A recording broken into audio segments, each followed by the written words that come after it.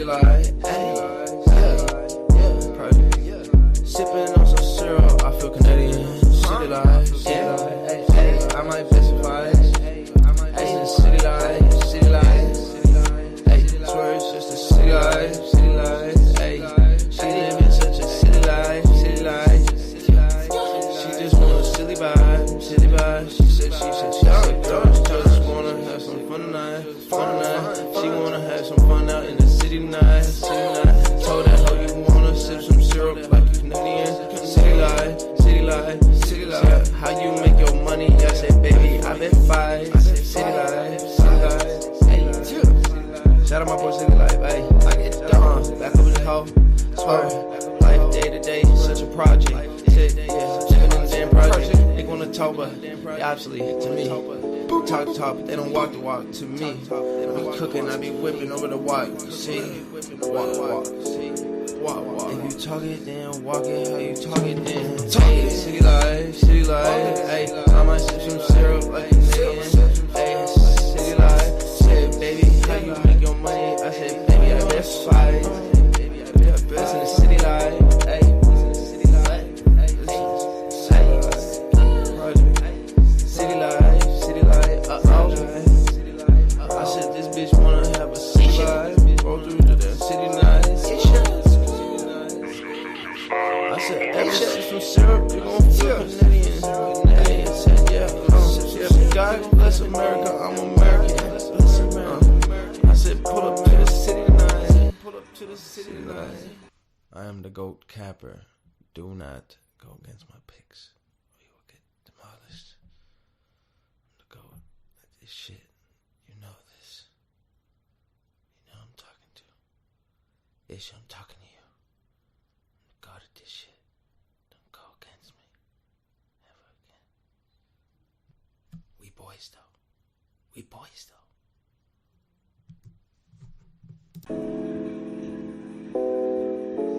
Yeah, that's all right.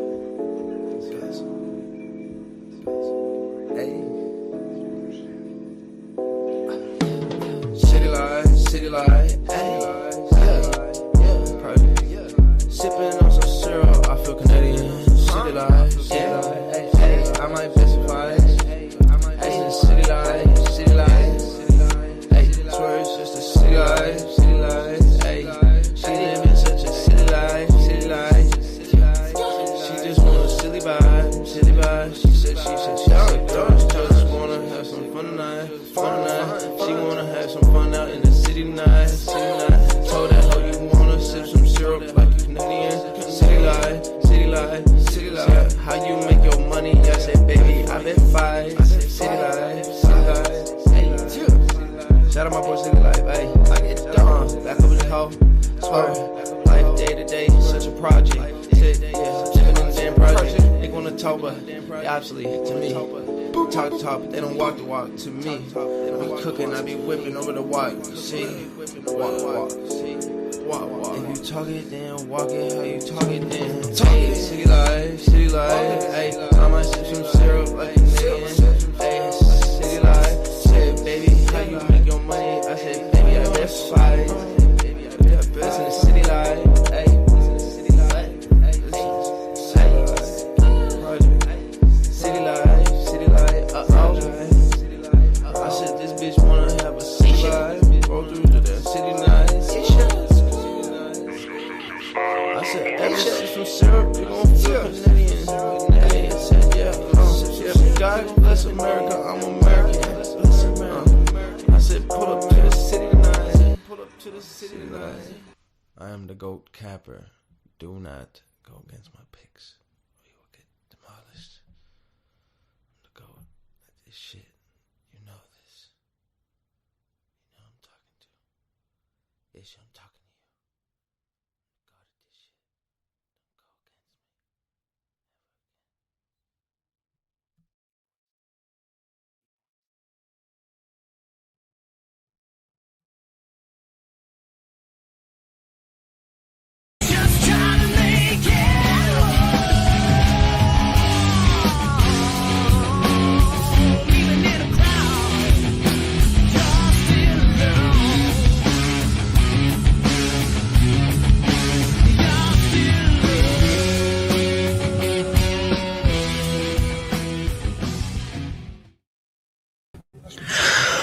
What is up, everybody? Welcome back to the City Life Project YouTube channel for yet another live fight companion.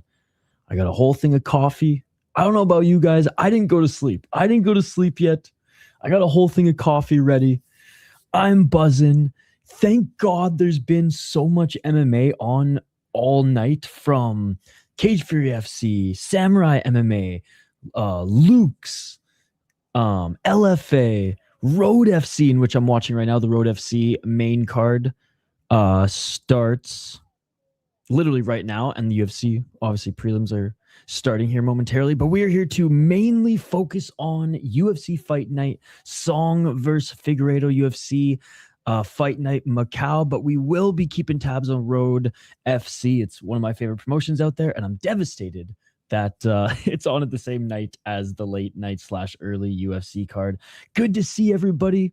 Everybody staying up, everybody still hanging out, still up watching fights. You guys are the real ones, and this should be a fun card. Big shout to everyone who hung out with us throughout the week as we did a ton of extensive coverage on Road to UFC. Shout out to everyone who checked out the highlights. Shout out to everyone who hung out during our preview videos. Yeah, it's crazy that this is like the start of such a busy weekend, because tomorrow we have Deep Hamamatsu, or I guess today we got Deep Hamamatsu, and then we have Pancrase, and then we have Fury FC, and then we have Lamino Shuto as well. So it is a busy weekend, ladies and gentlemen. Let's get to the live chat here. I might crash, bro. I don't know. I thought the UFC starts in an hour. I wanted to get up and I wanted to get up live, and I wanted to go live even earlier to cover Road FC. But I'm pretty sure 4 a.m. Eastern start, no? If not, then that's fine by me. We got a lot of Road FC to watch. Good to see you, Mr. C. What's up, Gringo? Let's go for that. Good morning, Sean. I don't know why, but late as fuck fight cards are hype as hell, especially Ryzen. Deep Ryzen, Road, Black Combat, Pancrase. They hit different starting at 3 a.m. Xiong beat O'Malley his last fight. Damn, I totally didn't even think this card would be on TV and just on Fight Pass. Yo, what's good, dude? My North Americans. You know Salt Spring Farmers market opened yet? I'm planning on going camping there and checking it out this summer. Yo, are you going camping at Ruckle Point? Are you going camping at Ruckle Point? I'll literally show you a picture. Yeah, no, UFC starting right now, Mr. C.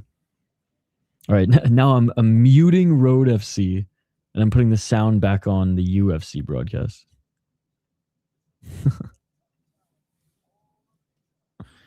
By the way, the Road FC, if you guys want to watch it, it's on play.souplive.com. Let me show you a picture I took of Ruckle Park, actually. We'll get to the UFC preview and everything coming up here for the next fight shortly, but the broadcast is just about to begin, and I imagine they're going to go to the panel. There's going to be some buffer time.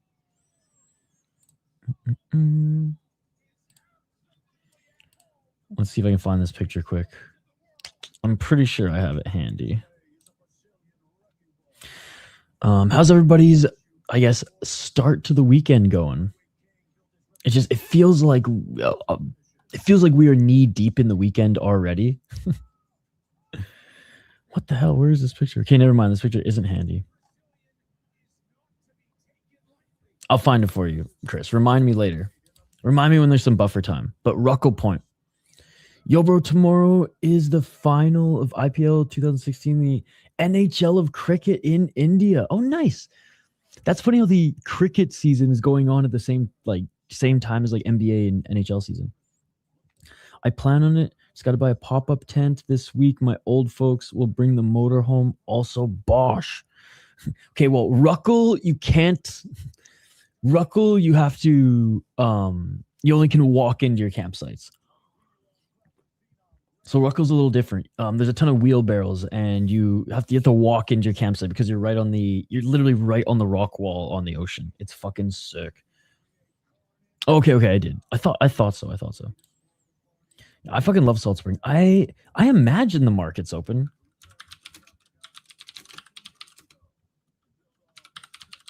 So I'm pretty sure. Yep. May 26th to the last Tuesday in October. So you're gravy. Yo, go to the fucking pasta place and get any type of pasta they have, but get the pesto. It's fresh as fuck. I want Figgy to win so bad, but Yadong's too girthy for him. And don't forget to go to Salt Spring Brewing as well. The Earl Grey Lager is my favorite. So bad that Yadong too girthy for him, and it would be harder for Figgy to grapple and hold Yadong down, and Figgy's hesitancy will make Yadong land bombs all over. Hell yeah, Kumo, hell yeah. I got Road FC on right now is the opening ceremony for Road FC starting. Their prelims just wrapped up, but their main card's on right now. The rare occasion where I'm double screening. Right, that's mint. Choose. Can't wait to check it all out. Yeah, dude, fucking Salt Spring's awesome. I was lucky that like when I was in college and lived on the island, like I dated a girl who grew up on Salt Spring for like I think we dated for like a year, and it was dope. I just got like the full on John's mom Salt Spring experience. And you know what's even crazier? Yo, what's up, Sheldo? What's even crazier, Chris, is like someone who married into my mom's side of the family, but still someone on my mom's side of the family immigrated to Salt Spring in like the fucking 60s, which is just crazy. And then like their family knew like my sister's friend's family. It's just the world is way too small. Yes, thank you, Half Dead Frank. There you go. There you go. And this isn't like, this is a totally real and free links. Spot TV now live shows Road FC every time. I think she is. And this is the worst matchup for her. This is the worst matchup for her. Is her grappling / defense in the grappling getting better? Sure, but like to go up against a submission specialist like Amarin, ugh. Bivol versus Bertabiev 3 needs to happen. And Bertabiev's a no spring chicken, so. I was in Crossover MMA chat yesterday when you left him a comment. Yeah, shout out to Crossover MMA. It seems to have the potential to be my new favorite small island around Vancouver Island after Savior Island and Quadra. Quadra's pretty amazing. Yeah, there's so many fucking sick islands. Salt Spring's definitely more like bougie because it's more populated, but I don't know. I dig it. I dig it. I think it's about time UFC replace Michael Bisping on the mic. Unfortunately, I think they're going to give him even more time. My thing with Michael Bisping on the mic, and I watch it in Japanese, so I don't even watch the English commentary. I watch it on UNEXT. So I'm just watching a bunch of Japanese guys talk about the Japanese fighters on the card. For me, Michael Bisping, high ceiling, low floor. He either has a really good night commentating or he's really bad. Like there's no in between. For me, it's 3:06 a.m. Who's the Western Conference going to be after tonight for the NBA, aka not badass? I have no idea. I don't watch the NBA. Yo, what's up, Kill Sports Ant? Love the profile picture. He says, UFC lost all credibility for me. They took Daniel Soncora out of the UFC roster. Wait, Daniel Marcos out of the UFC roster makes no sense. That doesn't make any sense. I did hear that he just didn't sign like an immediate extension and that he's still in negotiations. So they might still bring him back, but yeah. It's like, okay, his last 2 fights weren't that entertaining, but it's like he wasn't fucking Gelton Almeida boring. So yeah, that was an eyebrow raiser for sure. Again, that's something that like a few people, not just a few people, like that's a more than just like one random Twitter account was like, I heard this. But again, how credible is it? We'll see. It does seem crazy. It does seem crazy. Now, it could come out that like there might have been an unofficial official offer from a different organization that was going to pay him more. I mean, I don't know. Do I think that's the case? No, but we'll see how this transpires. No, for sure. Like when I think boring fighters on the roster, Daniel Marcos is not even is not a fighter that comes to mind. I know, dude, past his prime, Figgy. I found out Marcos to be super entertaining. What are my centers? Like I don't even think he's not. I don't even think he's not entertaining. But that's like the narrative. Boat versus goat. Oh, who cares? These guys will be fighting next year for Scott Coker. Bong Yadong. Max Griffin is a free agent, by the way. Yes, sir. All right. The fighters are walking out. Let's get to UFC Macau. I've literally been up all night. This is my third night in a row. Then tomorrow we're going to be up all night for Pancrase. So I'm literally a walking zombie right now. Or not even a walking zombie. I'm a sitting zombie right now. I don't know how my voice is still intact. It might not be by the end of the stream. All right, we got Jacqueline Amarim, who is 10-2 as a pro. She lost her last fight to Mizuki Inoue via decision. Before that, out wrestling and submitting pretty much every single chick that she fought. 4-2 in the UFC, 4-0 in LFA.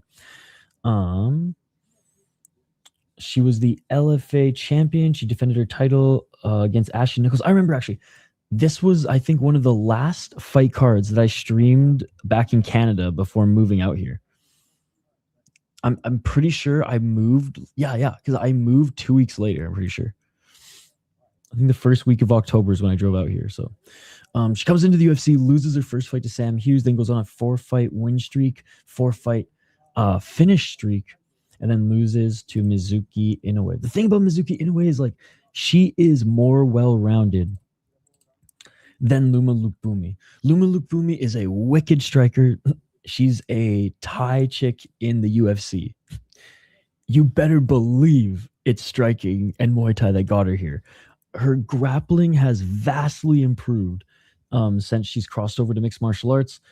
But this is just a horrendous matchup for her. I'm surprised. I guess just like, yeah, you guys are the gambling experts, not me. I'm actually surprised the odds are this close.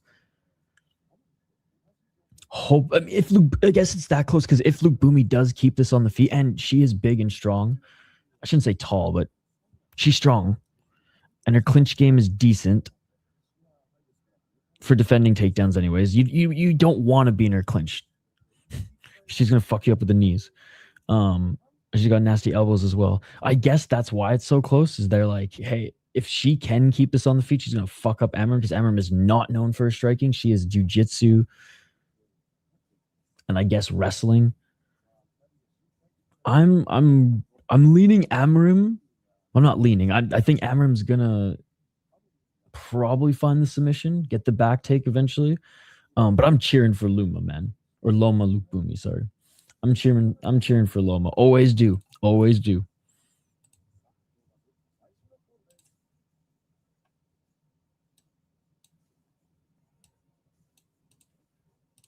Puya Tomor is going to get cut from the UFC.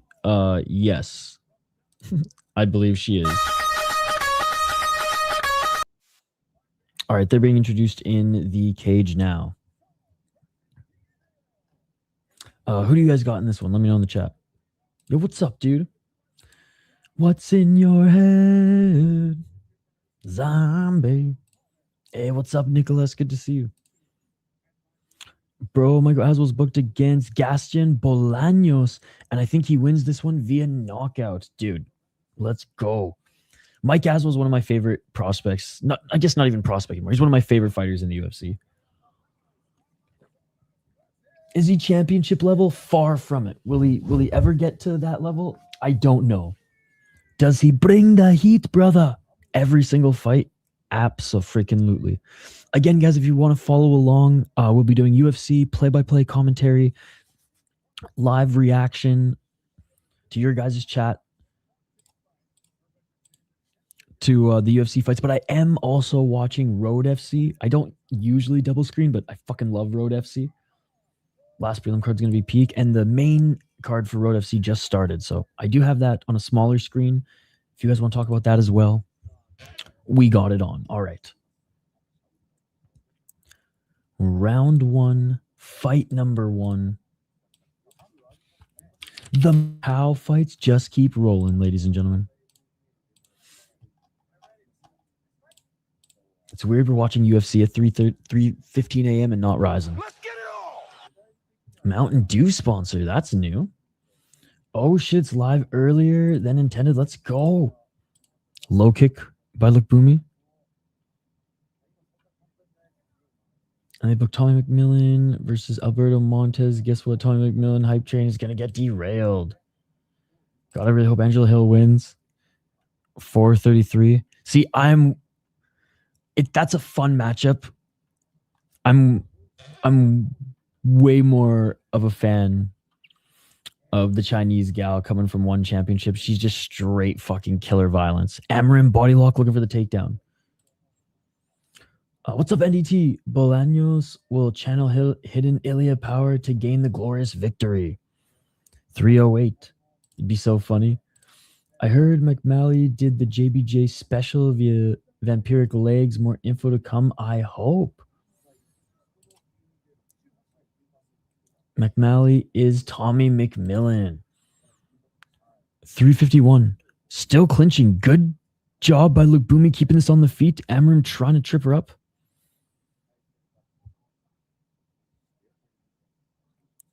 330.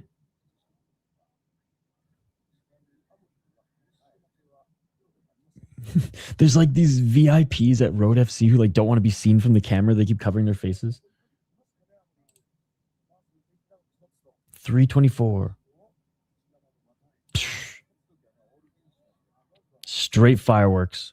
Both of them have really good chins as well. Knee to the body by Lukbumi. Here we go. Lukbumi now with the underhooks. This is where she's going to start. Landing some shots. Oh, and dropping for a leg here is Amarin. Amarin's going for the heel. Lukbumi rolling to her left. Oh, Amarin's still tangling up the leg. Lukbumi trying to grab her arm. Amarin top position. Lukbumi's right or left leg is still tangled, but Amarin's just using her left knee to push on the torso of Lukbumi to try to get top position.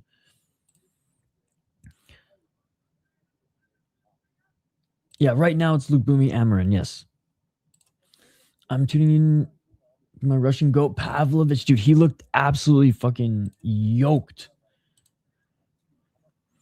225. He looked like he was going to pop veins as he was just like staring into the cameraman's eye during the weigh-ins. 215 and Amarin, not quite in side control because her left knee is still pressed up against Lukbumi, but she's in the top position here.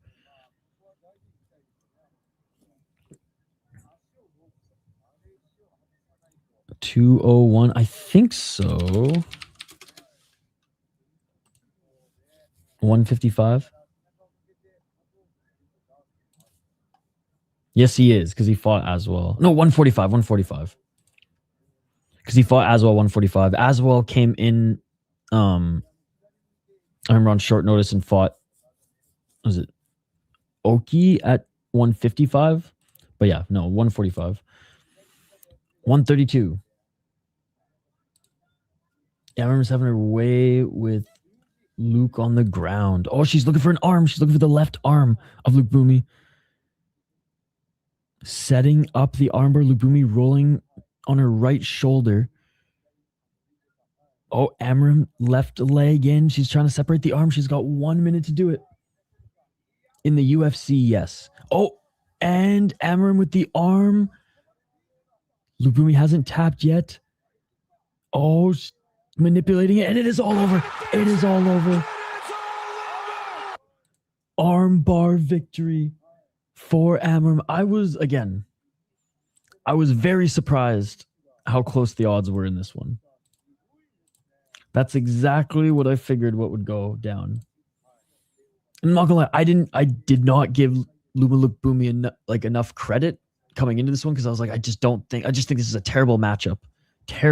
But I guess Vegas and people were banking on Amarim going into the clinch and getting fucked up in the clinch. But anyways, first fight, and we have a finish. Do you think Michael Haswell should move down to 135? I think he will have much success there. I don't know.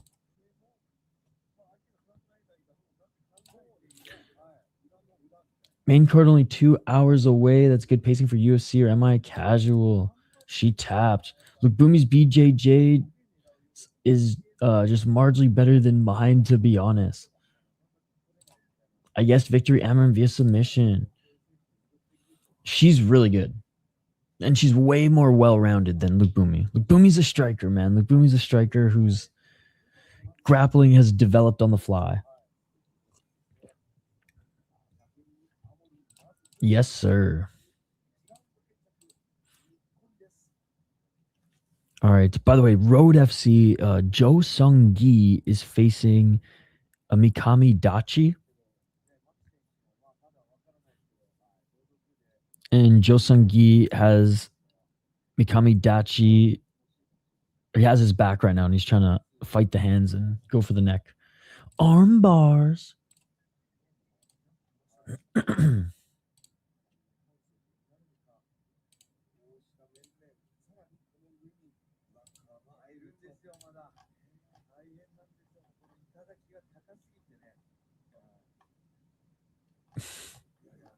Dude, does Tapology have the wrong UFC order too?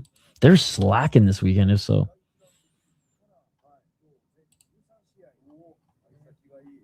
Okay, no, we're good.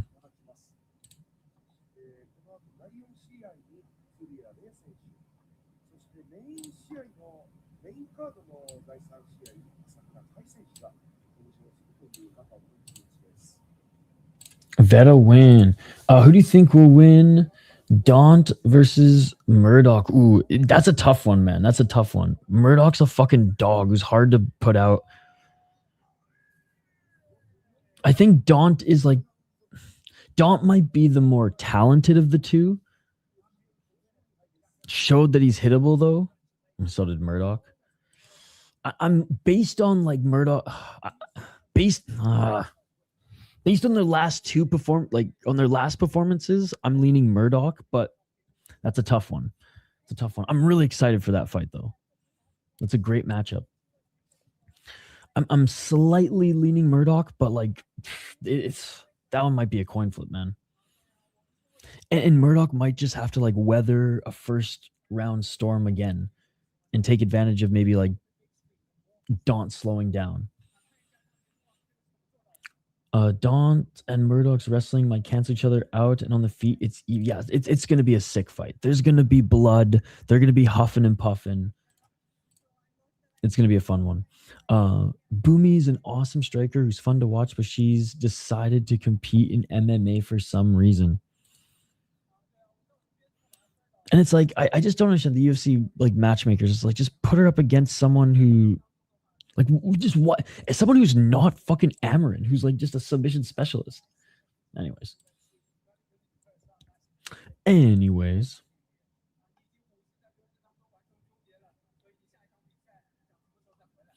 How many more fights are there on the 6 more fights on the Road FC card, by the way. 3 title fights. Round 2, Vera win.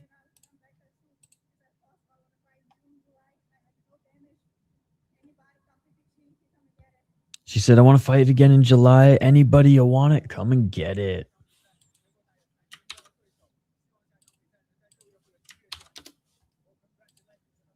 Dude, this Chinese translator's been fucking hard at work the last few days, eh? Honestly, Luke Boomy would be a killer in dirty boxing if they're still around. Bare Knuckle Senshai Thai Fight League. Good one next. And Chungrin Korin versus Ryo Tajima. Who do you think will win? Tajima looks so slow in his fight, man. If Chungrin can come in at weight, which I think he will. He took his fight on short notice, which is why they allowed it to keep going. But again, based on their tournament performances, I'm leaning India. But if that was just a mulligan for Tajima, then I'm still leaning Tajima. But their last performances both gave me something new to think about. This Peruvian beat Juan Diaz, who beat our GOAT Quan 1 ill, so I'm looking forward.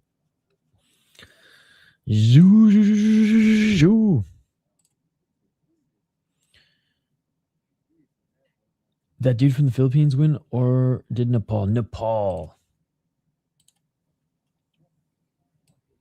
It was a sick fight. All right, let's tee up this next one, chat. How we feeling? I was just about to say we got a long night ahead of us, but we got a long morning ahead of us. Dude, the Nepal fans went crazy. It was so cool to see our boy Artem MMA have like thousands of people just waiting for his chat or waiting for his stream to start.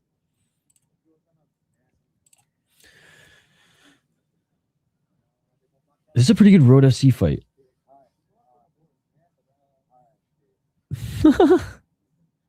The guy who pulled guard was, I mean, I don't know if he called him a bitch per se, but it looked like he called him a bitch and said, "Come into my guard." The guy's like, "What? Is this UFC? What's up, TG1? Dude, I'm legit not sure how long I can make it. Start doing some like jumping jacks. I don't know if you got an energy drink or coffee or something." Imagine Daunt and Chungrin rematch for the UFC contract and road to UFC final. They may as well just bring the Matrix belt in there as well. Darren Till versus Mike Perry. And today Colby versus Chris Weidman. Woot woot. I've been doing this since 12 p.m., dude. I hear you, brother.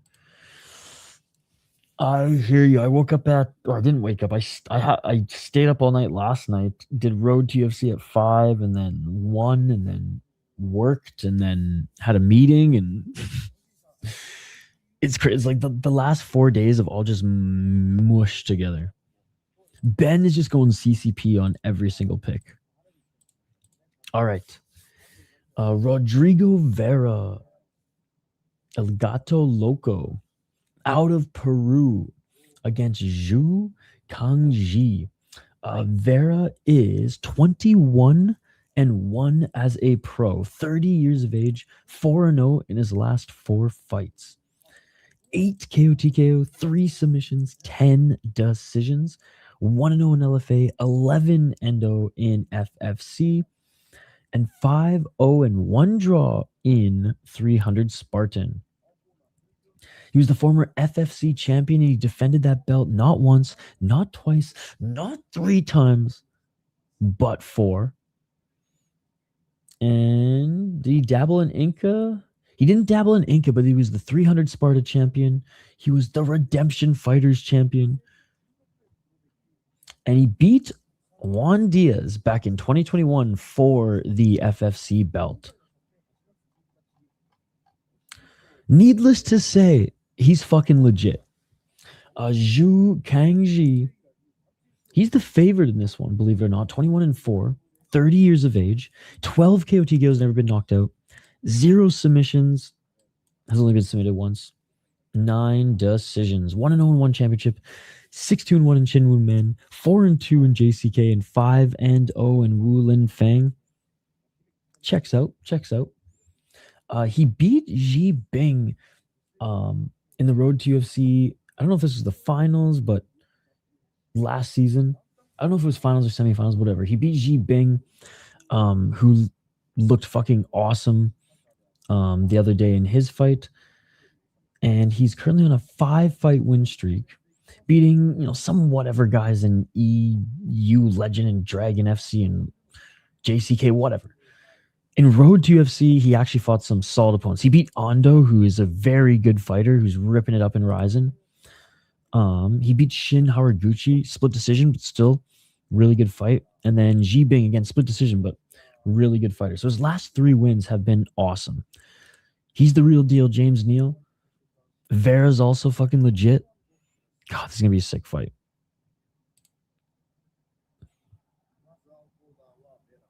The Hardy fight is 9 a.m. Yeah, I ain't watching that. God, I can't be yawning already. Vera's lone losses to Eduardo Cyborg Torres, who is very good. And his lone loss was back in 2019. Oh, he changed the syndicate? The OFL champ? He lost to Victor Hugo. Victor Hugo's not even in the UFC anymore, right? He's in Black Combat.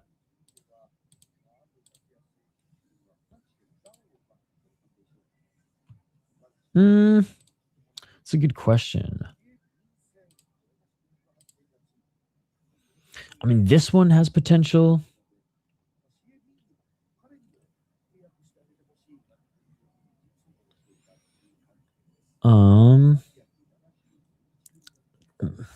This one has potential. Low ceiling or high ceiling, low floor. So like if it checks the boxes, it'll be sick. But it's probably going to be just whatever. Is Smotherman Asakura? I think Zhang Mingyang is going to fucking near murder Alonzo Menifield. I think Yadong it's going to be one side against Figueiredo.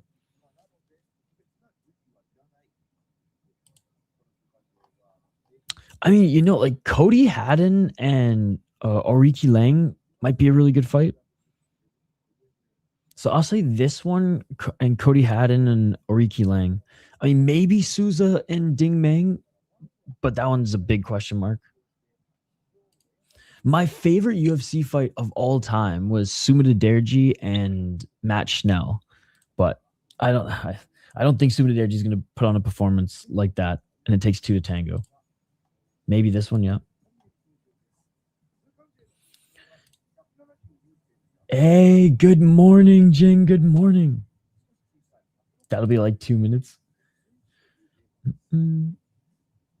Because they're not major organization level. That's why.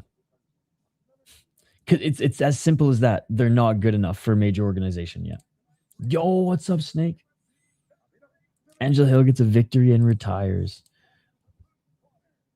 I mean, it's the battle the aunties, but the Chinese fighter has been held in Shatru jail for the last few years.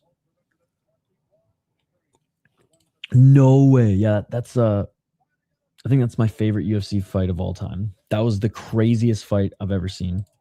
They each knocked each other down like 3 times. They each almost submitted each other like 2 or 3 times. Shit was fucking crazy. I think I started streaming too. It was around the time I started streaming on the channel. Nice. Vera TKO. What's up, Rudy? I mean, Ismail Khan from Pakistan beat Rabindra Dant, who's on road to UFC. My favorite UFC fighter ever was Congo and Barry, or favorite UFC fight was Congo and Barry. That's a good one. Top of the morning to you. I think like we might see a couple soon, but like just quite frankly, stick to Brave FC for a little bit longer and UAE Warriors, and let's see if a few rise to the top. All right, round 1. Let's get it all. 449. Sounds like there's a good crowd there. Low kick by Vera. Oh, big left hand by Zhu. Zhu with the 1-2. Oh, big finish in Road FC. Low kick by Vera. Low kick by Zhu. Vera didn't like that. Vera looking for the takedown, and he gets it. 418, butt scooting back to the cage.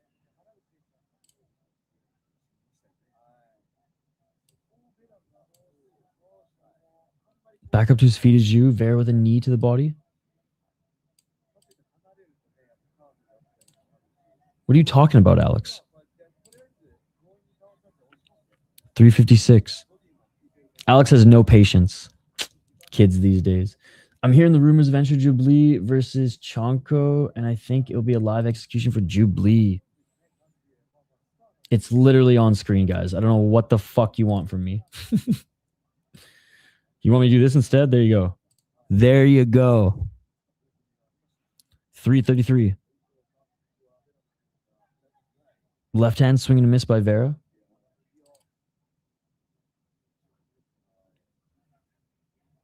Yeah, smart guys in the chat. Jeez. Oh, nice shot by Vera. He drops Zhu. Left hand, right hand. Zhu's hurt. Zhu's almost out of it. Zhu's trying to roll away. Zhu's dead. It is all over. Oh my God, a massacre. It was a massacre. It was a massacre. Zhu back up to his feet. He's like, what? I can still fight. Nah, bro. You were out. You were out. Oh my God. Yo, what's up, Nick? Dude, that's a cold celebration, bowing to him. Easy money. I know, you literally just had to wait 2 seconds. Hell yeah. The old my stream was delayed excuse. Holy fucking shit. I had Vera dominating all 3 rounds, but all he needed was 2 minutes.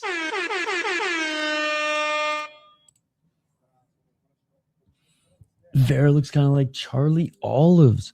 Huge left hook. So that rocked him.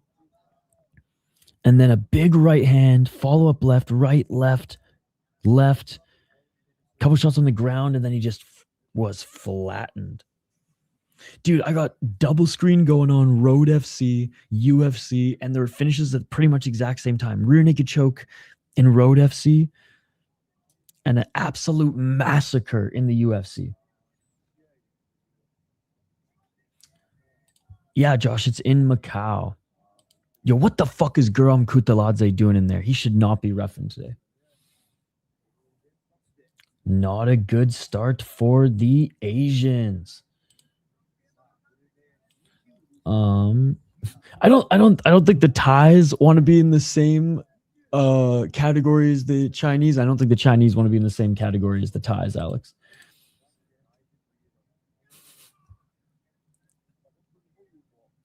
That's like if there were Pakistanis and Indians on the same card, and we were like, not a good start for the Browns. Foreigners 2, Asians 0. So far, 2 first-round finishes. Might be a great morning of fights. Damn, what a victorious and aesthetically pleasing finish. Chef's kiss. All right, we're not going to do that.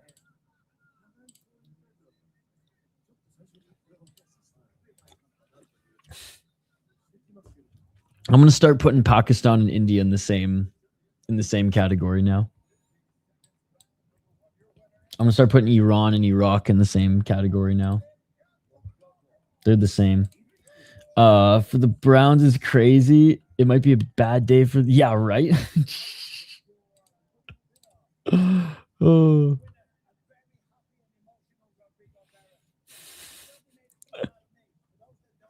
I'm just saying. Alex opened up this can of worms, not me, dude. Short notice call up to the UFC, and he got a massacre of a knockout. If it wasn't for you posting and me getting a notification from you, I wouldn't be here. Thank you. Hey, no problem, Nick. Thank you for joining. I mean, that was kind of the joke, right? But Vice Vestera got the joke, ladies and gentlemen. I'm Peruvian, but my boy Gato Loco surprised me, to be honest. We are huge Peruvian MMA fans on this channel. Love FFC. Love Inca.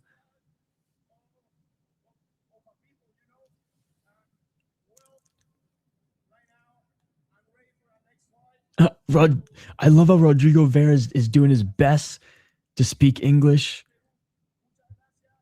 And nobody here speaks English. Vamos. Yeah, Friday is an even bigger Peruvian MMA fan than me. Have an Asian translator to speak to the Hispanic guy. It's amazing.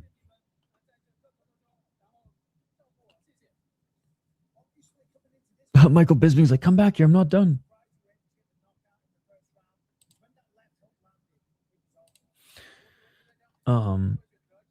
The last thing I'll say about this striking is, do you remember when Karate Combat straight up held a Pakistan versus India show? And I was like, why? Why are you doing this? This is crazy. I want to say that Brave CF did one too, to be honest. Bobby Green can beat Justin Gaethje. I know it's a bad take. Yeah, it's no. Even in Bobby Green's prime. Peru's been having a lot of growth over the past 5 to 6 years. This isn't the old days where it was just Humberto Bondone and Henrique Barzola. Fucking love Henrique Barzola. Bisping with the fade. Man, looks like he's going to the ball court after this. Can't believe this Dos Anjos is grappling against Verdum. Is that in the RFA league? Dude. And they got chins of fucking steel in Peru, man. Oh God, I do remember Karate Combat. I genuinely think someone got beaten to death outside the venue after that event. It was cool to see. I feel like Brave did one too, because I remember like they came together at the end and like raised each other's hands and gave like, you know, made a peaceful spectacle of it all. But like, I remember like one side of like the arena was like all the Pakistani fans and one side was all the Indian fans. And honestly, if there's any event to go to live historically, that's probably the one. Bro, Half Dead Frank, I'm double screening Road FC and UFC. I don't double screen often, but Road FC is one of my favorite promotions. I like Road FC more than UFC personally, but both these cards are absolute fire.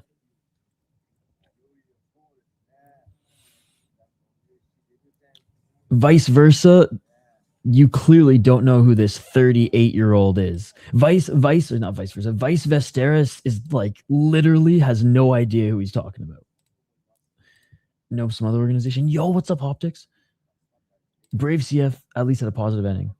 Let's go Angela Hill for the most decisions of a career and been so close every time she goes to the cards. I know Angela Hill might go down as the fighter who like had the closest, had the most close fights in not only UFC history but MMA history. This is Battle of the Aunties.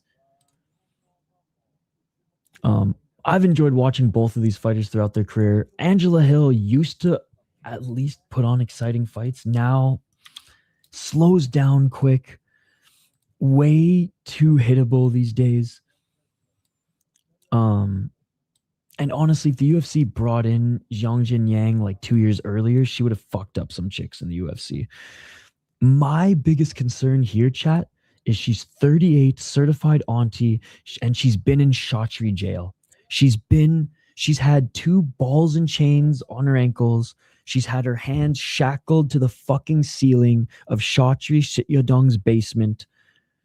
He's probably only been feeding her not sushi, but seaweed. Dry seaweed from the fucking sushi rolls. I saw how skinny she was at weigh-ins. So that's my only concern. She's been a prisoner of one championship for the last couple years. I don't care how old she is. If she was still active the last 2 years, I am so confident that she beats the fuck out of Angela Hill. Do I still think she wins this fight? Yes. because she was in Shotri jail, that's what concerns me. The Panda, 19-2 as a pro. She was most active and most impressive when one championship was at its deepest and when there were some really, really good women in her division. 10 KO TKO. She is a pure striker whose takedown defense has come a long way in her career because she's had to employ it. Oh, God, she looks so skinny, man. She looks like she's been in Shotri prison for the last 3 years. 8 decisions, 10-1 in one championship, 9-1 in Kunlun fight. Really good performance against Bo Meng. And she was able to actually even like out grapple Bo Meng a little bit as well. She had this stupid custom rules boxing fight with small gloves because she literally couldn't get a fight. She defended her fucking title 7 times. She beat Angela Lee 2 out of 3 times. She beat Miura, who's good. She beat this chick who is like whatever. Tio Tiffany, who is good. Laura Ballin, who was good. She beat Tio Tiffany twice. And I think she was like, she would have fought. Oh, yeah, she was supposed to fight Stamp, but that fight fell through. And honestly, she would have beat the fuck out of Stamp too, I think. I really do. I think she would have taken her to the ground and just got in side control and half guard, postured up, and just beat the fuck out of her. She had that much just like helium and had that many good performances where like she was beating Angela Lee. And let's be honest, in MMA, Angela Lee fucking, you ain't picking Stamp Fairtex in MMA to beat Angela Lee. So if anyone who's been following the channel for the last few years, you know how much of a fan I am and was of Zhang Jingyang. But the truth of the matter is she's been in Shotri jail for the last 2 years. Just like Dave Feldman is doing to John Dodson right now. He robbed her of her prime. And I don't know how good she is anymore. I don't know how good she is.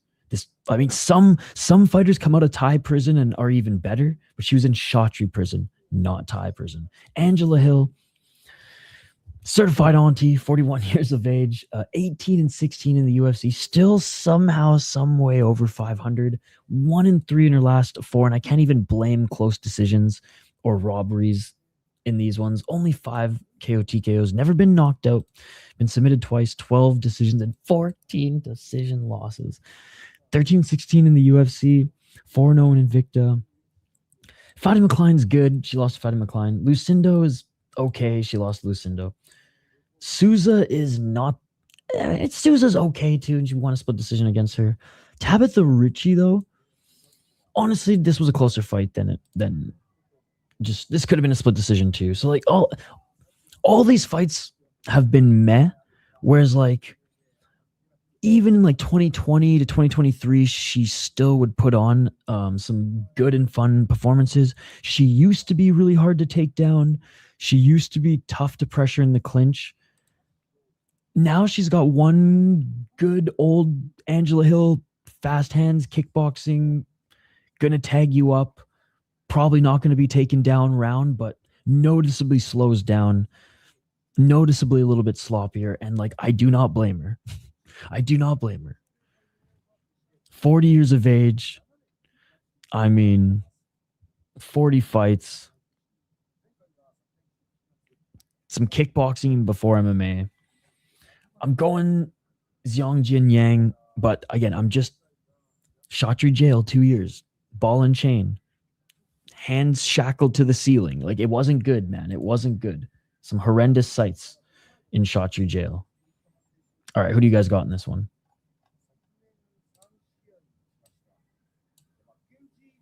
I mean, we saw what happened to Pampayak after Shotri jail. It wasn't good, ladies and gentlemen. It wasn't good. Angela over the Hill. Yo, what's up, dude? How many times has Hill been robbed? I think like 3 that I could argue.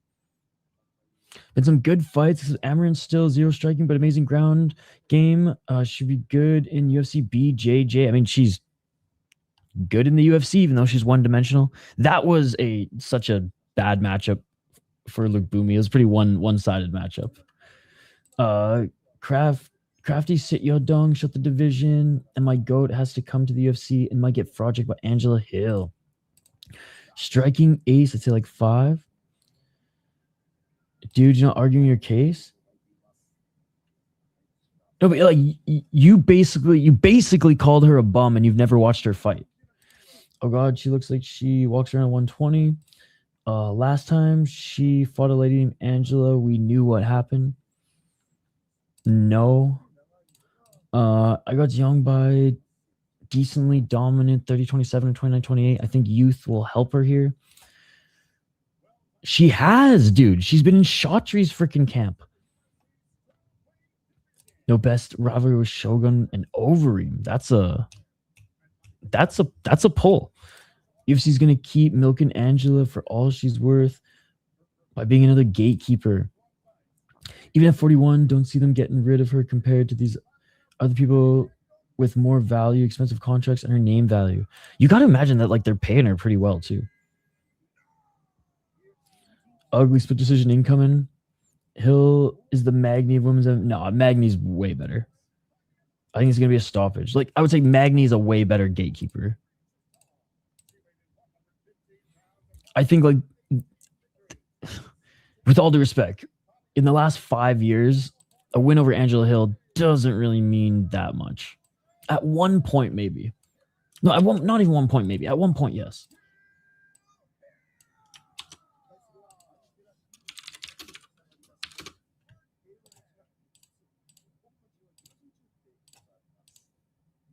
All right, here we go. Please.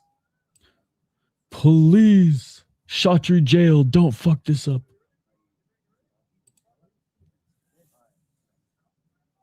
Sure. The fight just started. Let's get it all. I would say Connor, Ronda, and Chuck Liddell were like the big 3. A nice 1-2 by Zhang. Oh, and Angela Hill just dropped her. Oh my goodness, we're fucked. It was a little bit of a stumble, but she still got tagged with the right hand. Not like a flash knockdown, but she still fucking fell over. Not a good look early. Angela Hill in the clinch. Couple knees. 425. Magny's at a way higher level gatekeeper duty, stopping like top 30 in the world and a few years closer to his prime. He was gatekeeping like top 20, 15. Yo, what's up, Onyx? Right uppercut by Zhang. Zhang with the right hand. Zhang with the left. Zhang with another left. 4 minutes. Low kick by Zhang. Zhang with the 1-2. Zhang body lock. What's up, dude? What's going Zhang? Literally giving you play-by-play. 344. Low kick by Zhang. Zhang went for a left to the body.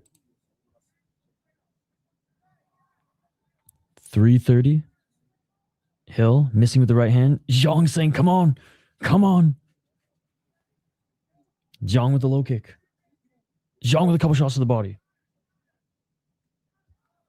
316. Sounds like a you problem, my man.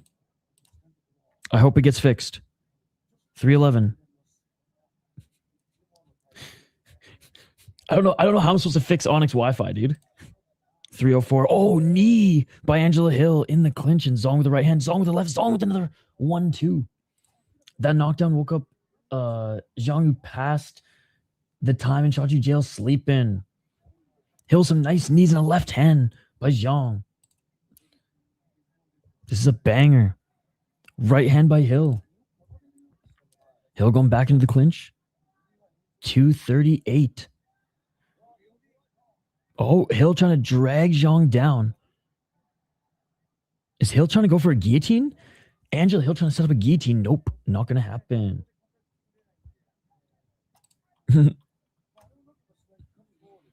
When is Jake Paul's next event? Oh, nice step back left by Zhang. And again, Zhang's style is boxing, and she keeps it on the feet. Oh, Hill with the freaking switch knee.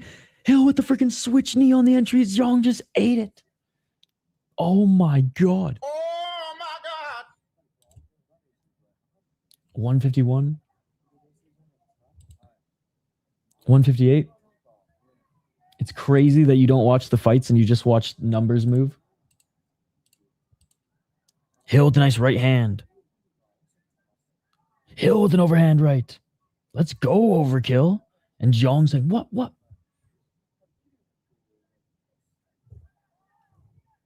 Oh, Onyx doesn't watch fights either. Yo, Hill putting on a vintage performance. Dude, Angela Hill defying physics. Another nice knee by Hill. And a left hand by Zhang. Zhang with a nice 1-2.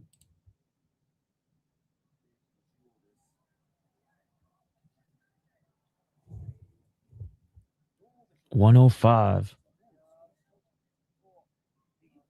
Hill with the left jab and Zhang just throwing crazy hooks. Or she can take a hit.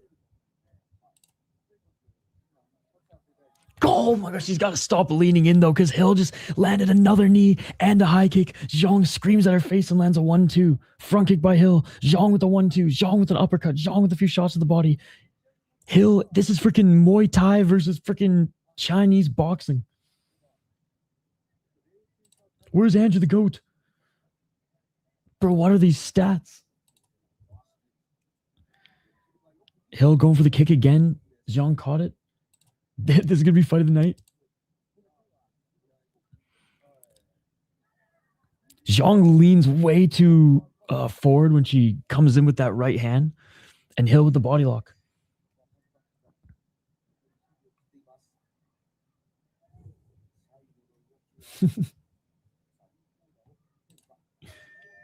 All right, that is it for the first round. I'm giving Hill the first round, man. I'm giving Hill the first round.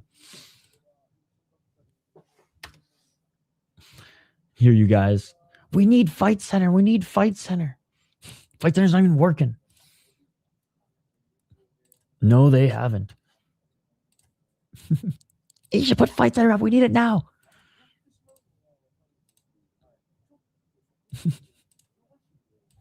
Round 2. I got Hill winning round 1. Fun fight. She's fucking around when Hill grazes her. I know she's emoting a little bit too much. 10-9 Hill. Hell yeah.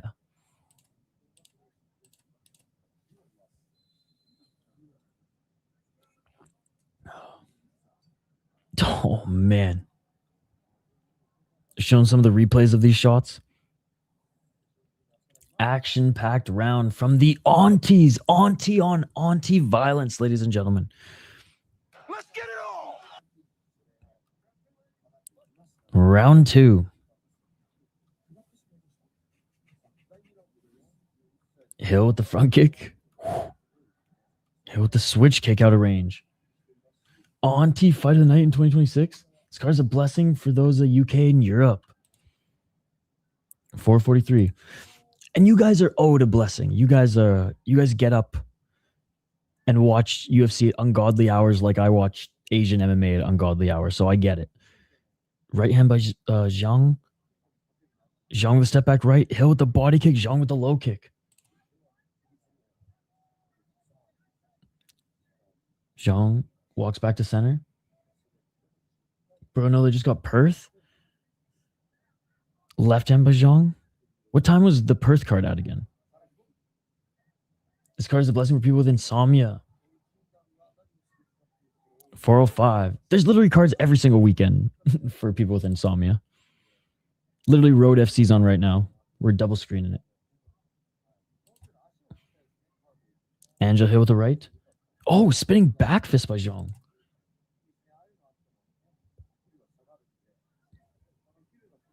That is not true. We only get UFC and North American regionals at reasonable hours.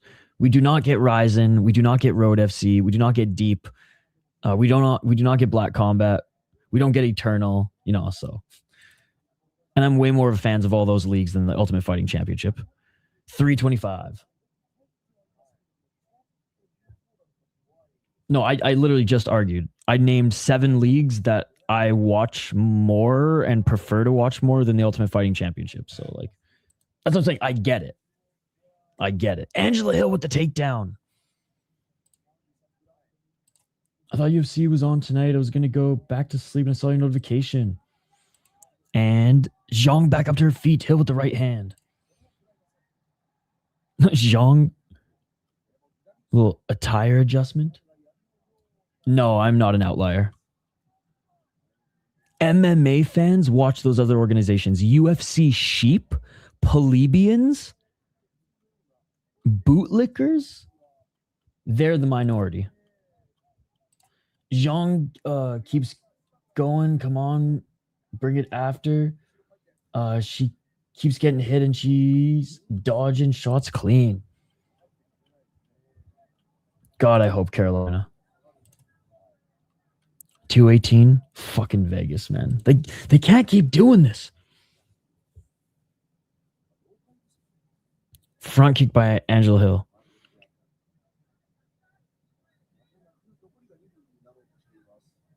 Two minutes and 3 seconds. Round still up for grabs, but I got Hill leading thus far.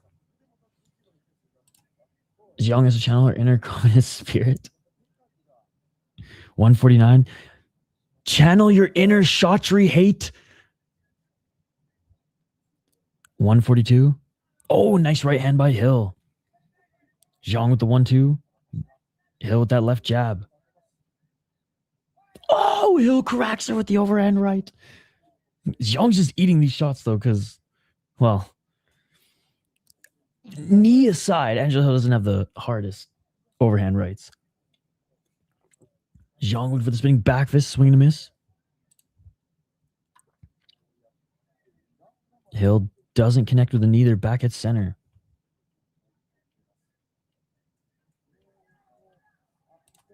Nice. Oh, so yeah, PFL also. I left that one out.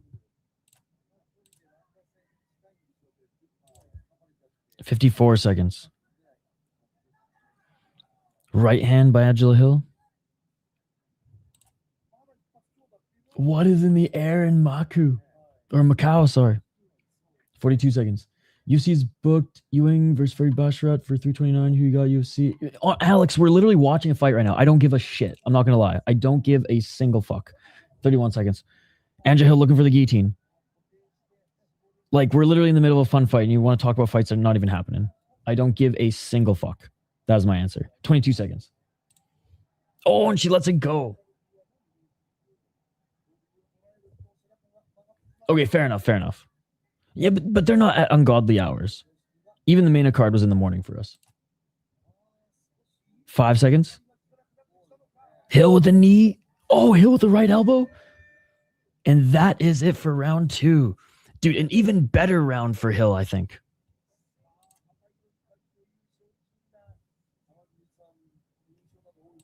I disagree with that.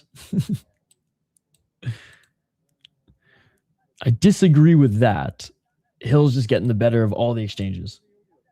Hey, what's up, dude? And just going this chick and Zhang is supposed to be like 19-2, almost perfect record prospect. She's far from a prospect. Josh doesn't know what he's talking about. It's like Josh like puts in earplugs during the breakdowns just so he can talk nonsense throughout the fights. She's gonna need to be focused and keep the lead. Dude, I think she's got this. Body shots made big damage. I think Hill won too.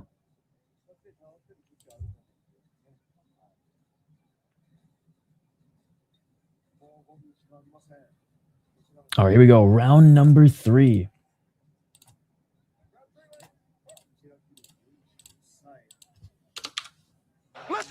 Let's get it on.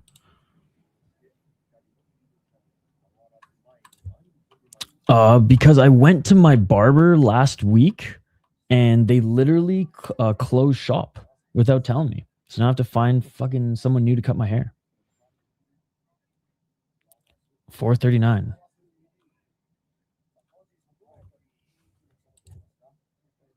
Oh, Hill with another right hand. Xiong missing with these crazy hooks that she's throwing. They landed in the first round. They ain't landed in the second. They're not landing in the third. Again, Josh is talking nonsense, bro. What a dumb thing to say. You're a smart guy. You're a smart guy. You're a smart guy.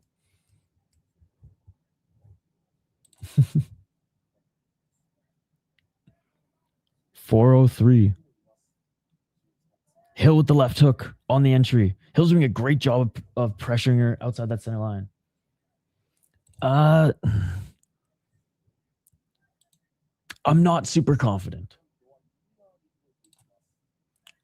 She's prospecting for the UFC belt, though. 3 years ago, maybe. You're the lost twin of Giga. Low kick by Zhang. Still on the back foot. Angela Hill. Continued pressure.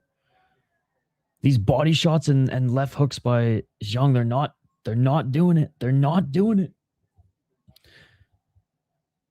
Right hand by Zhang. Hill backs up and nice right elbow by Hill. Zhang with the overhand.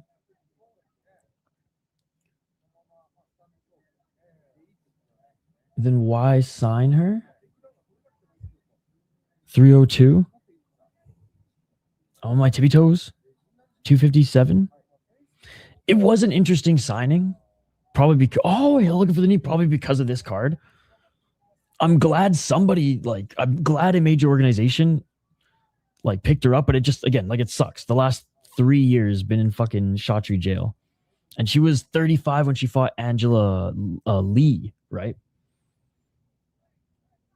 Dude, Josh, you have no idea what you're talking about, dude.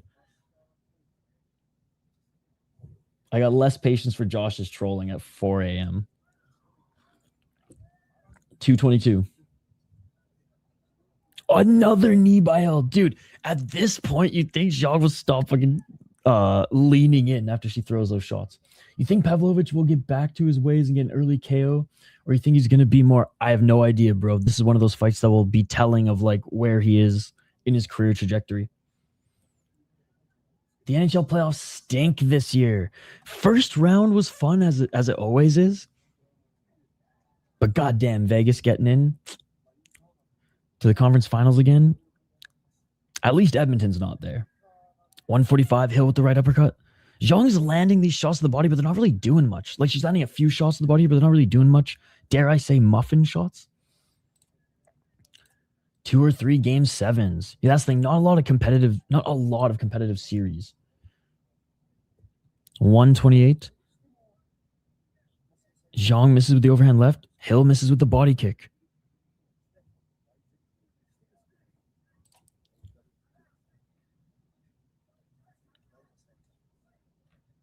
You can just rewind and listen to the breakdown, man, where we talked about both of these fighters. Instead of just trying to derail the fucking stream like you do when you hit a nerve. 55 seconds.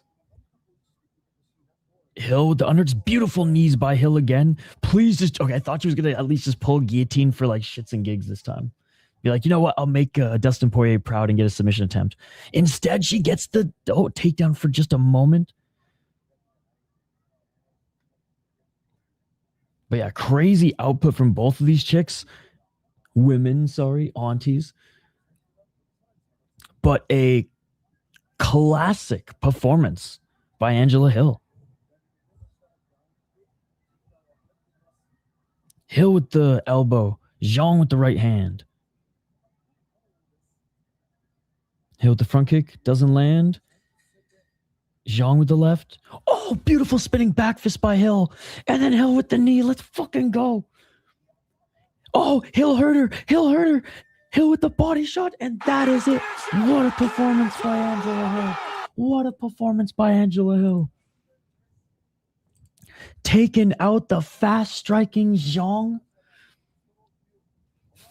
Imagine getting released from prison and then getting your ass kicked for 3 rounds by Muay Thai Angela Hill. Here, you should go to just a better channel. That's what I think you should do. We are not a real MMA channel, so I'm going to send you to a real MMA channel.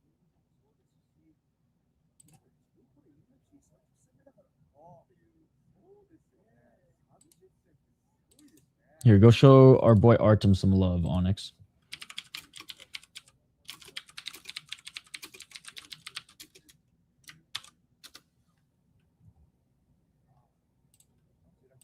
Auntie Hill with a genuinely top 10 performance, honestly. I feel bad for the Chinese fans. There's something comforting about you whispering, but hyped as fuck while I'm watching this. It's like, go to bed. The late night stream vibe, Optics. Give her a fucking bonus for her loyal services. Easy pick for Hill. Have a good one, Onyx.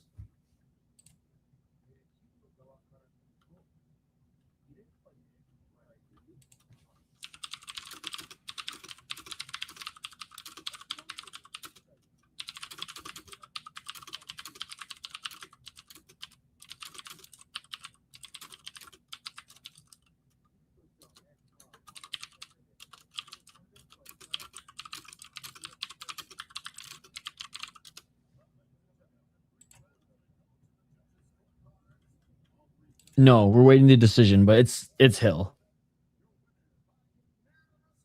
30-27. Overkill. Didn't look over the hill in this fight. Angela Hill. If they would have robbed Hill in this one, that would have been the biggest robbery I've seen in combat sports. Actually, I shouldn't say combat sports, in the UFC. Good to see you, Moy's Audio. And exactly, Angela went over the hill on this one. Good to see you, by the way, Aaron. How are you doing, brother?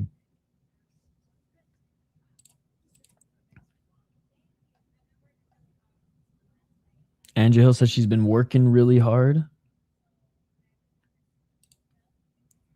Canes and Vegas are top 2 in shot suppression. The finals could be super boring. They could be low scoring. But that might make it at least a little bit more suspenseful if games go to overtime more. Who do you think you are, Brett? Pavlovich knocks Teixeira out in the first. Yeah, I don't think, put it this way, I don't think Teixeira beats Pavlovich, but like, will Pavlovich look as scary as he used to? We will get that answer in this fight. I'm not super high on Tallison Teixeira. I know our boy No Chill, or formerly known as No Chill, World Beat MMA or something like that now. Josh, you were literally just trolling me, dude. I know how you operate, buddy. I know how you operate. You've never seen that woman fight before. You didn't listen to a word I said in the beginning. And you're like, oh, the chick that Isha picked is losing. I'm going to just keep going at him. This is what you do every single stream. I'm not an idiot. Never doubt Hill. Nah, dude. Good. I'm in the hospital listening to you. Well, so you're doing good, but you're in the hospital? Well, I hope that you're doing okay I hope that you're actually doing good. Now, Tsuruya Masterclass. Yo, Onyx, what are you still doing here? I told you, go to Artem MMA. We are not a real MMA channel. He is a real MMA channel.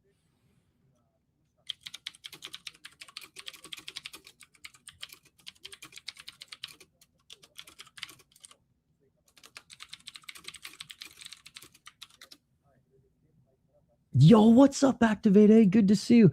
Okay, well, congratulations, dude. Shout out to Aaron. Congratulations. Just had a kid and is hanging out in the live chat watching UFC. Real MMA fan. Real MMA fan. Yo, what is up, Activate? How's it going? Road to UFC was great. I think day 2 was honestly more entertaining than day 1, but there was a lot of there was some fuckery that occurred. Okay, well, I'll send you to an even better then, because you're way too smart. You're way too This is not the fucking channel for you, brother. This is all right. This might be a better channel for you. Try this one.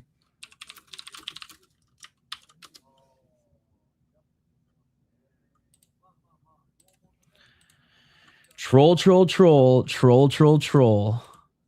Josh Pull. Oh, sorry. I mean, Yama's dope as fuck. Love Yama. Here's another one though. These guys do live betting. That is incorrect. I don't even gamble on MMA.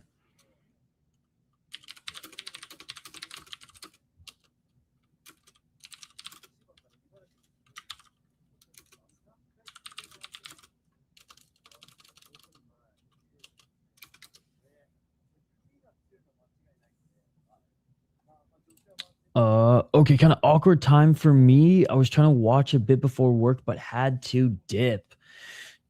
Yeah, it was kind of an awkward time for me too. I had to take a whole day off I was clipping highlights for all the prospects and shit like that. But yeah, definitely worth watching, but I'm exhausted. I feel like it feels like Sunday right now.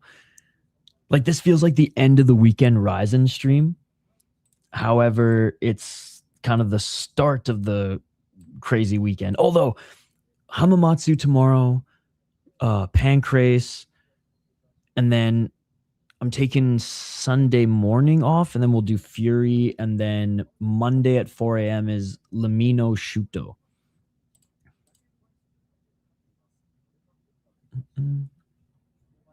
I used to bet, but not really more, or not anymore, really. In just 3 months, my goat Louise would have fought 3 times. What do you guys all got planned this weekend other than watching fights? What do you got planned this weekend, Onyx? Sean, Activate A, Hoptics, Spurs vs OKC Game 7 tomorrow. If they were allowed to fight in the NBA, I'd watch it. Watching fights, attaboy. Yeah, that's like me with Rising cards. I waste like a whole day just recovering. Yep. Turn it around for a short notice fight against a talented kid 2 weeks after going to a 3-round war. Yeah, I was very surprised that Gurule took this fight on short notice. I will say the only basketball I actually watch when I'm not like hanging out with friends and they have the NBA games on, or me and my dad growing up, I guess in like high school and like first couple of years of college when I was living with him, we would watch NBA playoffs together. But the Lithuanian league is where it's at. This UFC Fight Night should carry my weekend. Let's go, guys. Let's go. And all cheekiness and jokes aside, I really do appreciate everybody hanging out here. I also like when I say go check out the homies, like I do mean it, because like without people sending their viewers to my channel wouldn't have grown. And I just love the community of mixed martial arts fans, especially those who, stay up late for some of the lesser known leagues, but leagues that in my opinion are even more entertaining than the Ultimate Fighting Championship. So it is cool to be able to connect with the homies out there. But at the end of the day, I am not a real MMA channel, and there's those out there who are actually trying to build like their channels to go full time and not have to work and things like that. And those are the ones that I want to see you guys support more than anyone. I did not watch that farce of a fake boxing match. No, I heard it was really good leading up to the fuckery, but I had no interest, so I didn't watch it. I heard some of the fights on the card were really good, though. I'm not a big boxing guy, though. There's a few boxers that I'm like a super fan of, and I'll just watch their cards. Navarrete, Inoue. I heard Lomachenko was coming out of retirement. We'll see if that happens. Blomo was one of them. But other than that, I'm not a boxing guy. I only tune in for the main event. I don't give a shit about basketball, honestly. I hate SGA so much that I'm only watching hoping he loses. He's literally the Mason Marchment of the NBA. Or Jamie Benn, such a fuck. All right, Luis Garule, 11-3 as a pro. 1-3 in his last 4 fights, finally getting his first win in the Ultimate Fighting Championship. But that was freaking 3 weeks ago, and he took some damage against Daniel Barras. Now, by the 3rd round, was he the one beating the shit out of Daniel Barras? Yes, but the first 2 rounds, man, he took a lot of damage. So I'm surprised of the quick turnaround. Way better on the feet. 5 KO TKOs, 5 decisions. He's more of a boxer. He's more of a striker. Ray Tetsura is a fucking wrestler. He is a wrestler through and through. He is going to smother Luis Garule and likely get the submission or smother him for 3 rounds, assuming Luis Garule doesn't crack him on the feet on his entry. 10-1 as a pro for Ryu Tetsura. 4 KO TKOs, 4 submissions, 2 decisions. 1-1 in the UFC, 3-0 in deep, 3-0 in pancrase, and 3-0 in road to UFC. Lost to Josh Van in his last fight, but didn't get knocked out, didn't get finished against Josh Van. And before then, beat Carlos Hernandez, who's a good wrestler. We saw him fight, good grappler as well today. And Mark Climaco, who was solid as well. So really good opponents leading up to his UFC debut, and losing to Joshua Van, no shame in that. I'm going Ray Tetsura as well. I think he'll eventually get the takedown. I think he'll eventually smother Garule. If this becomes a pure striking match, even though there is a clear size difference between them, Garule, I believe, is the better striker. All right, let's get to this next one. All right, sorry, I was a little late on the breakdown there.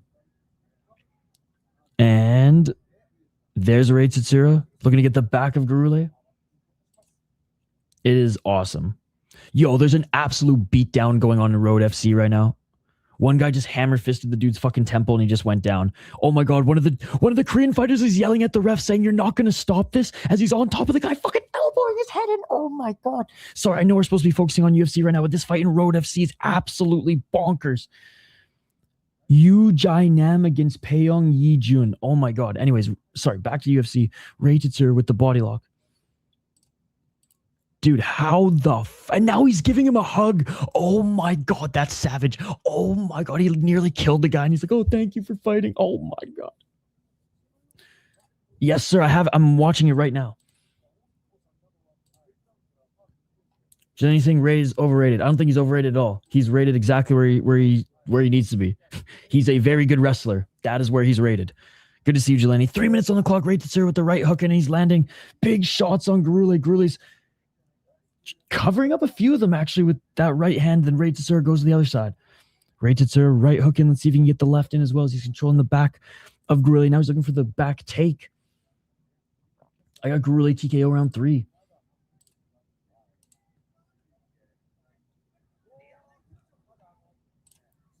I don't really avoid any. Someone's gonna clip this. I don't really avoid any kind of meat per se, but yeah, I just eat healthy and work out every day, and I avoid sugar like the plague. Oh, beautiful slam takedown by Tetsura. If I slept, I'd be in the best shape and I'd be a superhuman, but I don't sleep, so all the work I do to be in shape and be healthy and all that fucking bullshit is completely thrown out the window because I get no sleep. Oh, looking for the rear naked choke, jumping on the back of Garule's Tetsura. It's not under the chin. It's not under the chin. Garule's going to push that elbow up. It's not under the chin. Body triangle secured. Oh, it is all over. It is all over. He taps. Ray Tetsura in the first round gets the finish. This fight card is straight crack cocaine. Yo, what is up, creepy colors? Yo, we got the Minnesotans in the live chat here. Big ups to Hoptics and Creepy Colors, the locals in the live chat. Let's go. Shout to Back Channel Brewing. Yeah, dude, that Road FC fight was basically a murder. Dude, the dopamine is like popping out of my fucking brain right now. We're watching Road FC and UFC. No, Road FC. It's one of the longest One of the longest lasting and still top promotions in Korea. It's my 4th favorite promotion. I am half mutt white. So like German, Irish, and some other fucking European white mixed in there. I know German, Irish, and some other Slavic country mixed in there. And then my dad's Persian. But I was born in Canada, eh? Oh, Canada. I am definitely the most hoser brown dude on the fucking planet. Even like my white family calls me a hoser, and the brown side of my family thinks I'm completely fucked. And they are correct. They are correct. Van Son getting it done. I do watch ZFN. We actually did a fight companion for ZFN. See, I've been living in the States too long. I'm calling it Z now. What is wrong with me? ZFN. Yeah, we were watching Zombie Fight Night 2 weeks ago. Ray's clear the Super Saiyan.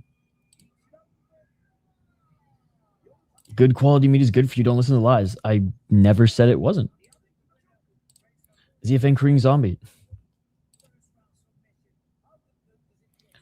I take back my words. Man, that submission really had a lot of leverage on it. The way he fell. I had Ray sub round 1 and I fucking switched it last minute. Dude, I literally watch all 3. Yo, Korean, have you been living under a rock, buddy?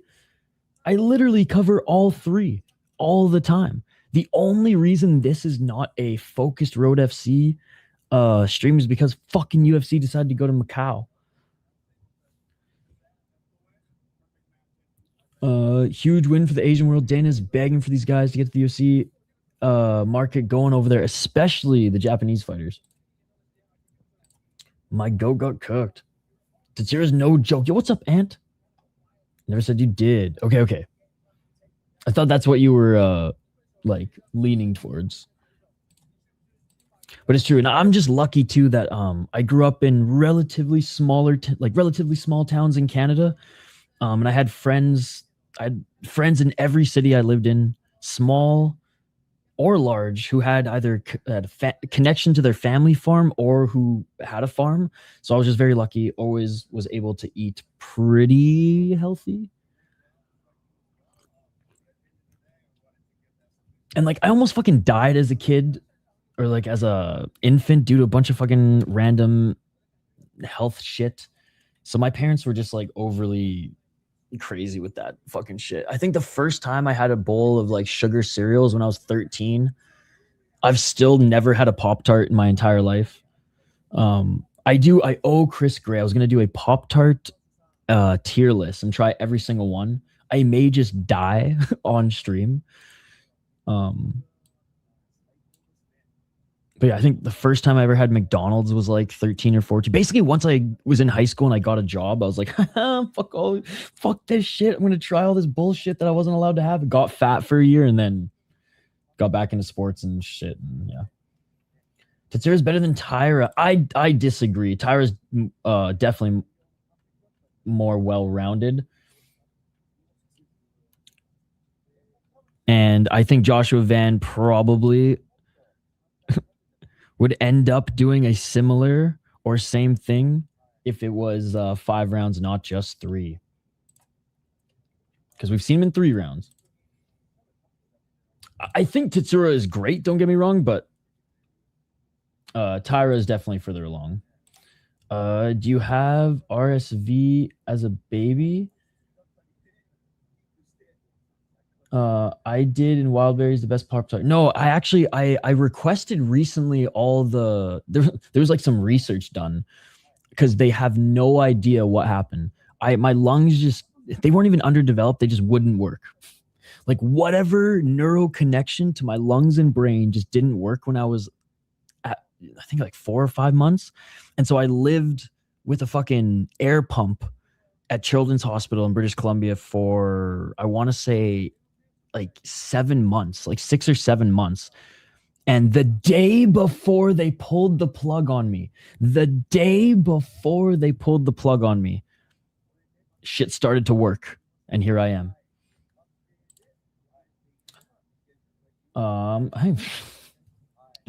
Asian MMA will do that to you. Asian MMA will do that to you. Yeah, but so crazy, so crazy. Hey, what's up, Barter? So I actually was able to find some of the old medical records, and I'm just gonna nerd out and see what the fuck these doctors thought was wrong with me.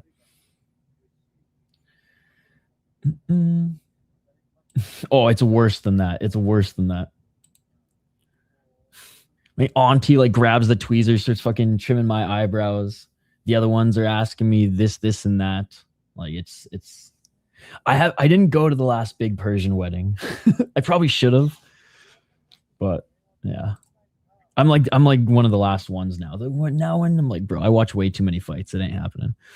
I'm completely the reverse. Nothing but sugar and eating fast food for my 20s and started cooking for myself in my early 30s. I'm 36 now, and I feel the difference. Dude, hell yeah. You'll feel the difference for sure. I just love cooking too. Like it's my kind of escape. I take an hour or two. You listen to a podcast, listen to music. I love cooking for people too. I love hosting and cooking for people. So that is one Persian culture thing I took away from my dad's side of the family. I just realized I picked Sumudaerji on Tapologies. Please, Sumo. I had to get hooked up to a thing that made my stomach glow. They called me glowworm.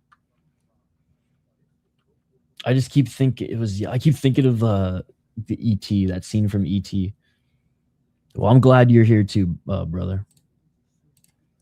All right. We aren't officially at the next fight yet. They haven't made their walkouts yet. We got Cody Haddon against Aoriqileng. This should be a fun one. You were ET. I found something I can eat every single day. Cilantro, lime rice. Love that shit. Black beans and buffalo chicken. Oh, man. Yep. Some easy and healthy and filling things to meal prep. Potatoes are a good cheat code too. And you can do a lot of things with potatoes. I'll do like turkey, shredded potatoes, cilantro, green onions, and egg. And I'll just make like fucking patties. That shit's good too. Got all on the macros.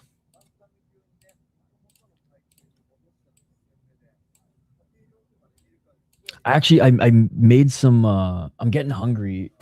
Maybe during the main card. I made some fucking soup dumplings. In the spirit of UFC Macau, I made some soup dumplings earlier. They turned out meh. They turned out okay. Better than I thought they would, but I don't have a steamer, so I had to like make my own makeshift steamer, and it was... I have 4 left, so that's my late night snack in the spirit of UFC Macau. I made some freaking pork chive soup dumplings. Now, before I sound racist, or soup dumplings are Chinese, right? Watch them be Korean.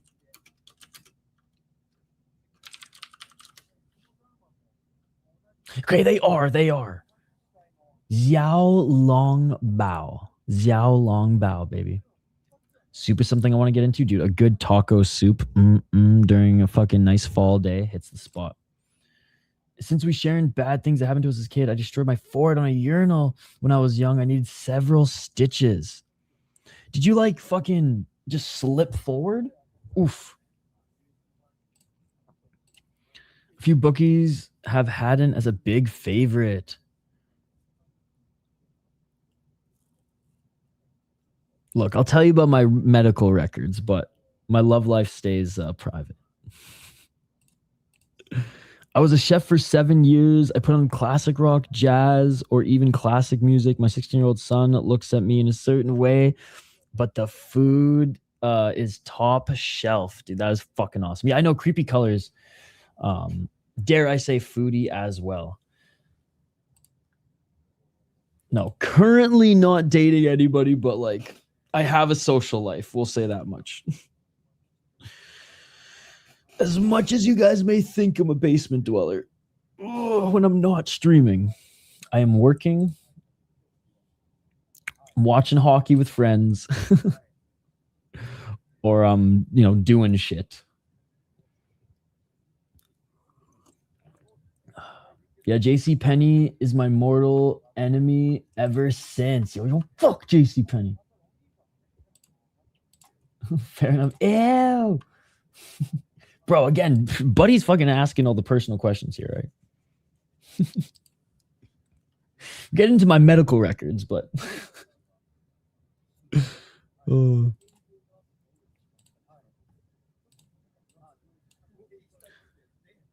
But yeah, in the dating scene, I've yet to find someone who watches as much MMA as I do, and that is the goal. What is my favorite food? Oh, that is such a good question.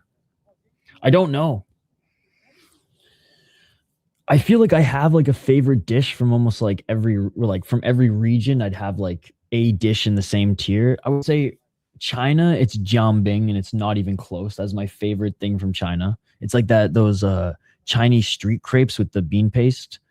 So fucking good. I used to make those in college that was like the late night drunk snack for the homies, was jiambing. And I'd make like 100 of them. I'd say Persian food, Fesanjun. It's the walnut chicken onion stew. That shit's the bomb. Japanese, there's honestly everything from Japan is good. Everything from Japan is good.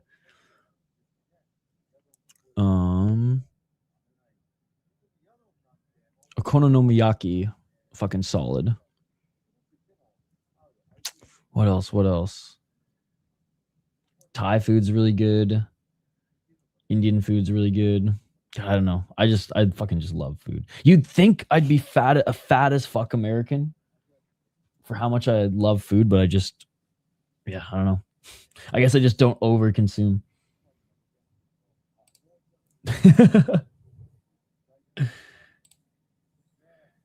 Never had them. Wagyu beef. Yeah, I mean nothing. I mean,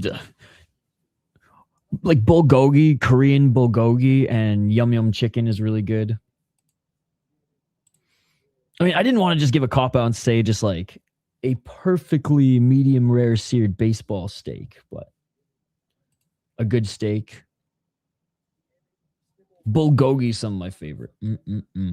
Mongolian beef. Chinese street crepes with bean paste is a bar. See, there you go. All right, a lot of buffer time on the UFC broadcast right now. I don't know what they're showing you guys on Paramount, but Ray Tetsura with zero audio, with broken audio, is on the UNEXT stream right now. Blue rare. See, I'm not a blue rare. I had a buddy in college who, like I'm always medium rare, but I had a buddy in college who we go for steak, and he'd look at the waitress and she's like, "How do you want your steak?" And he'd be like, "Still screaming." And he'd say that every time. And I was like, bro, they're gonna ask a follow-up question, but he just wanted the reaction. I was his roommate for a couple years too, and I remember he set our Wi-Fi password to "go fuck yourself," so that if anybody asked what's the Wi-Fi password, he could, with a big shit-eating grin on his face, say, "Go fuck yourself." And then one day the landlord paid a visit and was like, "Hey, I'm working on this and that. Can I have the password?" And he's like, "Oh fuck, I should probably change it." Hear me out. Venison stroganoff. Oh, I know you've come across venison in Canada and Minnesota, man. Yeah, venison's fucking awesome. Any sort of stroganoff is great. I'm a big elk guy too. Elk sausage. Yeah, elk sausage, basically. I mean, you could do elk steaks as well and elk roast, but yeah, elk is fucking really good. Bison's good as well. I like bison burgers over any other type of burger. Although when I make burgers, I do 70-30 beef and lamb. Ribeye is the best fat to meat perf. I had a similar story, but my roommate's parents came to visit and we had to tell them the Wi-Fi password was "D's nuts." That one's honest. I mean, I guess your parents wouldn't have known the meme, but your parents might have listened to the Chronic. God, I love lamb. Fucking tuna. I love tuna steaks too. A good medium rare tuna. or just rare, to be honest. Just one quick little sear, as long as you got that fucking lemon butter on each side. Bro, why and how does every City Life stream always divulge into the Food Network? Like, I have done no cooking reviews. I have done no mukbangs. I've done beer reviews. Yet this always turns into the food review or the food channel. And no complaints, no complaints. Anthony Bourdain's one of the homies, one of my favorite shows. Well, I don't know, out of his big 3 shows, I don't even know which one was my favorite, but he was the fucking man. Gotta stay busy doing these 20-minute commercial breaks. Yeah, dude, this is absurd. The Japanese broadcast, they're interviewing Ray Tetsura right now, but yeah, this shit's crazy. Okay, I think we're finally getting to the walkouts. What did I eat yesterday? Yesterday, I ate a tuna steak and rice. I ate an entire red pepper with some homemade hummus. And for dinner, I ate some of those soup dumplings. And then I had some blueberries and a tablespoon of peanut butter for dessert. Road FC title matches next. Yeah, I'm just about to begin. We had an elk chop on the menu for years. My 14-year-old Jack Wright Terrier had elk and lamb on the reg. Rest in peace, Ollie. Ollie ate like a fucking king. Kitchen Nightmares, dude. That's Ramsey. But yes, Kitchen Nightmares was great too. Cody Haddon TKO round 2. I think Haddon wins this one too. Everyone loves to eat. It's the reason why Good Mythical Morning is so big. Same with Anthony Bourdain and Gordon Ramsay. I would say that Bourdain was more of a cultural show than it was a food show. But you could argue that Ramsay is more of a comedy shock value show than a food show too. But for the most part, I agree, because I think food and culture are intertwined. Canadian food, poutine and donair. Poutine and donairs, baby. He's tough. He's tough. Poutine, French fries, gravy, and cheese curds. And out in Newfoundland, donairs. I didn't realize hadn't fought in like 2 years. No wonder I forgot about him. No Reservations was so good. Bourdain's a legend. Putin is a Russian dude, right? Yes. He's a little bit more than just a Russian dude, but yes. All right, Cody Haddon, 8-1 as a pro. One of the guys who unfortunately murdered Billy Brand on his way up. 5 KO TKOs, 2 submissions, 1 decision, 1-0 in the UFC, 1-0 in Contender Series. Was supposed to fight Alexander Topuria. That got canceled. Was supposed to fight Malcolm Wellmaker. That got canceled. Here he is. 2 years after beating Dan Argueta in his UFC debut. 2 years after choking out Billy Brand in the first round. 3 years almost since his defense in Hex Fight Series. He is back. He's a great striker with solid grappling, well-rounded, but a better striker with power. A lot shorter than Aoriqileng, but everybody is. The Mongolian murderer is 26-12 as a pro. 2-1-1 in his last 4 fights.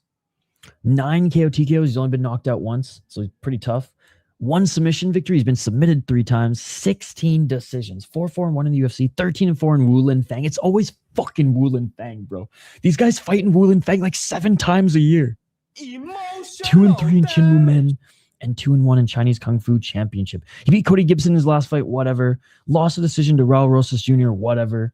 No contest against Daniel Marcos, whatever. He did beat Johnny Munoz in 2023. There you go. There you go.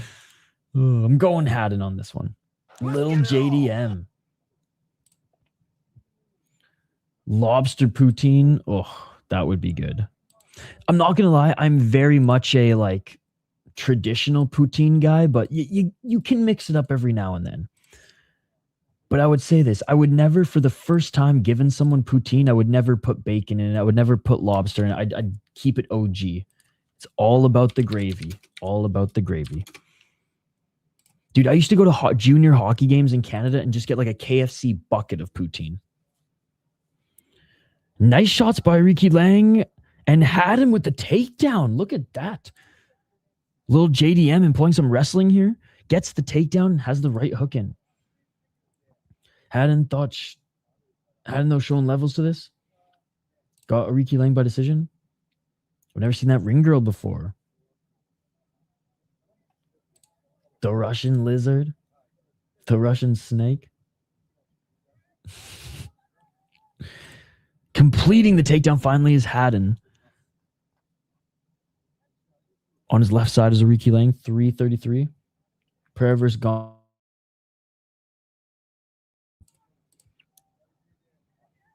$326. Nice back take by Haddon. Haddon with both hooks in. Trying to get back up to his feet is Aoriqileng. 318. We also have the Atomweight Championship going on in Road FC as well, guys. I don't give a shit right now because we're watching Haddon versus Aoriqileng. Haddon has his right arm over the chin, not under it. 258. Had him some shots to the side of the head. Aoriqileng trying to turn to his left and get out of it.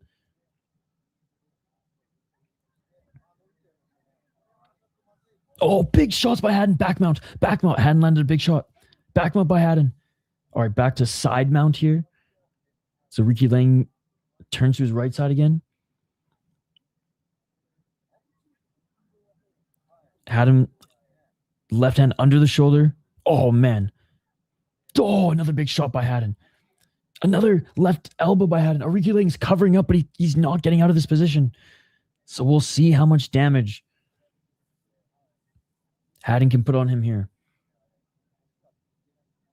Oh, elbow by Haddon. Left hand by Haddon. I mean, they're only going to be left hands because he's using his right hand to control the torso and trap the right arm of Aoriqileng. Yo, remember fucking Haddon, bro? Oh my goodness. What a statement upon his return. 154. Finally, Aoriqileng gets out of that position, but ass the mat back to the cage. Please TKO him, not sub. 144. In the full guard now. I'm leaning Pereira, but we'll see his movement. I'm sure his power will translate to heavyweight, but we'll see his movement. He's like going the opposite of Jared Cannonier. Like I have some questions at heavyweight, especially against a guy's light on his feet as gone. Yes, sir. Yes, sir. I am rooting for C1 Park. Haddon with the back mount again. Dude, he's absolutely grapple fucking the shit out of Aoriqileng. I know that was a very Joe Rogan-esque statement there, but Blake's doing one of these. Shout out to Blake. Thank you for the $2 in the last stream. Okay, not mounted anymore, but still landing strikes. Aoriqileng tries to get back up to his feet. 3 minutes and 7 seconds of control time and like dominating control time here. Oh, I always have concerns when I see the ankle or knee braces. Clearly way better on the feet. Oh my, Park is landing big. Park's been the one who's been dominating so far. We're in round 2 of this title fight, and Park was piecing up Zhang early. Oh, big knees to the body. Superior roll set by Haddon. Haddon with the left hand. Aoriqileng just desperately trying to get back up to his feet. Haddon with the knee to the body. And he drags Aoriqileng back down to his feet. I would say yes, a 10-8 round. Knee to the body. Right hand by Haddon. Haddon with another right hand. I would say that is a textbook 10-8 round. I would say that's a textbook 10-8 round. Did he draw blood? No, but that ain't in the criteria. Aoriqileng, I don't think landed anything after the first, 40 seconds? Damn.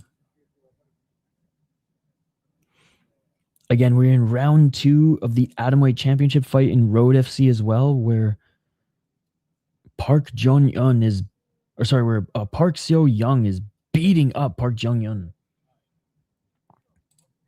Doesn't matter. I think Gon wins, but it's going to be 100 degrees. These fights are going to be sloppy. Yo, the open air fights are always crazy. We watched an octagon card, octagon with a C, that took place in what was the temperature again, chat? Fuck, it was like, I want to say it was like 88 degrees or something like that, and the humidity was like through the roof. And like it was so, the mat was like all fucking gross and slimy, and yeah, it was fucked. At least in boxing, it's different. Let's get it all. Because there's not just other factors that play into it. Haddon went for the takedown. Nice sprawl by Aoriqileng. Aoriqileng sprawls again and actually tags Haddon with the right hand. Haddon goes back for the takedown. Oh, Aoriqileng looking for the guillotine. Aoriqileng trapped the neck. Oh my goodness, 4 minutes and 28 seconds. Aoriqileng trapped the neck, but Haddon's still in this. Haddon almost free from it. Aoriqileng's not squeezing anymore. Haddon pops up. Still looks like Haddon got it. Hockett incinerated Lewis in under a minute. I can literally see exactly how this fight goes. Lewis gets uncomfortable, shells up against the cage. Round 1 TKO for Hockett. I mean, Tai Tuivasa beat Derek Lewis. Derek Lewis is far from his prime. That flying knee bought him a few more years, but Derek Lewis has not been the Derek Lewis knockout king, the comeback king that we remember. He hasn't been that Derek Lewis in a long time. So yes, I agree. I think Hockett's probably going to beat him too. I've been a fan since Derek Lewis, since like before he was even in the UFC. Right uppercut by Aoriqileng. Oh my god, nasty cut in Road FC. Holy shit, blood everywhere. Front kick by Aoriqileng. Yo, what's up, dude? That's flying knee. Had him rocked in a horrible way. 307. Knee to the body by Haddon. Dude, this title fight might be called off. Oh, big knee to the body by Haddon. Aoriqileng goes down. Aoriqileng goes down. And it is all over. Haddon wins. Haddon wins. TKO. TKO. There you go, Onyx. There you go. He did that for Onyx, ladies and gentlemen. Told her 2:15. She can continue for another hour and 40 minutes. Knee to the body. Beautiful stuff. Beautiful stuff. Are you also watching Road FC right now, sis? Dude, dominating the grappling and look good in the striking department too. Welcome back to the UFC, Haddon.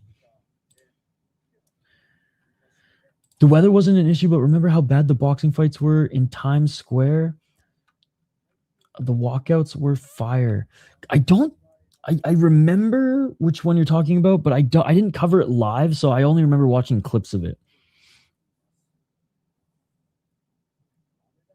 That was like all branded purple and shit, I remember. It looked Karate Combat-esque.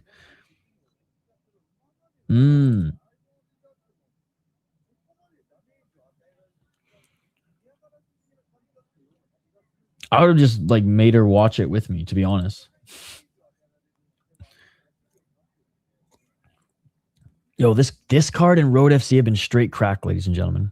Yo, Road FC, they're allowing her to continue to fight. Let's go.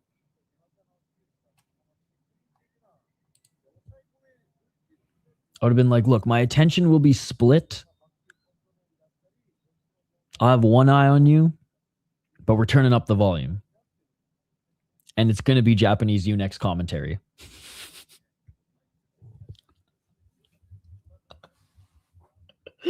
Oh, I'm just picturing it now.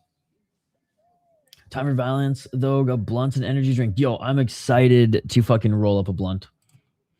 Yo, I made some Chinese soup dumplings in spirit of this UFC Macau card too, so I'm excited to munch those later.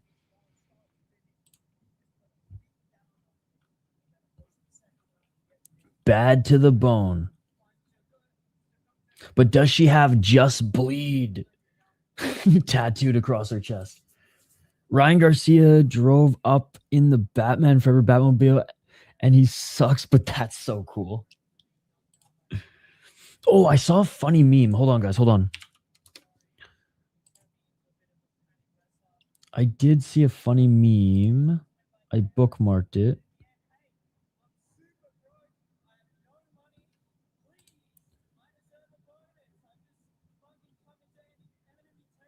Yo, Haddon just says, he's like, I'm broke. I have no money. Please give me a bonus or give me another fight. I just came to fight in enemy territory. Yo, give this guy another fight, bro. Give this guy another fight. Okay, I found it. I found the meme. Oh my God. Now, most of you guys in the chat should understand the significance of this meme. And if you don't, we'll take notes.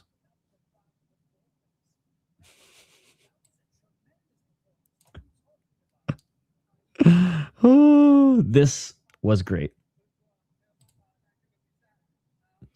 Well, he's not getting a bonus now.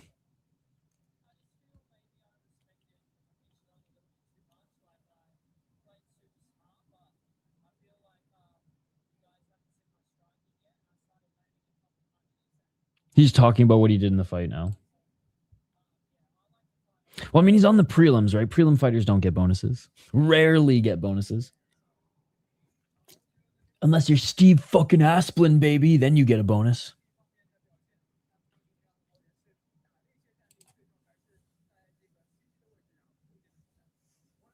Yo, this atomweight fight is fucking straight fire in one or in Road FC. I almost said fucking one championship.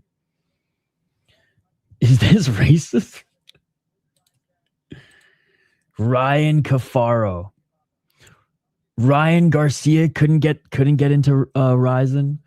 He pulled out of his fight.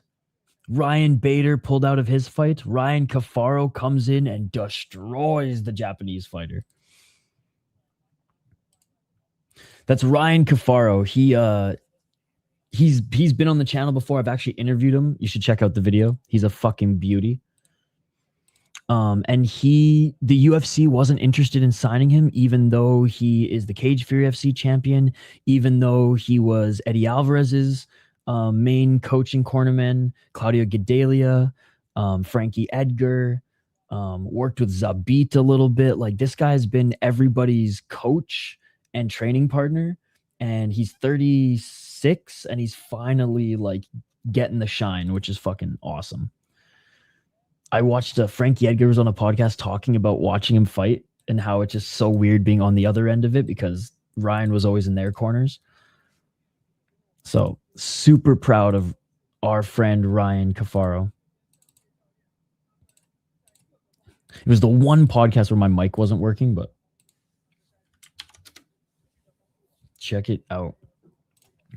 Did you see Charles Rodin post saying that if the UFC doesn't announce his fight, he would say his favorite word on Paramount?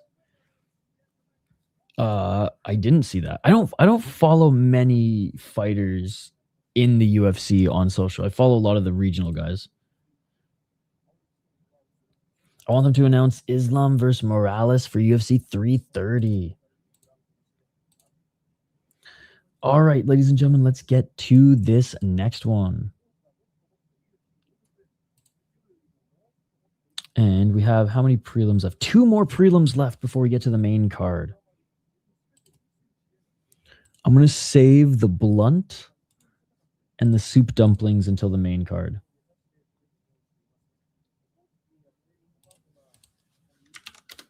All right, let me just get the ticker going.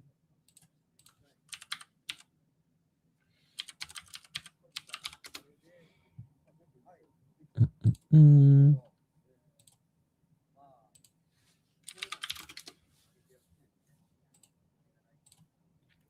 Do I know Uran Satibaldiev? Sounds familiar. LFA, right? And the master didn't deserve me calling him racist, but it's MMA week to week. I don't know if he said anything.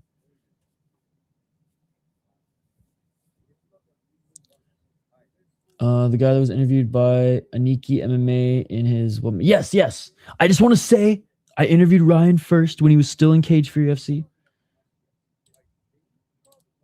Oh, okay. So the guy, okay, yes, I do know who he is. Here, let me bring up his. Dude, yes, this guy's legit. This guy's legit.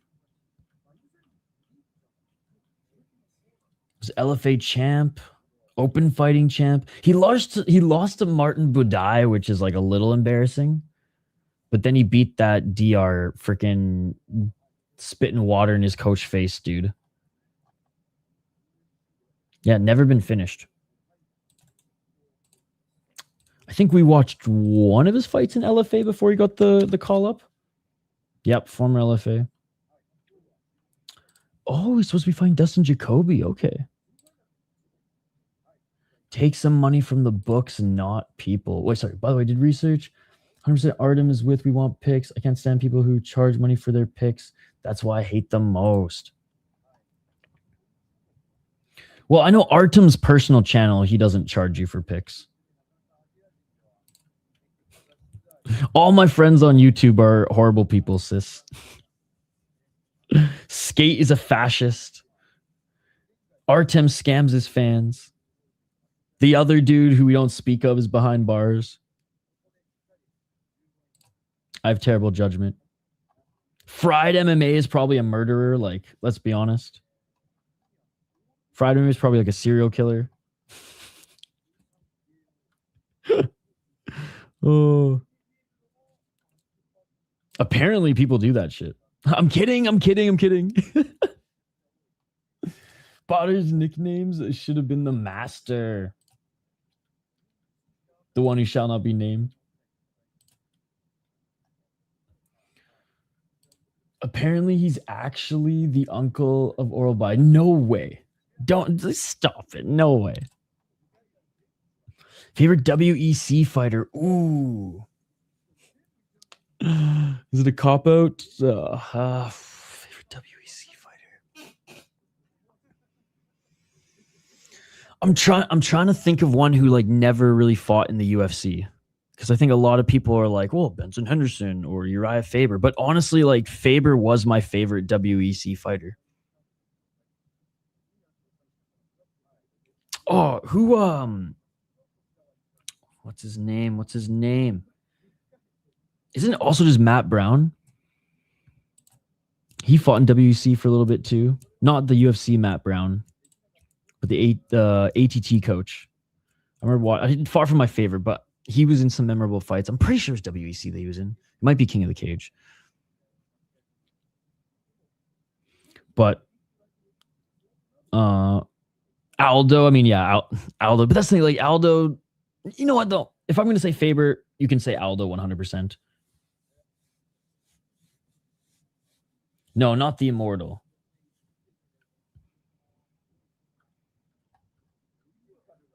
That's got to be Aldo, yep. Faber was the man. Miguel Torres. I just seen it and was like, damn, because he was there advertising a fight. Similarly, you pay money and use a system to simulate 1,000 fights and decide bets. That's weird.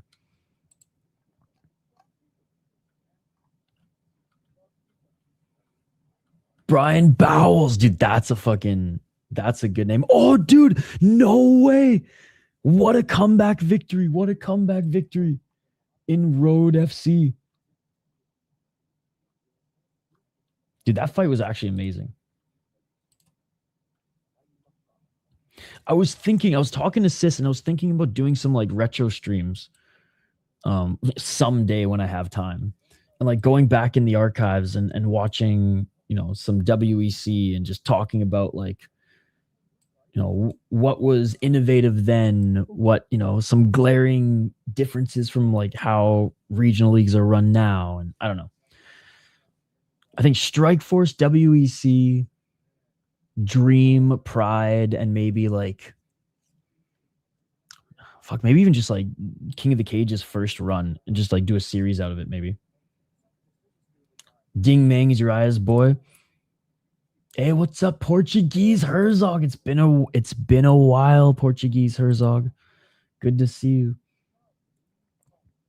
Take me back 30 years.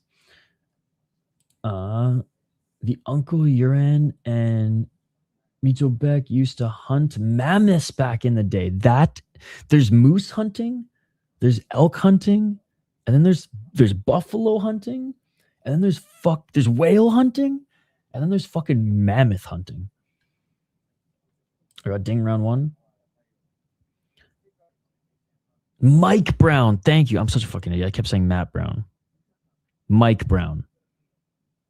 Because I knew it wasn't the immortal. Mike Brown, thank you.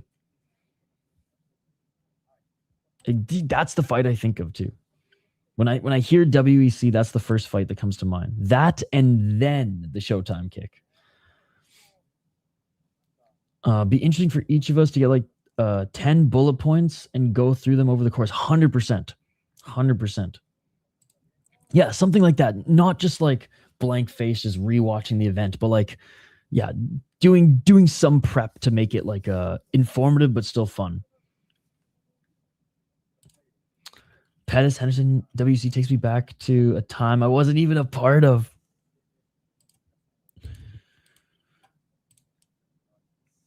All right. We got welterweight here, guys. Only one decision so far. Only one decision, and it was a fun fight.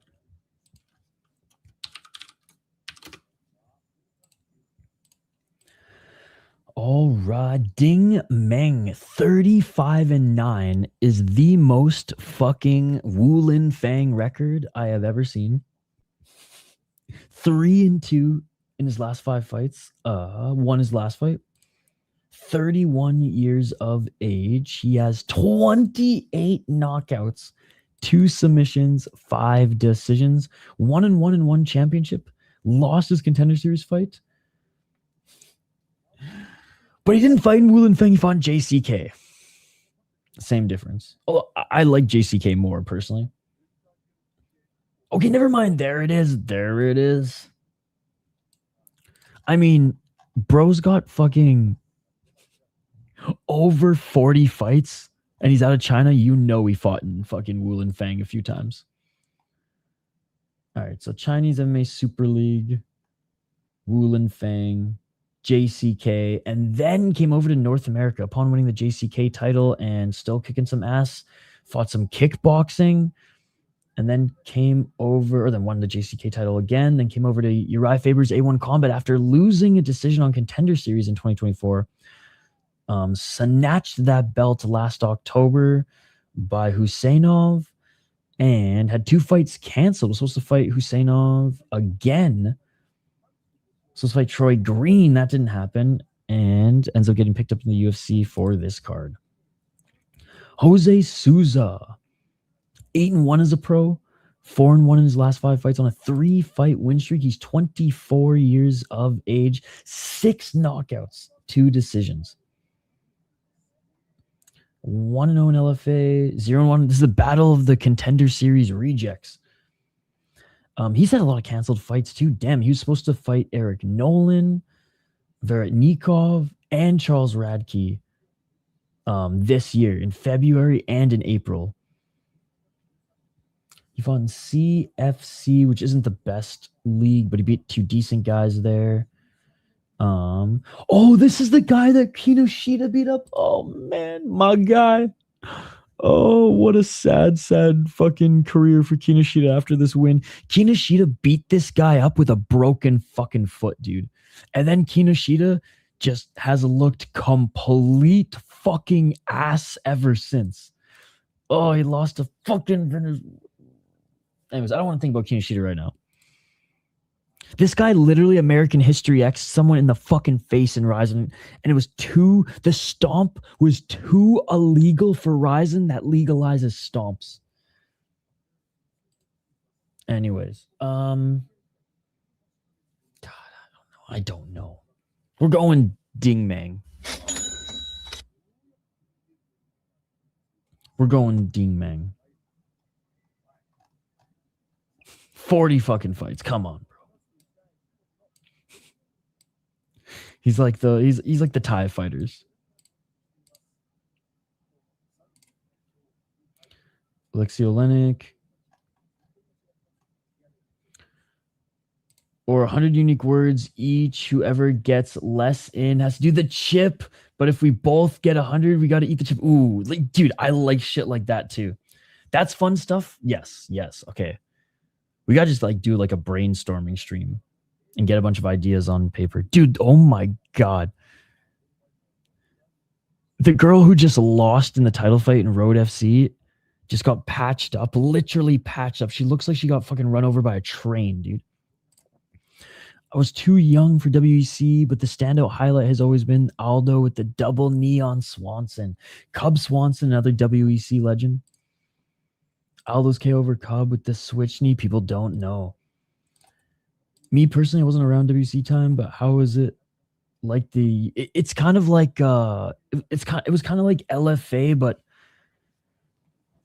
well, actually, no. It was the UFC's light divisions before the UFC had anything under lightweight.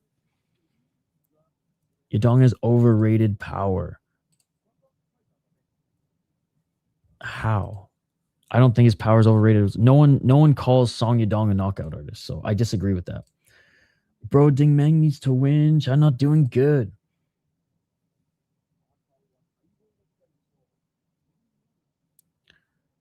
Volkov is the only fighter I think in UFC history that has 40 wins on his record. I still don't know of any former active fighter with 40 pro wins. Correct me if I'm wrong. I am sure that there's some fighters with 40 pro wins. And I feel like we've seen a few random ones recently, actually. Like some random Asian fighter who's like 50 and still fighting. Olenek too. What's Olenek's record again? God, I hope he stops fighting though. That BKFC. Ugh, that shit just hurt my fucking soul. Yeah, he's got 61 wins. God, there was a Japanese fighter we recently just watched who was like 45 wins or something like that. He was old as fuck, though. Travis Fulton has 40. Luderbach has 40. Dude, remember when the UFC signed Jelton Luderbach? And then literally, like, I think it was like 2 weeks or 3 weeks before his fight, he was like, listen, I'm pulling myself out of the UFC roster. I'm going to piss through the cup. Base Luderbach. Something happened in his personal life. I don't know the details. He had to pay a lot of money in a nasty divorce. And then Feldman paid him a lot of money to get knocked out in BKFC. And hurt my soul. All right, here we go, guys. Good morning, Gary. Here we go. Round one.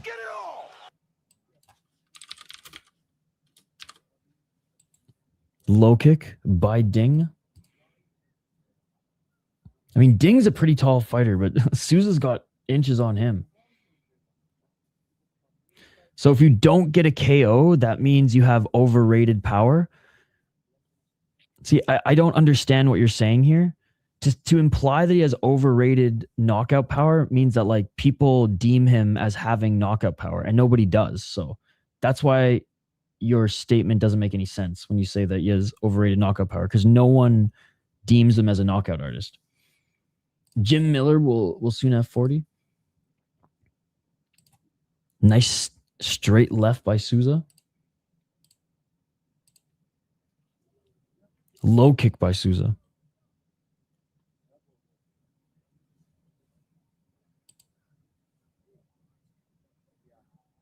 358.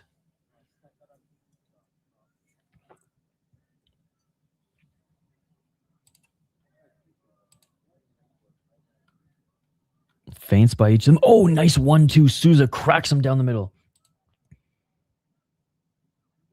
341. Mengding is the only guy who's beaten Liaki Niraji. Low kick by Ding. Nobody does, dude. I don't like. What, your friend group who only watches UFC? Like who? Who? I'm by no means an expert of the sport, but what I will say is I hang out and foster MMA communities 30 hours a week, and I've never heard that ever once. So I have no idea where you're getting this. He's a knockout artist, but nobody in my MMA world or the MMA world that I reside in has ever said that. A 238. So did everyone else. Hey, good to see you, Nick. The card has been awesome. 228. Okay, so you're arguing with yourself now. Oh, cage brawl at Road. Onyx is like, yes, he does. No, he doesn't. Yes, he does. But nobody's saying he does, but he doesn't. 211. Oh, he got you good. He got you good, sis. Exactly that. 159. Left to the body by Ding. Low kick by Ding again. Souza with the counter left, but Ding with the high guard. Souza with the straight right doesn't pierce through the guard. Those straight shots are getting through, man. He's so lanky. Right? 133. This is the time we started streaming yesterday, guys. 123.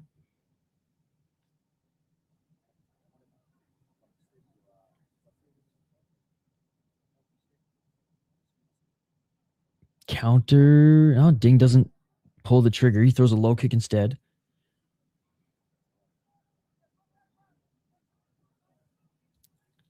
Souza with a straight right jab.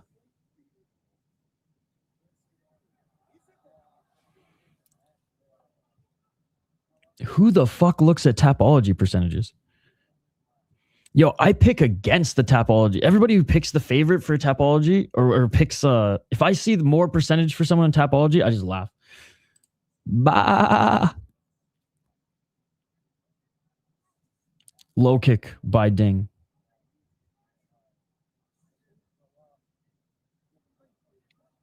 29 seconds. Those who vote in Tapology, friends and family. 22 seconds. Low kick by Souza.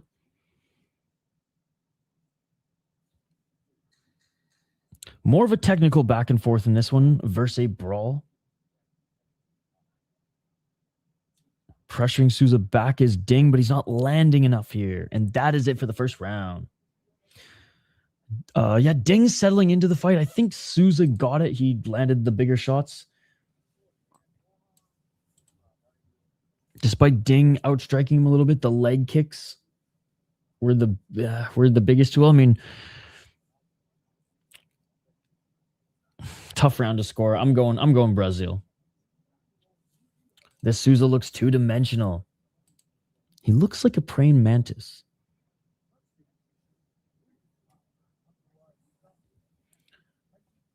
Souza looks like he's in the mud now.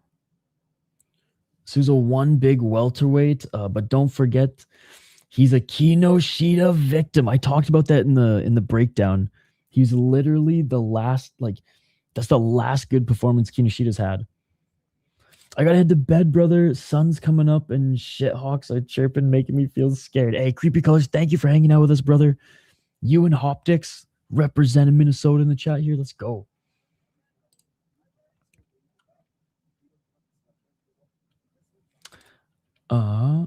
I don't know what you men seeing. That's a ding round. 450.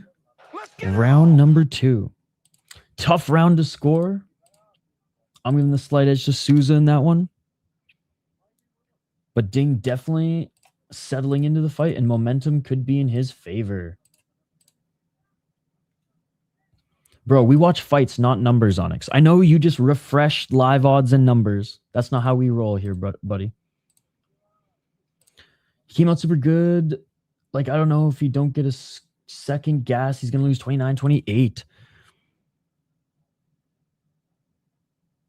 Front kick by Ding. Souza was able to tag him early with those straight shots. But yeah, all momentum is in Ding's favor now. Ding with a nice feint.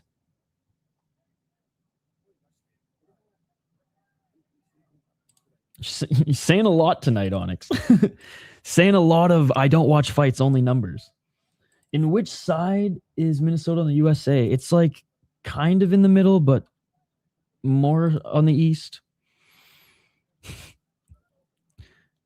Midwest is what they call it, but it's like kind of more east. 334. Bah. Look, I'm not saying I'm right, but I ain't no sheep, bro. I think for myself. Oh, beautiful knee by Souza. Beautiful knee by Souza. Bro thinks if you win 2 minutes of a round, that gives you a round. Nah, dude. If the numbers say he won the round, then he obviously won the round.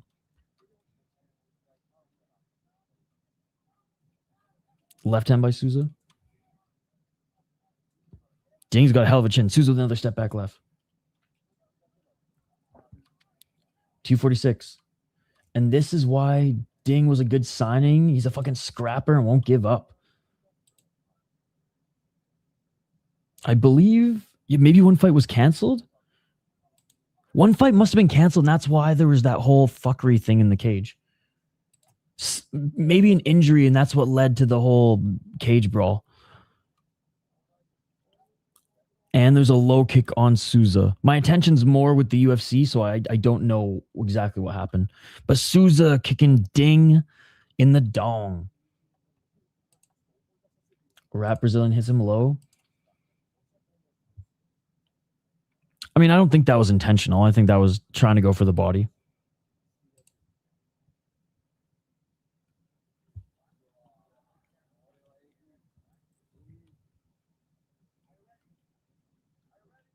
I gotta say, he ain't no bashing the truth, but at least he's watching the fight. He's not just refreshing live odds and verdict. 210, we're back at it.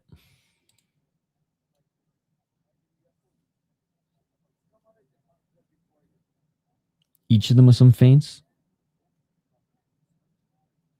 Love the pressure from Ding. Counter left by Souza doesn't land on the mark. Back to center.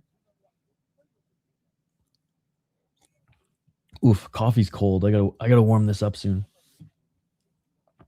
143.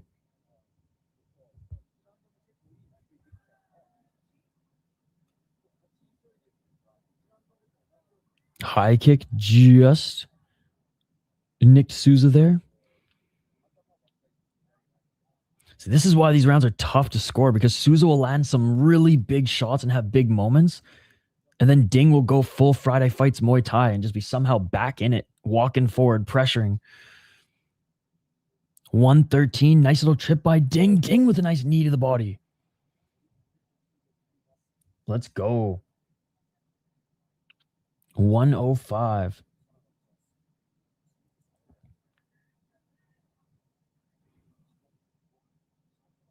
I'm leaning Ding this round too. But again, I would not want to be a judge for this fight, because you could argue first round both ways, you could argue second round both ways, although Ding's pressure and Where's fucking stats? Yeah, and just starting to run away a little bit with the scoring numbers. But I mean, the pressure, the low kicks. Oh, and that kick hurt Souza. And Souza like missing with a lot of these counters, but the ones that are landing are fucking cracking Ding. And that knee was awesome, but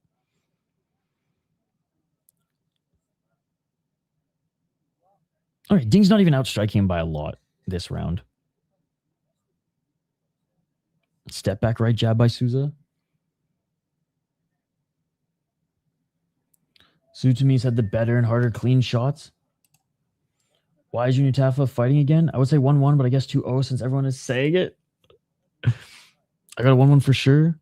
Souza smiling too much. It's like the reverse poker face. Yeah, like I said, I wouldn't want to be a judge on this one. You could make an argument for it being 1-1. Yo, look, guys, look at Road FC right now. The Korean is fucking huge.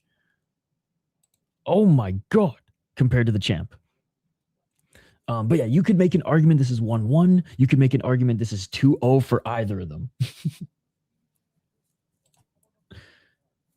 Damn, Fight Pass is behind. What the fuck, Fight Pass? That knee was the biggest shot, but it didn't even drop him. That's what's crazy.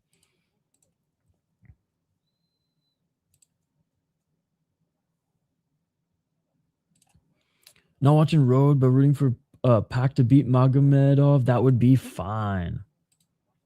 Rare occasion, Barter, where I got the double screen going. All right, here we go. Round number 3. Let's get it all. It's a close fight, so it's going to be a robbery for sure. Oh, low kick by Souza. 444. Oh, spinning elbow by Souza. That cut Ding. Ding's already bleeding. Ding's already bleeding. That cut him up. Side of his head. Side of his head, but he took it like a champ. Nasty cut. 425. 2-0 Dinger, 1-1. It could be 2-0 for either of them, or it could be 1-1.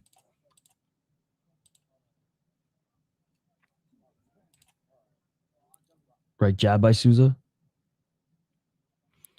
Ding is lucky that it's not on the forehead, so it's not dripping into his eyes. It's just dripping on the side of his head. Tell me you don't look like Junior Tafa? A little bit. Too lanky to be Tafa, though. Like, I see what you see, but he also just looks like a praying mantis. Left hand by Souza. Ding not landing so far this round. Still pressuring, but not landing. Right jab by Souza. Souza looking for the right elbow again. Good adjustments in this third round by Souza. Bro's on to nothing? What does that mean?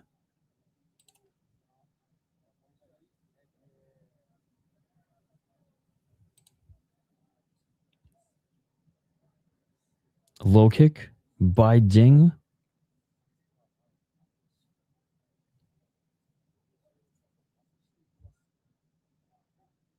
Oh, nice left by Souza. Low kick by Souza. Dude, great third round by Souza. Still on the back foot. All right, Souza says, let's just fight in the middle, and Ding gets right back in his face. By the way, kicking the balls in Road FC. Magomedov kicked him in the balls. 246. They reset at center.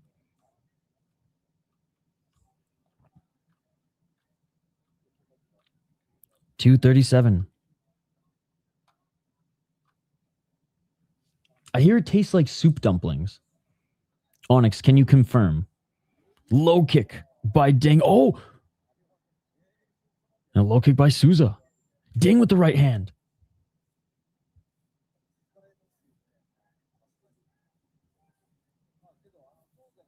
I think my next round of soup dumplings, I think I'll make them the next UFC China card. I think they're going to be better.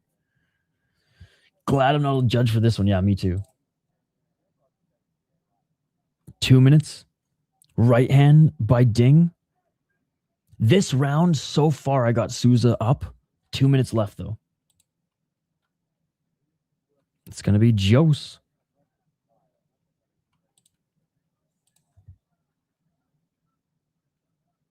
$141.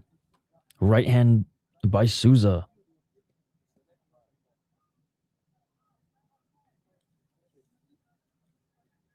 Ding still pressuring, but not landing even close to the same output as that first and second round. Catches him with the jab. Honestly, they haven't been corrupt at all. Like, I mean, other than the fucking Guram Kutaladze fucking up, but he ain't Chinese. I'd say the scoring has been perfectly fine in Road to UFC.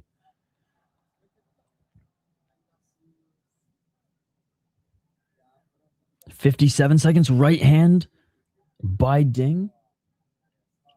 The pressure is not as effective as we saw in round 2, 100%. That cut slowed his ass down immediately. I don't even know if it slowed him down. It slowed down his output, but he's still walking forward and pressuring. The crowd is definitely there for Ding. Every time he lands, they go crazy. The crowd has been cheering loud and proud for their fighters. Souza doing well in round 3, yes. Round 3 clear for Souza, I guess. I have a 29-28 for him. Road to UFC literally robbed a Chinese dude on Thursday, so I'm not worried about biased judging. Right hand by Ding. Right hand by Souza. This one is the closest fights of the year. And that is it. Yeah, technical fight. Yeah, I mean, I haven't seen any bias towards the Chinese fighters at all. Great fight.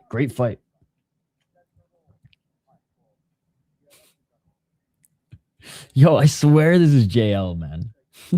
JL is second account. Souza acting like he won, not sure, too close to be sure who won. You know what, Nick? I'm not going to blame him for that. After that round, I'd be confident and fucking stoked too. 29-28 Souza. Round 1 and 2 could go either way. Round 3 went to Souza. So I said going into the third, it could be 2-0 or 1-1 for each of them. Maybe we'll hear a split decision.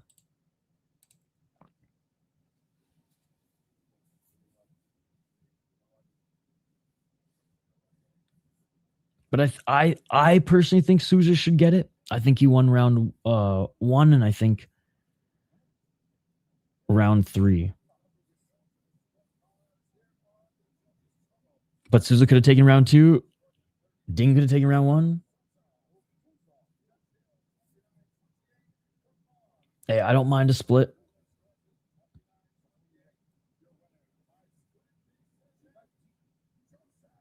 Hey, Souza won. See what I mean?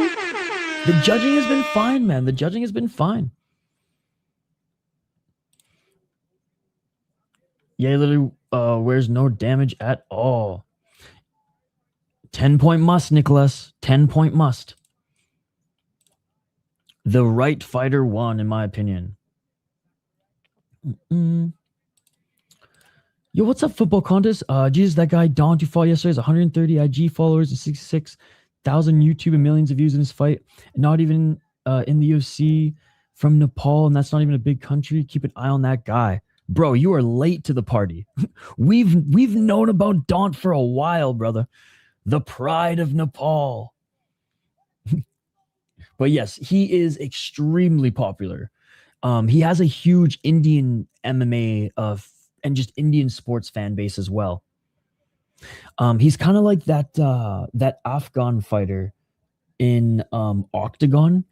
Before the Taliban took over Afghanistan again, they actually had an MMA league that produced some really good fighters. But when the Taliban took over, they abolished all combat sports leagues in the country. And so all the top MMA fighters left. And he went to Germany, and he's been fighting in the German regional scene as well as Octagon. And no joke, man, when we were covering an Octagon card, I didn't even know who this guy was. He had a really good fight. by the way, a couple good fights. But like the chat went from like 30, 40 people to like 2,000. And it was just like Pashtu for days. It was insane, dude. So there's a few like just famous fighters in random pockets of the world, and it's super cool to see them on the big stage now. You're right. I would be going crazy if I made it through 3 rounds in UFC, win or lose. Only way I wouldn't is if I got knocked out cold. 0-4 for China. 10-point must system. That is how these fights are judged. No, bro. Nepal alone is a huge pull. Indians actually don't like him because he beat their champ. That's incorrect. Incorrect. He did beat their champ. That's what I'm saying. I know for a fact there's an Indian fan base. So incorrect on the first part. It's not just Nepal. He has a big Indian fan base as well. They have not. They have not.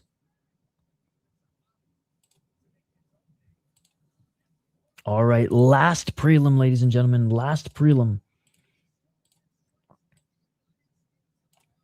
But having said that, I'm not diminishing the Nepalese fan base at all. Like everyone and their dog, like just like how the Finns support their freaking Finnish hockey team, men's or women, everybody and their dog gets up to support their fighter. You know, a lot like the Indonesian fighters as well. So it's super cool.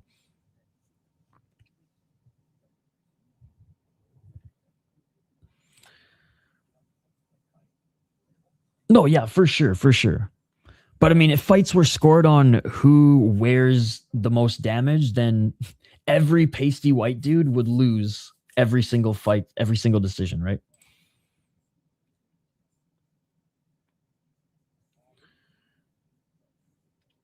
Kasib or Dunt. I'm leaning Kasib, but honestly, that one for me is a coin flip. I could present like so many different scenarios on how both of those guys win the fight. So I'm just excited to see the fight personally. Bro, the motherfucking title fight buildup was crazy. Indians talking so much shit. Look, in the buildup to that fight, 100%. But I know for a fact there's support on both sides.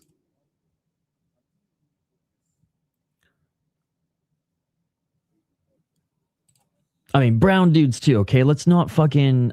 Brown dudes are always getting the shaft. Even Nicholas is over here shafting the fucking brown dudes, dude. But yes. These guys in the next one are both bad, so this fight might be very funny. That is true. Both, I would say unproven. But yeah, this...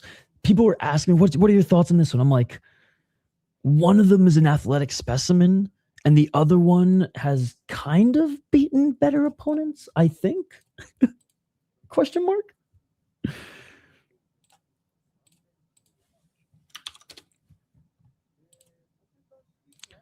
But they are literally unproven, but yes. All right, Yi-Sak Lee, ladies and gentlemen.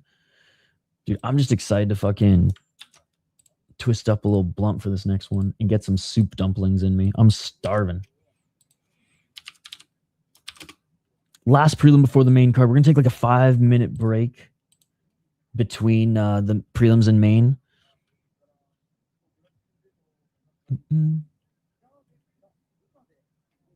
Dude, they have, yeah, the support for both of them is amazing. All right, Yi-Sak Lee, 8-1 as a pro, 26 years of age, 4 KO TKOs, 3 submissions, 1 decision. His only losses come via decision. He beat a 5-2 guy in heat. He's okay. And then a 2-3 guy before that. He lost to a 12-9 guy. Beat Shota Fuji. He's okay. But that's it. So he beat up a lot of guys in the first round. I guess you could say he's well-rounded. I would say he's more of a grappler, more of a wrestler. Unproven. Like, he didn't even fight in Road FC. He didn't even fight in Black Combat. He fought in, like, the lowest level Korean promotions, all except for fucking Double G. Luis Felipe Diaz, as you just saw, a fucking specimen. 16-5 as a pro. 7 KO TKOs, 8 submissions, 1 decision. I was surprised he won his Contender Series fight. I'm not going to lie. I was surprised he won his Contender Series fight. I think I actually have highlights of him. One sec. I might be able to show you guys some highlights of him.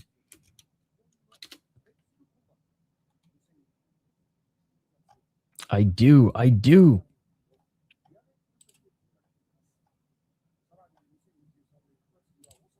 remember they were hard to find because he fought in, like, what the fuck type of leagues.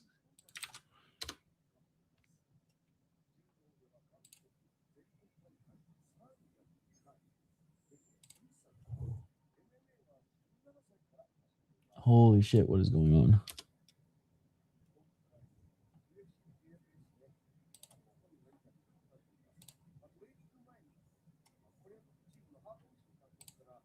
This is what we want.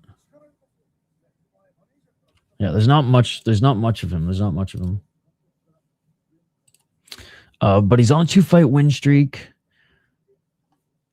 Yeah, he beat Donovan Hedrick via rear naked choke. Before then, he didn't have a single fight in 2025 and had not fought since 2023, bro. And then the fight, his second to last fight before he took a big break was flagged because the guy he fought had an ineligible record. Before then, he got knocked out in Brave. He was the Shuto champion, and he's got good jiu-jitsu. He's got good jiu-jitsu. He's got good jiu-jitsu and just brute power.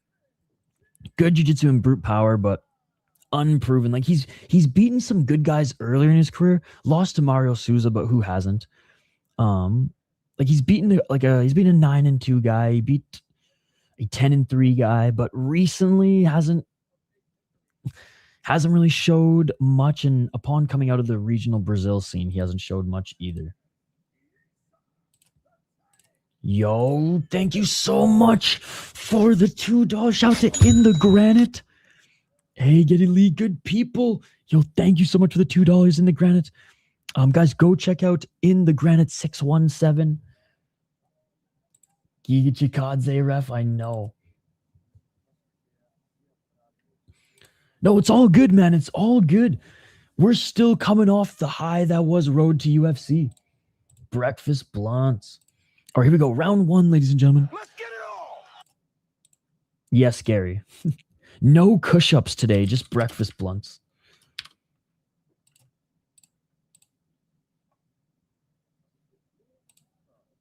$4.43.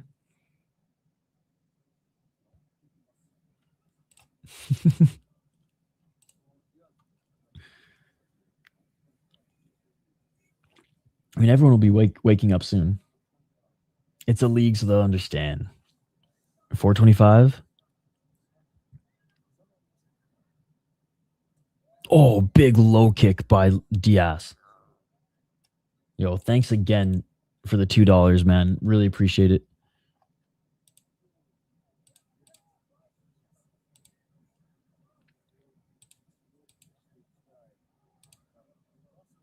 Four minutes. Lee's the one pressuring forward. Lee missing with the left hand. Out of all the Korean fighters, UFC, out of all the Korean fighters. Speaking of, the Korean challenger in the main event's looking pretty good. Stuffing takedowns, hurting Magomedov. Second channel. 334. Park C1 is beating up Magomedov right now, by the way, guys.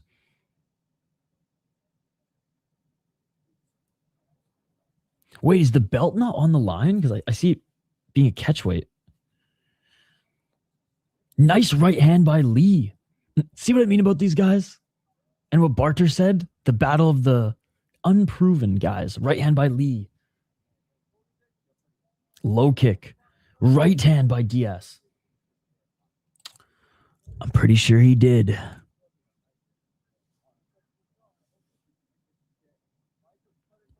Nice left by Lee. Lee with the front kick. Oh, Diaz with a 1-2. Oh, Diaz just knocked him down. Diaz just knocked him down. Back up to his feet is Lee. That one hurt him. Park missed weight? Shit. What the fuck, Park? He is massive for the weight class.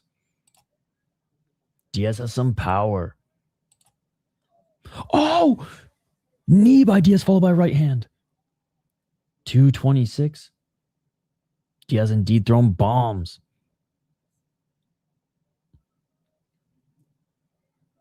Brazil's a NATO ally, right? Because they got the bombs. 208. Low kick. He may not have a nuclear program, but he's got the bombs. Oh, big right hand by Diaz. There's no way Brazil's got a nuclear program, right? 153. High kick by Diaz.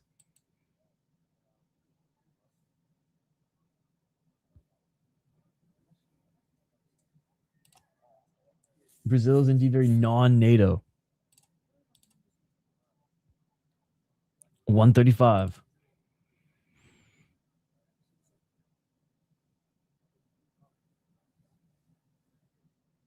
Oh, man, Diaz is swinging for the fences here. Oh, yep, Diaz just dropped him again. Diaz just dropped him again. Lee's hurt, covering up. It is all over. Brazil! Brazil! Brazil! And it is all over. Oh, yes, I know exactly where you can watch it. Diaz round 1. Stating the obvious. But yes, he did win in the first round. Diaz just killed him at 444. That too. Bye-bye, Isak. Yep. But you got the meme now. Great first round victory. Boom. Neither of them even had to show off their jiu-jitsu.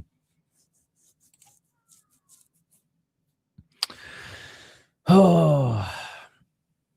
And Kamil Magomedov wins, ladies and gentlemen.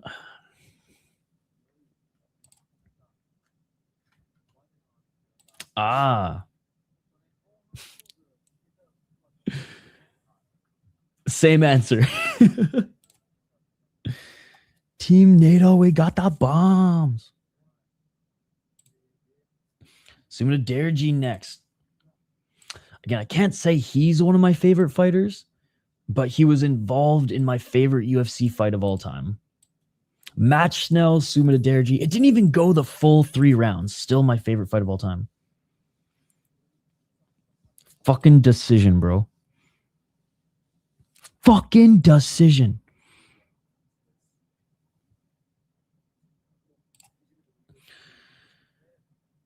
His opponent looked good, though. His opponent looked good. I'll say this. Magomedov is wearing more damage. The left side of his face is bruised, and he wasn't able to get the top position or get the takedowns with ease in the 3rd round. Alex Perez has a dog. If he can't bring it out, he wins. Oh. They very well could. I don't remember. Because yes, that would make sense. That would make sense because he didn't look like the better fighter. Now, obviously, split screen, more tuned into the UFC, doing commentary, but it looked like he was losing, especially the 2nd and 3rd round.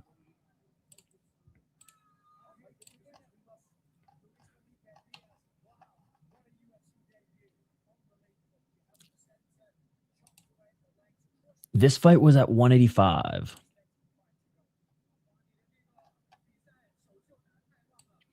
All right, main dude, that's so crazy. It's like perfect timing Fried MMA. Right when the main card of Road FC ends, the main card of UFC begins. Lee. Yes, there was a yellow card. Diaz was killing a man on the other side of the screen. How was he supposed to see, right? Right? All right, guys, I'm going to take a 5-minute break here. I'm going to warm up some food. And I'm going to show it off to you guys. I made some, my first attempt at soup dumplings. I'm pretty sure all the soup is, I didn't put enough soup in them bad boys, all right? But I'm going to warm up a couple of those. I'm going to warm up this coffee too. Oh, fuck, really? That's all I have left? Oh, man. Shit. And I'm going to twist one up all in 5 minutes, ladies and gentlemen. That is right. All in 5 minutes. Let me know your thoughts on the next fight. We'll do a breakdown here in a moment. Again, big shout out to everybody who's joining us. There's a lot of our friends who are streaming live, so I highly recommend while I take my break, go check them out. Say what's up. You don't even have to say that the City Life sent you. You can just say, yo, what's up? You guys are a real MMA channel. Like their stream. Show them some love. But yeah, everybody in their dog streams UFC. The fact that you guys, we don't have a big crowd, but we have a great crowd. The fact that you guys are hanging out with us here versus any of the other big dogs or the homies is awesome. So thank you very much. And those of you who are going above and beyond to donate like friggin' in the granite, appreciate that as well. Oh man. This isn't even me trying to talk quietly. My voice is just already starting to go. And we have so many more fights to cover this weekend. Deep Hamamatsu and Pancrase back-to-back later today. And then we have Fury on Sunday. And then Monday morning, Lamino Shuto. Yes, I'm buying the pay-per-view.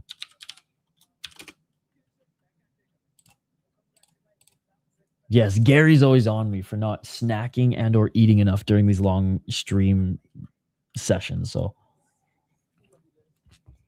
I literally made a few soup dumplings in the spirit of UFC Macau.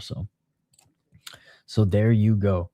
I actually, you know what? Before I'm going to load up some Weeboo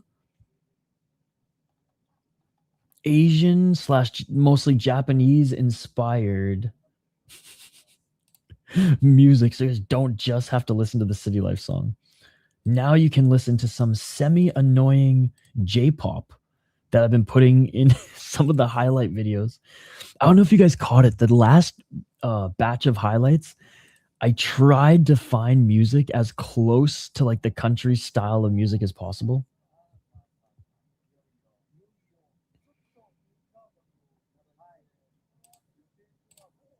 Not all of them worked, but some of them did. One person commented and was like, bro.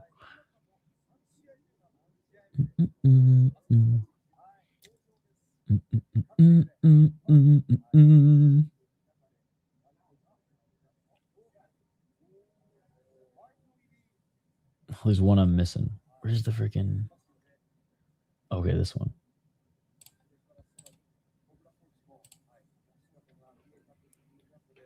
I'll knock out some tunes for you. You should techno time. Yo, send me anything you want me to feature. I'll be happy to feature them. Dude, the sun is up, bro. The sun is up. All right. Quick break.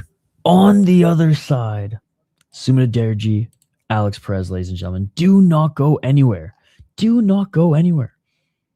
We'll be back for more UFC action here in 5 minutes. And don't worry, I'll change this screen in about 2 minutes. But back in 5 minutes, don't go anywhere. Go grab a coffee. Refill your snack bowl. Or twist one up as well. Back in 5 minutes. Don't go anywhere. Main card next. Let's go.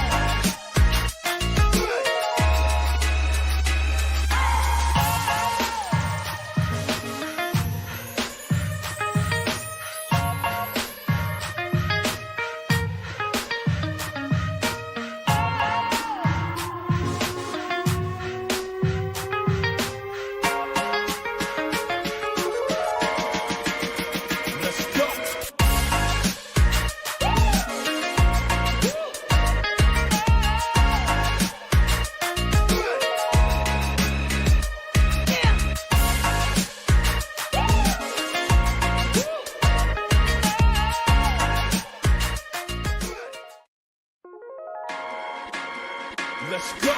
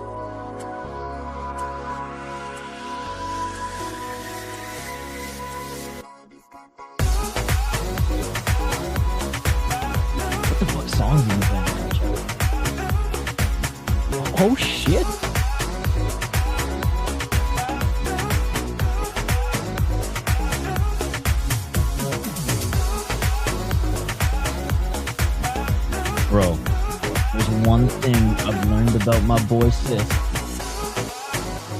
You don't want to try to dissect that brain, brother. All you'll find is a lot of pictures of Vladdy. Damn, I think I put the wrong fucking Weeboo song.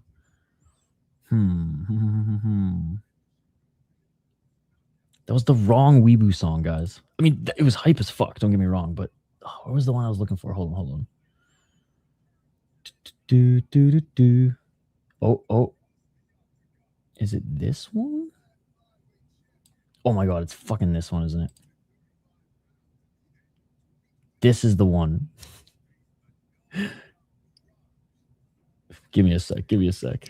We are back, by the way, guys. Welcome back to the stream. Any Japanese prospect now that I do highlights, I usually play this song in the background. It just reminds me of some fucking like Japanese or Korean pop shit that they probably listened to pre-fight. Not my style, but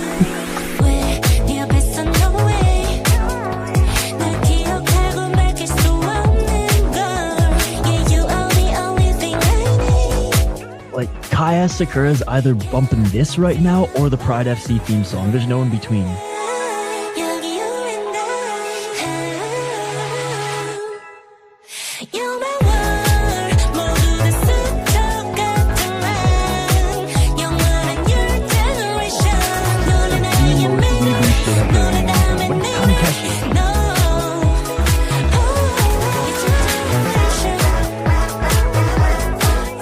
That's what I thought I was playing you guys in the break. But you got some hype shit instead, apparently. All right, we're back, ladies and gentlemen. We are back. Where's the background Chinese song, right? I forget which one. Because they're all named they're all actually named. So I don't remember which one. Give me 2 seconds. I'll see if I can find that one. Anyways, we are back. Main card broadcast just begun. They're going to go to the panel for a little bit, so we'll dive into the breakdown of this first fight in just a moment. I don't remember which one was the freaking... Maybe it's this one. There was one that was like Chinese pop. I don't know the name of it. God, I freaking made dumplings, but I didn't load up the Chinese soundtrack. I'm slacking, brother. I am slacking. All right, let's get to this next fight here. As always, tag me in any highlight you want me to react to.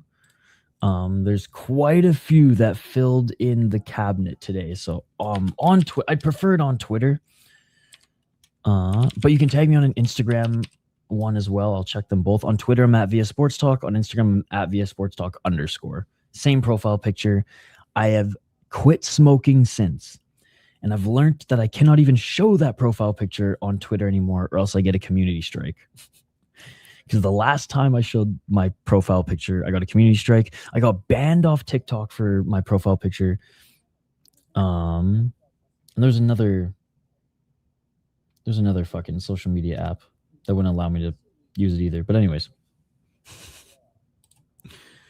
Instagram somehow let it fly. Facebook somehow let it fly. Twitter let it fly. Yeah, just go to my Twitter account and you'll see it.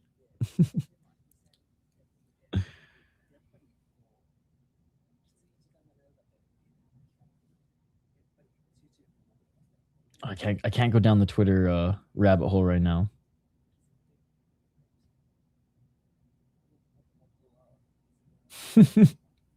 There's some good shit. Friday May's already been tagging me and stuff. Nice, Friday MMA. Nice. Feel renewed. There you go. Nice and fresh. Doesn't it feel like you just woke up now? excuse me, 2026 social media, right?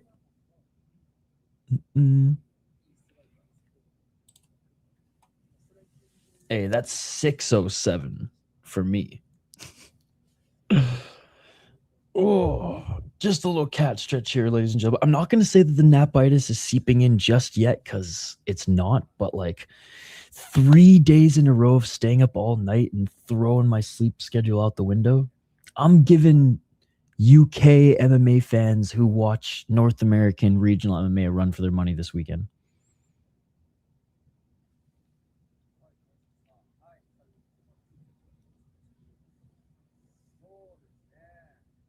Yo, shout out to Matlock Combat. He may be my new favorite Twitter account. Shout out to Matlock Combat. That guy watches more MMA than any of us combined. And Fried MMA watches a lot of MMA. Yeah, but do you do it 3 days in a row? Once a week? I do it once a week too, but do you guys do it 3 days in a row? That's why I said like the LFA. Like if you guys do it Thursday, Friday, Saturday, then we all like deserve a medal for that shit. He's amazing. I just found him recently. No, I watch more than Matlock, brother. Some weeks. Friday, man, you could have fooled me with the lack of clips you post. I'm just teasing you. You do probably watch more. But why I said that is because usually a new clips channel will, they'll do the LFAs, the Cage Fury FCs. He's going in with the niche stuff right away. So I'm like, all right, sick. I watch UFC, bro. So my father thought it'd be funny to take a picture of. Yeah, that is me. That's why I say I've quit smoking since. A's are going downhill. Love me some AM fights. But yeah, I think every single one of my family members has that picture on their fridge.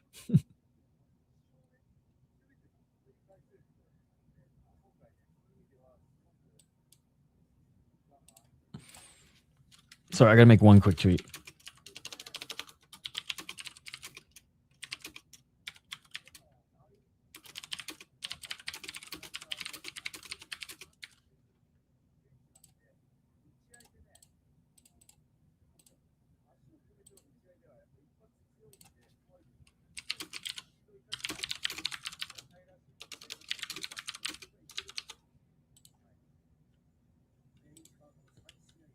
There's a Twitter account who flaunted his 10-0 prediction, but because he didn't get as many views on his prediction video for day 2, he was like, not sure if you guys knew that there was actually an event day 2. I'm just like, bro, you just don't know the lore of day 1. Oh, Friday MMA, you certainly have time, my friend.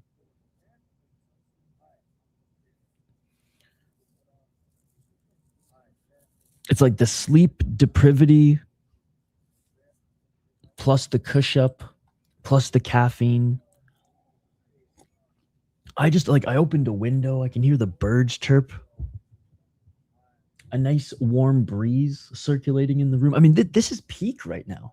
It's a little overcast. I hope the clouds clear here, but soon I can turn off this corner light. It's a beautiful thing. You know what else is beautiful, ladies and gentlemen? The fights are back. The next 2 fighters are about to make their walkouts now, so let's get to it. That was loud. My apologies. That was loud, but was it, chat? Was it this loud? Was it this loud?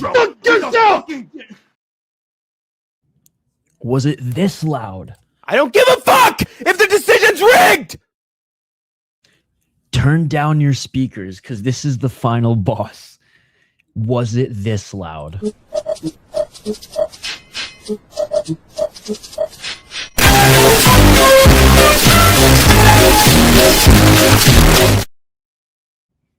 I don't even remember what we were doing. Alex Perez against Sumudaerji. Alex Perez 26-10 as a pro. When he's on and injury free, Damn good fighter. And we saw that in his last fight where he beat up and knocked out Charles Johnson. Excuse me. 34 years of age, 2-2 in his last 4 fights. I told you. If you listen real close, I forgot to cut that. I have to do that. I will do that before the next Pancrase stream, I promise. Perez 26-10 as a pro, 7 KO TKO, 7 submission, 12 decisions. He's 8-6 in the UFC and one of the early Contender Series winners. Lost to Alimbayev, lost to Tsuruya. That was a nasty, nasty knee injury as Tsuruya tangled him up. A Faber's in Sumudaerji's corner. He's only fought, honestly, really good opponents in the UFC. Like, came in and fought, okay, I'll say early run in the UFC, yeah, fought some whatever roster guys. But since he fought for the title and lost, a lot of injuries on his part and his opponent's part, but then fought Pantoja, then fought Roman Bravo. Oh, that was fucking grappling, sorry. Then fought Mokaev. I know Mateus Nicolau, nothing special, but then was 19-3 and like solid fighter, right? And then the loss to Tyra, and then Almabayev, and then Charles Johnson. Like, what a murderer's row, bro.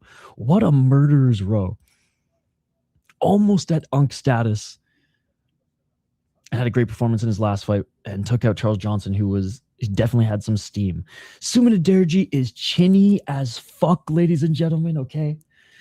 He's chinny as fuck, but he is fun to watch. He's got good striking.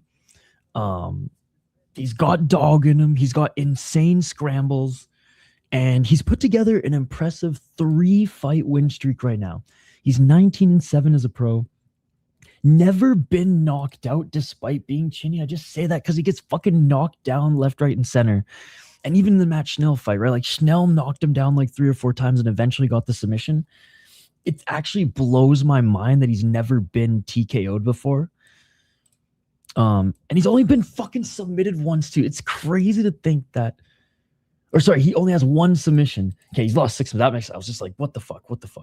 That's the night body is creeping in. But yeah, never been knocked out, because I was going to say, because he only gets submitted after being knocked down.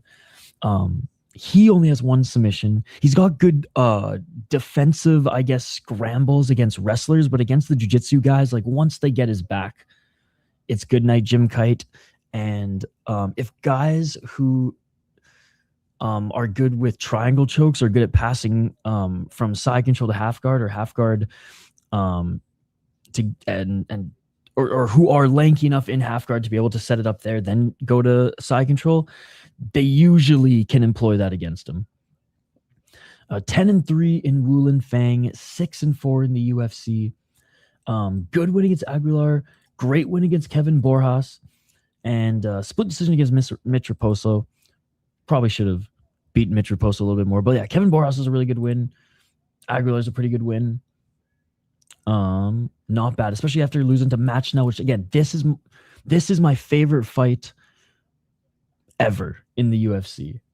Just, I wish it went 3 rounds so I could like lean on that a little bit more, but this was the most fun I've ever had watching an Ultimate Fighting Championship fight. And so I've been a fan of him since then. But yeah, Tim Elliott beat him, Charles Johnson beat him pretty decisively in both those. But it is cool to see him on a little 3-fight win streak right now. I'm just gonna bank that Alex Perez is on here. Always root for Sumudaerji, but yeah, I'll go with almost Unk Alex Perez on this one. Fun matchup and should be a good fight. I mean, for the most part, both these guys usually put on exciting fights. Certainly Sumudaerji. There you go.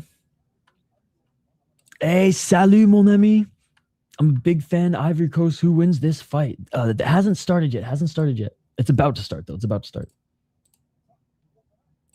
I got Perez. It might be my fave Big Don T interview ever. Perez might just kill Sumudaerji. Chinese fighters are 0-5 thus far. Never been KO is interesting. And here we go with the main card. Haven't been watching here the entire time. Who do you have in the main event? We'll get to the main event later because we have a fight to watch now. Oh, left jab by Perez.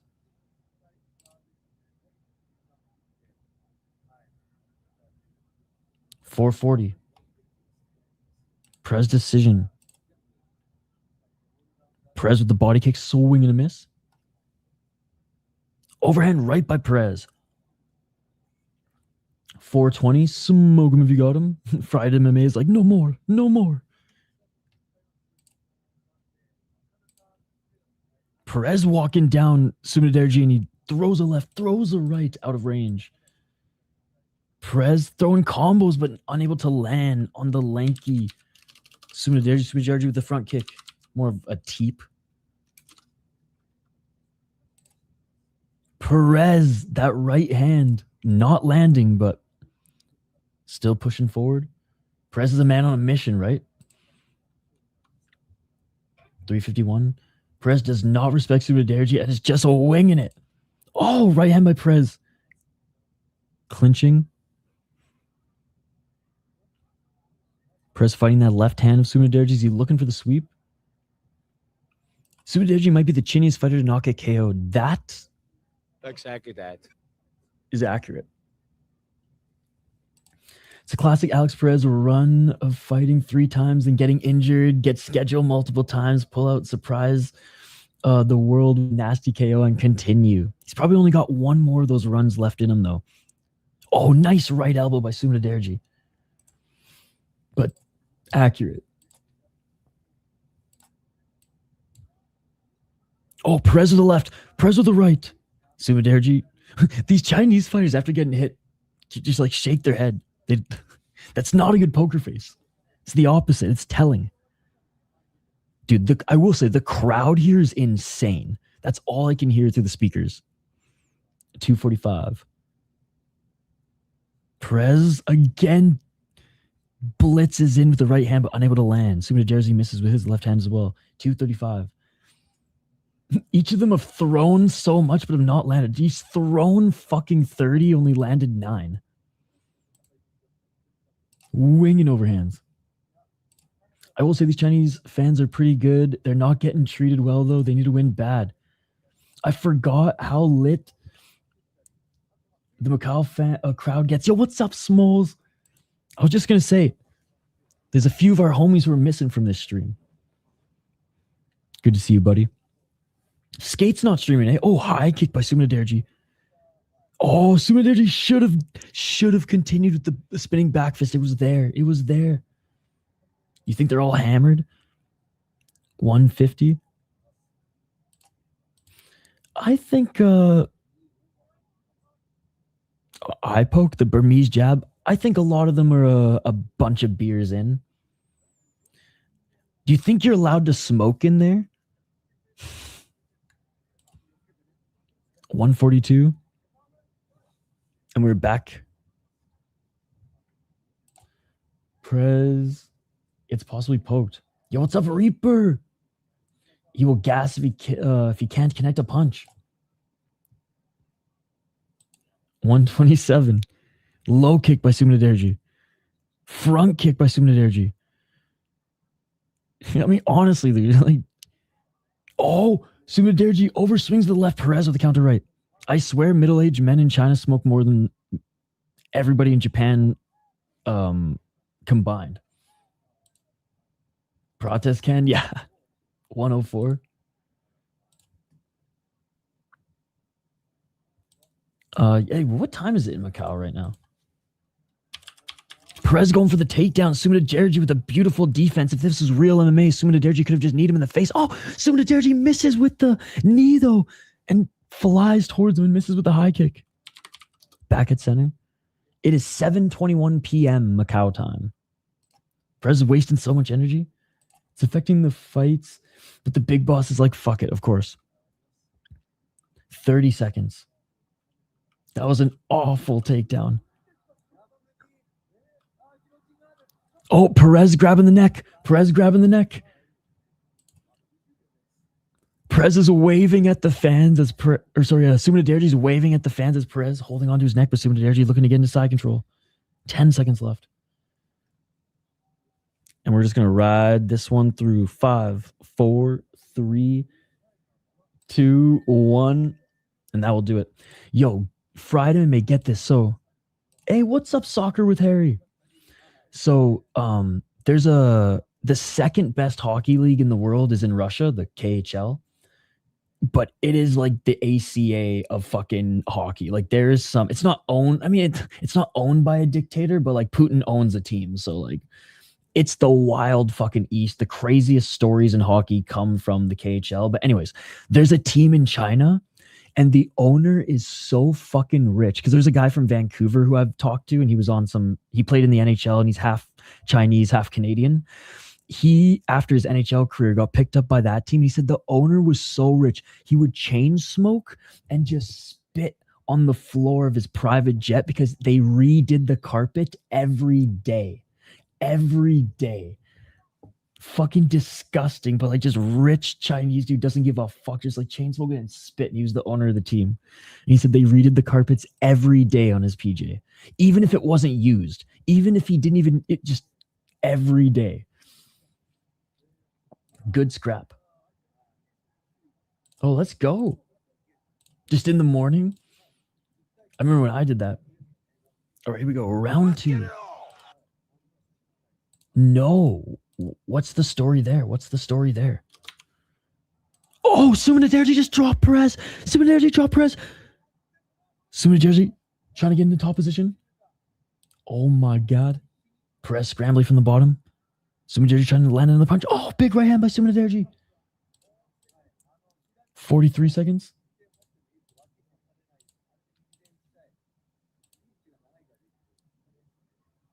Good job by Sumudaerji getting that knee over the right leg of Perez. 420. The wave was awfully cute. Perez forgot the dog at home. 407. And Sumudaerji back up to his feet. And the ref allows him back on his feet. Straight left down the middle.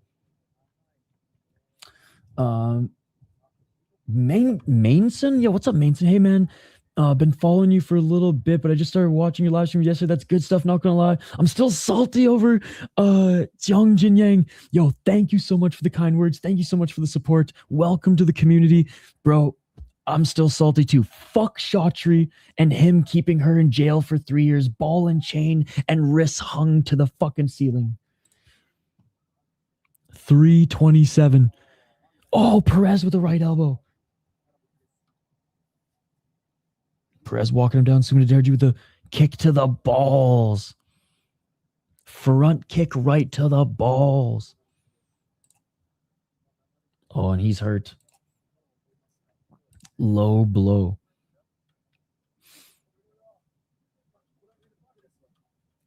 Sumu's selling, like I said. It was a while ago, but Sumu's manager tried to negotiate and get a better UFC contract, but Mick Maynard basically said he's just fighting bums and the guys he cut and wasn't worth the better contract. Damn. That sucks. That was bad.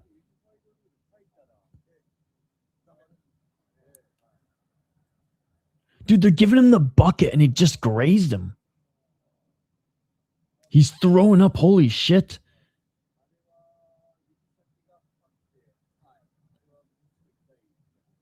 It's like the top of the foot, just a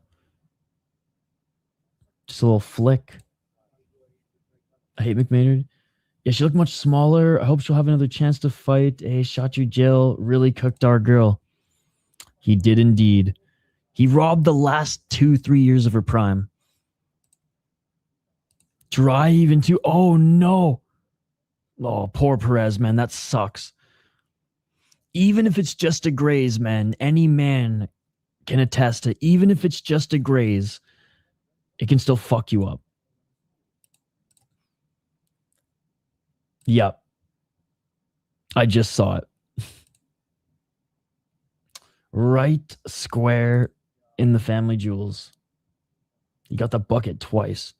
Yo, this is like almost as bad as the Lineker's reaction. Remember when he got kneed and his cup exploded and he was puking in the corner?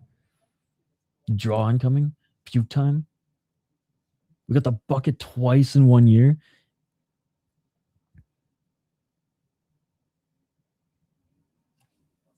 Oh, he's got 3 minutes left. Dude, Rachel, I know. Oh my God, the little hand gesture Sumudaerji made. We need a meat check. Yo, where's that ref and or that doctor in Ryzen who literally just violates fighters? I will never forget because the cameras are low in the ring in Ryzen, and Ota got like kneed in the balls and he was struggling. He had the bucket, and this doctor just comes in and violates him on international TV, and the camera was right there low. We were like, "Oh, bro."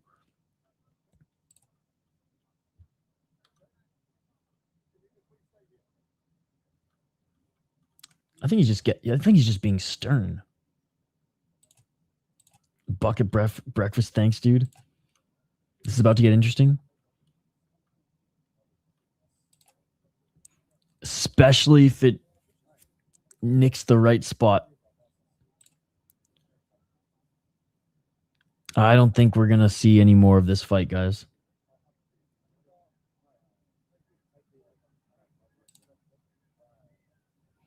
They're seeing if they're going to DQ. It's about to get super interesting. Oh, Perez still dry heaving. Yeah, this ain't going to continue. This ain't going to continue.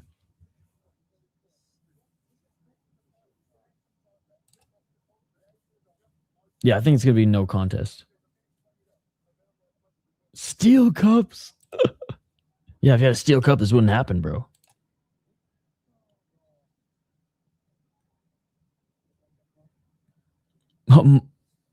Dude, that's not even Mark Goddard. That's his doppelganger. I don't think they'll disqualify him. Well, I mean, no, I don't think throwing up is going to change anything. An accidental hit to the nuts is an accidental hit to the nuts, whether he's puking or not. Wait, you said it was a... Oh, really?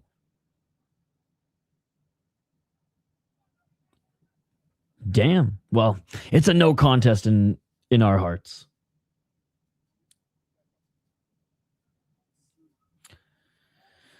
Can we get the hat trick loss or of Asakura or some chance for the first win? I definitely think this is his best chance to win, but Smotherman's not a bad fighter. Solid UFC roster fighter. I just don't think he's gonna... You know, he's not Tim Elliott. He ain't Pantoja. The fight is over. I mean, he's still dry heaving at the 5-minute mark.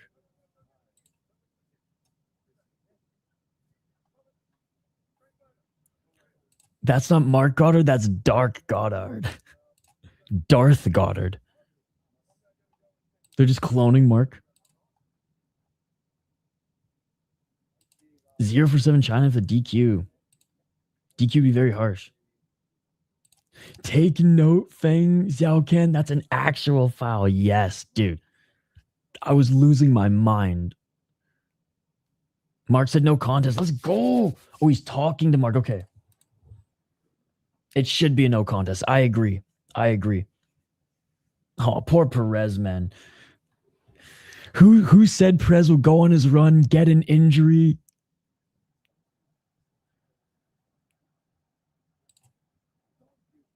Okay, Mark's something else. I thought you were talking about freaking Mark's clone.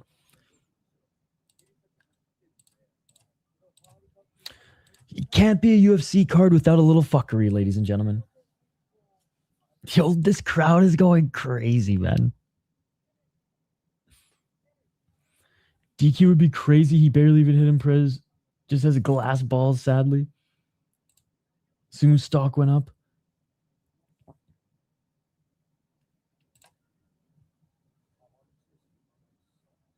Yeah, she only beat a very beatable opponent. No, it should be a no contest. Yeah, accidental foul. It wasn't intentional. No contest.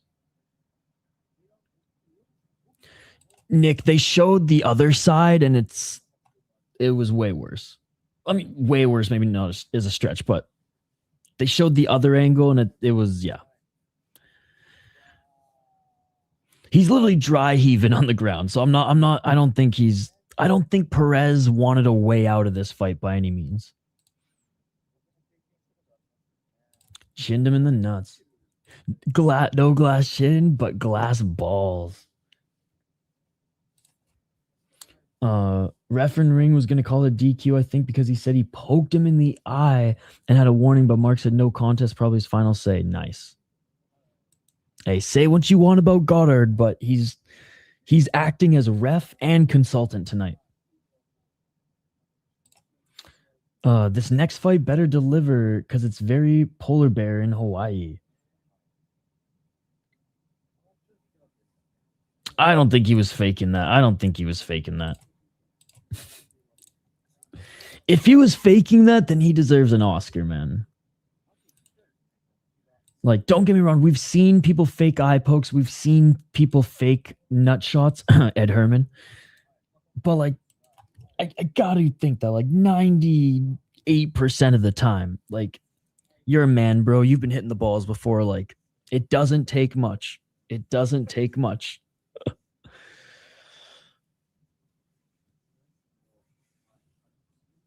Yeah, agreed.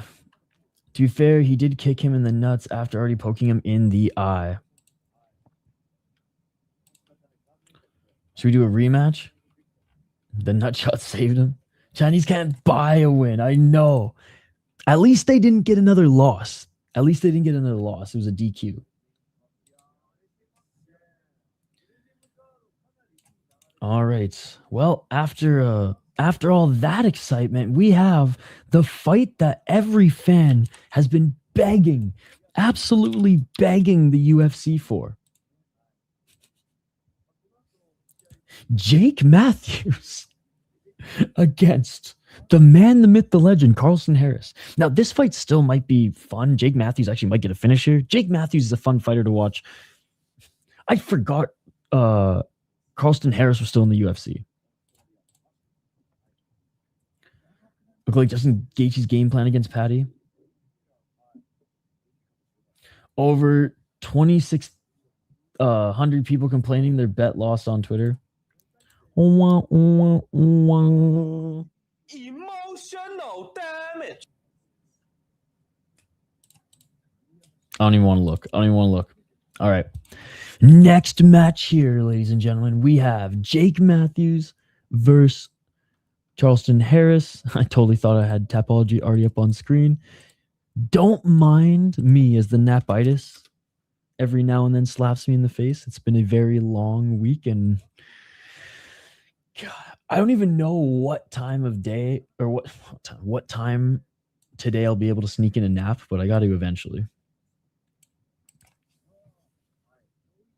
My buddy wants me to help him move some shit later. 5,000 in the arena aren't happy campers either. All right. Carlston Harris, certified Unk, 38 years of age. He is 2-2 in his last 4 fights, but lost his last 2. Got knocked out by old man and fellow Unk, Santiago Ponzinibbio. And before then, he got knocked out by Chaos Williams. Beat Jeremiah Wells and Jared Gooden. Jeremiah Wells at that time, okay, not a bad win. Jared Gooden, I've never really been too high on. And then, yeah, Shavkat Rakhmonov absolutely destroyed him back in 2022. And he does have a good win against Impa Sangane, Syed Isa Gakmayev in UAE Warriors. Where the hell is Carl Booth today? Damn, he went downhill. And he beat Michelle Pereira at XFC back when Michelle Pereira still fought. And didn't just dance around and or just not do cardio. I don't know. I've never been too high on Carlston Harris. I guess solid career overall. I totally forgot he was still in the UFC. After that loss to Ponzinibbio, it was 5 knockouts, 6 submissions, 8 decisions. Never been submitted. All right, Jake Matthews, 22-8, 3-1 in his last 4. Solid striker, solid wrestler. good grappling, like a pretty well-rounded fighter. 5 KO TKOs, only been knocked out once. 9 submissions, only 4 submission losses, and 8 decisions. 15-8 in the UFC. Very respectable run, man. Jake Matthews is like, he's been around for so long because he came into the UFC so young. He's been in the UFC since 2014, man. He went 3-0 in Fighters Express promotion before that. Did lose to Neil Magny in his last fight, of course. But before then, beat Chitty, beat Francisco Prado, beat Phil Rowe. Like, not bad wins. Lost to Morales, but Morales couldn't finish him. Flowers is whatever, but yeah, he beat him pretty easily, so that's good. This loss didn't age well, but I feel like this was like the last good performance from Semi the Jedi. I don't know, Jake Matthews is one of those who, like, he'll look really good in one fight, not so good in the other. And for the most part, when he like takes a big step up in competition in the UFC, he can't really get past it, but very rarely does he get like beaten up or like absolutely destroyed over the course of 3 rounds. Always in the fight. And I just think youth factor and that mixed in with tough, good fight IQ and all those other tools, I think he should be able to get this one done.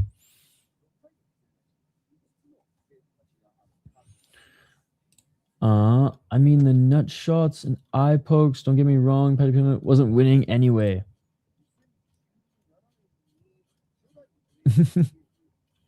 I am not confident that Unk's gonna win. Good. Hey, yo, what's up, Foul One? It's been a while. How you doing, brother? Thank you so much for still being a member. One of the OG subscribers. Afternoon. I got Matthews.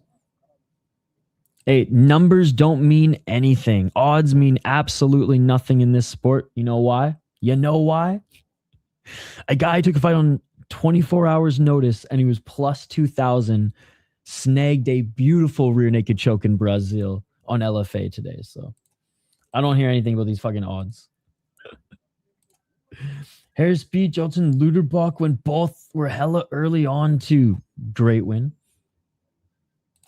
Also, Li Jingliang gouged Matthews' eyes out early and permanently fucked his vision.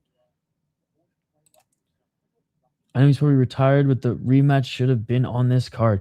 I think the MMA gods served some karma to Li Jingliang because I'm pretty sure like he's been facing like insanely like bad back issues. And like he had like a botched surgery. Bet Alonzo, Menifield, and Deiveson Figueiredo. Chinese ain't winning jack today. Back in 2018.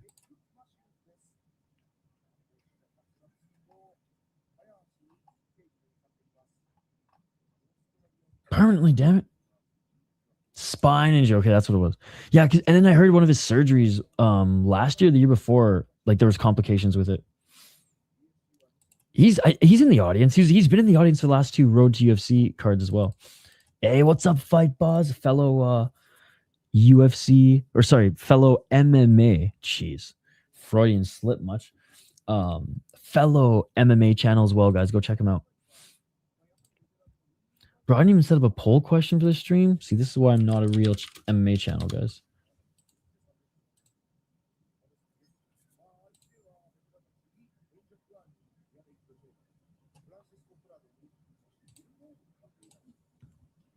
All right, Matthews, deservingly so in the red corner. Spinal.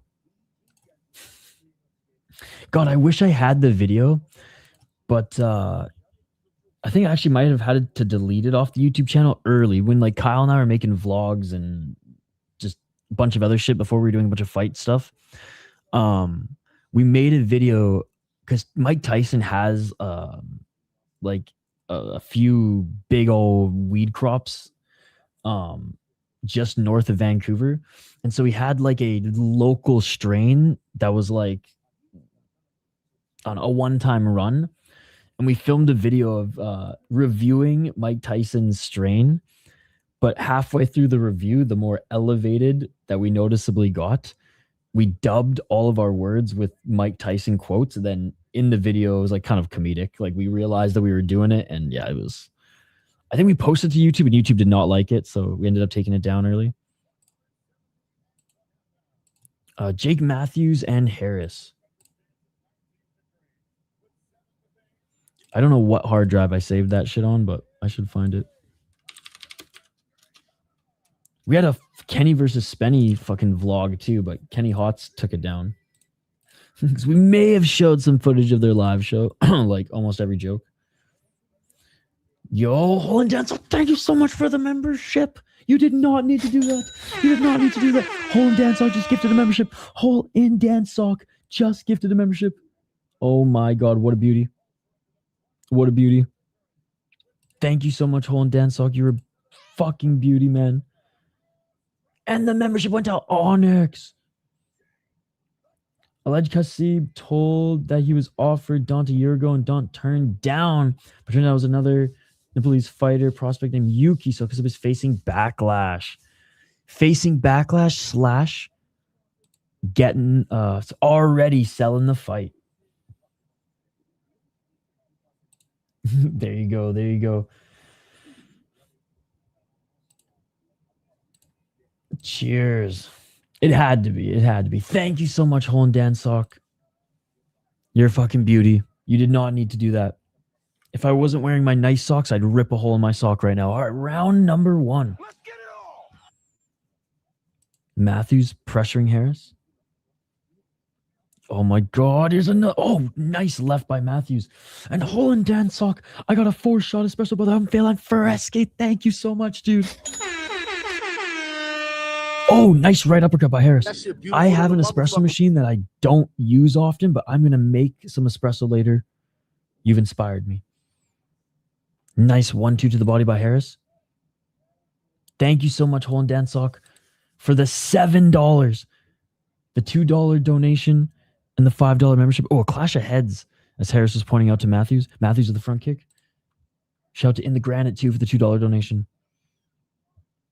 Oh, Matthews just missed him with that step back left. Each of them throwing combos in the pocket. Fun boxing from each of them so far. Hey, thank you for all the support. Nice left by Matthews. Harris with a big right hand to the body. Harris over swings. And dude, and they clash heads again on that entry. This time Harris went head first. 335. I picked Matthews, but I like both too much to root against. What are you snacking on tonight, or I guess this morning now? Striking Ace. I know you always have good fight snacks. 2 head classes. He's throwing bombs. All right, they separate off the clinch. Or off the cage, but they separate from the clinch. 310.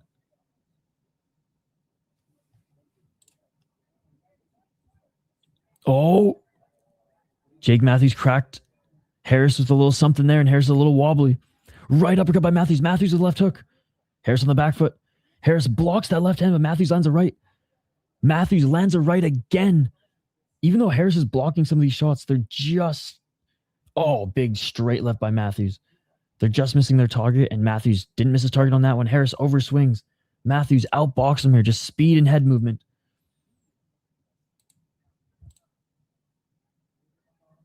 Harris too slow coming back after throwing those shots, and Harris goes for a desperation takedown. Can't get it. Matthews stuffs the takedown. Matthews with left hand. It's only a matter of time. 2 minutes and 23 seconds. I can't imagine Harris gets out of this round unless he lands a big shot, knocks out Matthews. Matthews with a step back left. 2:14. Right hand by Matthews. Matthews with the left again. He's going to knock him out. It's coming. On Harris. I had Trifon's pizza left over. Pizza and matzo sex.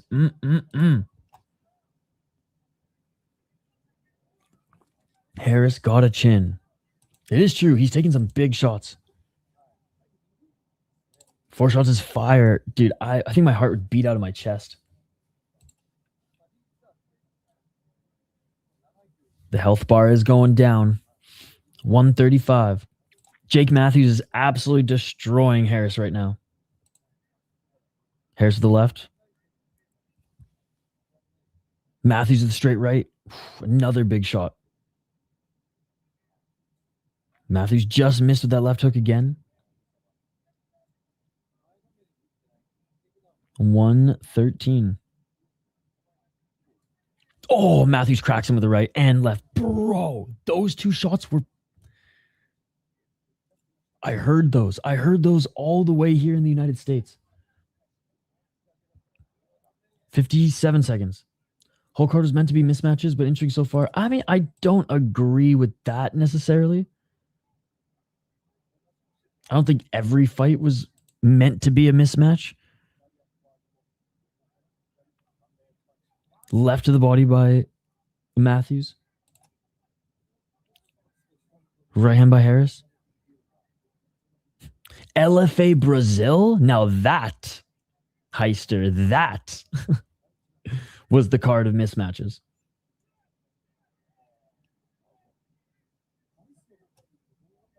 You heard them? How's your window down? Main card is full of heavy favorites, but prelim was not. Jake Matthews trains with Charles Johnson at the School of Inconsistency. Unk taking punches. Oh, overhand right by Matthews. Matthews with the left. Matthews with the right.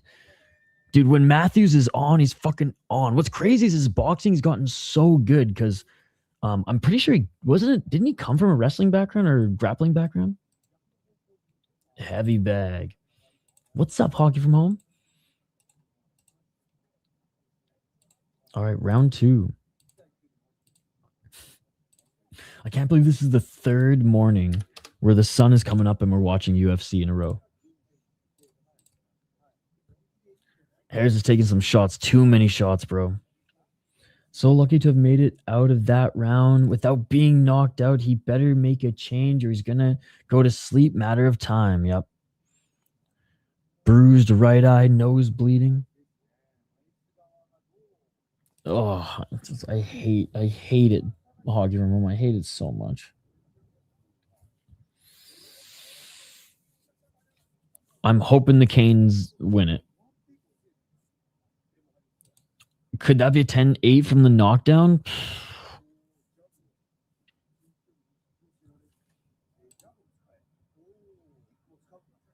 I don't know. I'm going to say no. But why did I say round 5? But I do think you could make an argument. Harris right away goes for the takedown. All right, he understands the assignment. Pulls guard. Zhang. 445. I got Zhang. 438, and Jake Matthews gets his way into mount. Jake Matthews mount. Now he's going to look for an armbar. Oh, smothering Harris right now. Reverse triangle, perhaps? Nope. Side control. 420, smoke him if you got him. Side control right now for Matthews. Again, very good grappler. Fucking boxing looked great in the first round. But very good grappler. Tried to pull the Khabib triangle, right? Matthews still in, or now he's in half guard.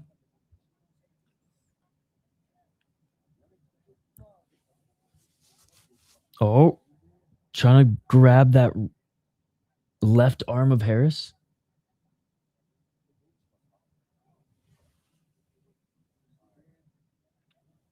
They're tangled right now. Let's see. Okay, Matthews with a few right hands as he postures up. 333.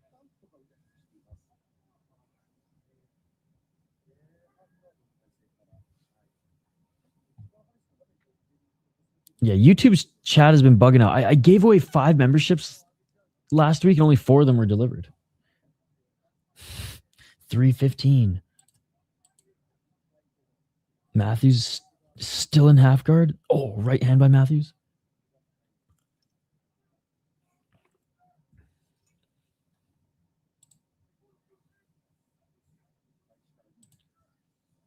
$257. Matthews with another right hand. She bang.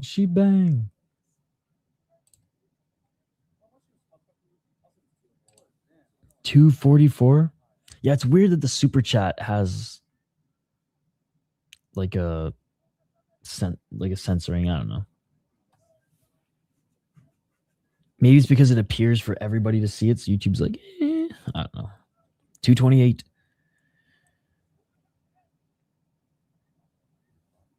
Harris is just controlling the neck of Matthews. Matthews trying to advance position here from half guard, but can't really do much with Harris having his right arm around his neck. Let me bang, bro. 204.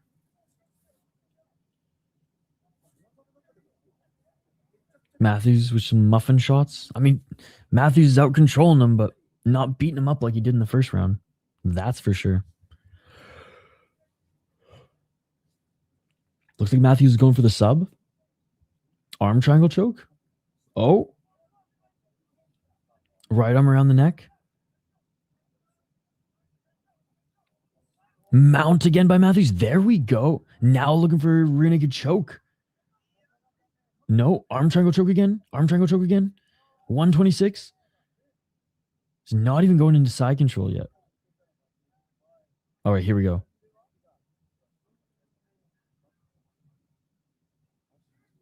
Oh my God, there's another donation from Hole and Dance. Thank you so much, brother. Boo, YouTube. Boo. Boo this man. And this man is YouTube. Thank you so much, Hole and Dance, for another $2 donation. I really appreciate it, dude. Looks like Matthew's going for a sub. Half guard. 53 seconds.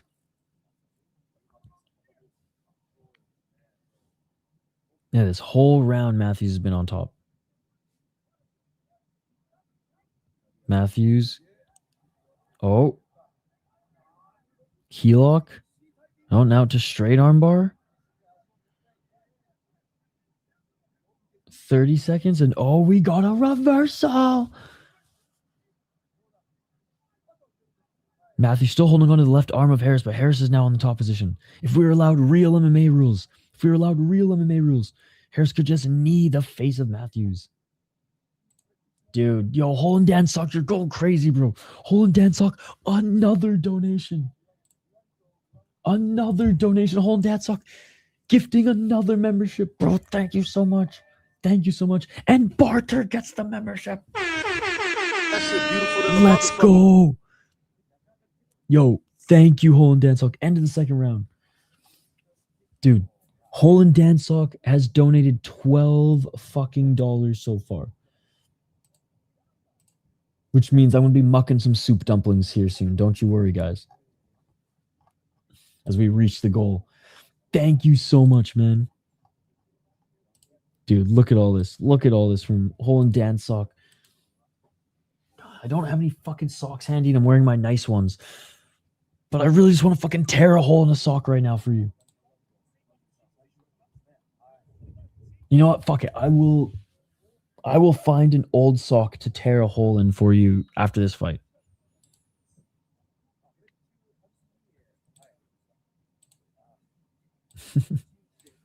All right. Third and final round.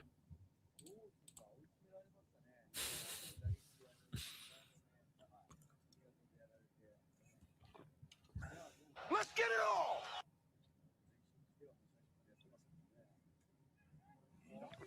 Step back left by Matthews. All right, time to switch to water. Oh shit, Matthews just dropped him. Matthews dropped Harris. He hurt him. He tumbled down. Harris trying to recover here, but Matthews hammer fist right into half guard. Damn. Oh my goodness. Fried MMA with the $2 as well. You guys are going crazy. You guys are going crazy. Fried MMA with the $2 saying pointless fight. Thank you so much for the $2 as well. Guys, go check out Fried MMA's YouTube channel and his Twitter account, as he's got daily updates and highlights and interviews. Full mount again for Jake Matthews. He's letting back up to his feet so he can knock him out, right? Rear naked choke. He's looking for the rear naked choke now. Doesn't have the arm around the neck just yet, but he does have the body triangle and the back. 351. Matthews just really wants the sub, apparently. Matthews on his back. And he's got time to work. 3:33. Maybe he hurt his hand after the first round. Arnold Allen breaks his hand and has to revert to other things. So maybe he hurt his hand after the first round. It's sad Matthews can't finish this. Friday May's the plug for those orgs Tapology takes days to update results on. Yup. Bro, I mean, Tapology is taking the fucking week off, apparently. Oh, Jake Matthews is dominating this fight. 252 in Matthews half guard.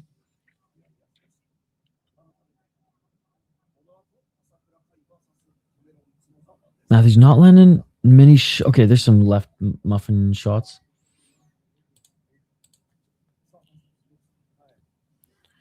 Halfway through the third round. 2 arms, 2 legs. It's normal guys. To be honest, I think Harris isn't being finished so easy is because he's not as gassed as other fights. 219. Still in half guard is Matthews. Matthews with a short left elbow. Another one and another one.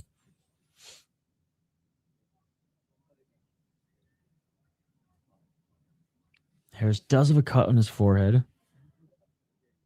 Nothing egregious.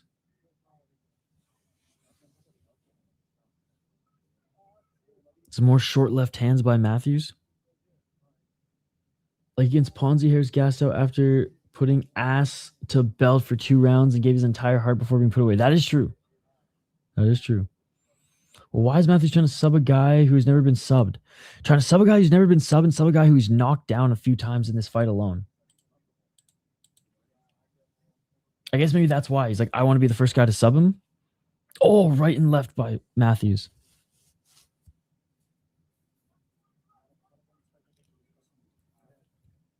Matthews 120 again, grabs the shoulders to try to hop into mount. Low key, kind of disappointing. Matthews doesn't or can't find a finish. Thought this fight was going to end a round ago. He's looking for the arm triangle again. Please doesn't give me back my communication feature back. They give me 1 month ban for literally talking to myself in game, but Mike was on swearing up a storm. Oh, jeez. And Matthews now into mount. Harris, the escape artist. Probably easier said than done, but I would push off and get up. His stand-up was so good, and he put him down. Looking to be the first man to submit Harris, I think. He has no space for the arm triangle. Now landing some short right hands. I mean, maybe Jake Matthews broke his hand in the first round too. Oh, 13 seconds. Now maybe trying to go for the rear naked. Harris is a monster of a grappler, and his once good chin is a rubble, bad fight IQ, chasing the ego win. And that is it, ladies and gentlemen. Matthews couldn't find the submission. Maybe could have gotten the TKO, but good display of respect between them here, and great performance by Matthews. Bro, Hex Fight Series is charging $35 for pay-per-view. That's crazy. 15 at most for Hex.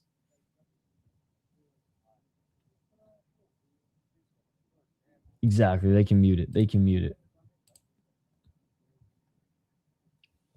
All right. We ready for Kai Asakura or what? Oh my God. This, I forgot about this. I was going to share this earlier. I paid like 25 or $35 for amateur Muay Thai in New York City during the Christmas break. So I am not one to talk about. This might be my favorite highlight from Road FC. Now this is heavyweight MMA.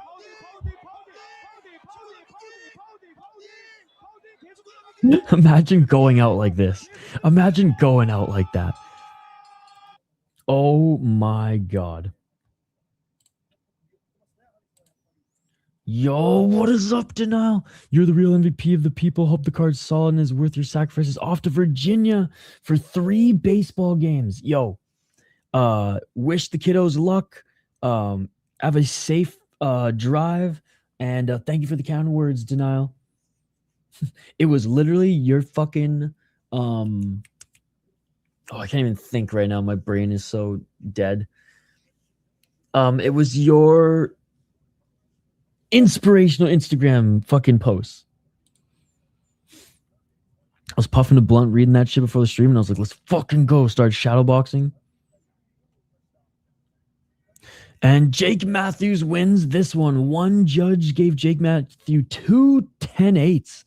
First round, I think, fair.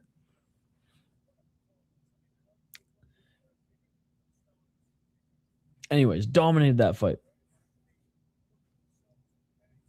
It wasn't a stop. Oh, sorry. I was like, this one wasn't a stoppage. But yeah, the one, or the Road FC.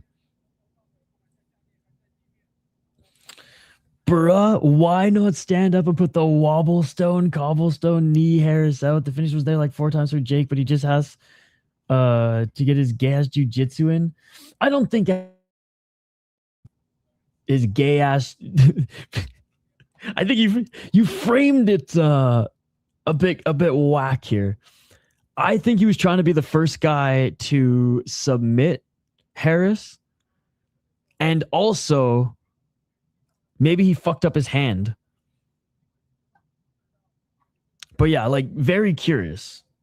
And I'm not even listening to him on the mic right now. If he says like, oh yeah, I just wanted to get the finish in this one, then yeah, I wanted to get the submission in this one, and that's why I was chasing it, then I guess at that point it's his prerogative. He could have maybe gotten a bonus, but I guess I'm just trying to make sense of it, being like, maybe he wanted to be the first one to sub him, and or maybe he hurt his hand. But anyways, a dominant performance nonetheless. He dominated him on the feet and dominated him on the ground. Almost violated him more than the doctor in Ryzen.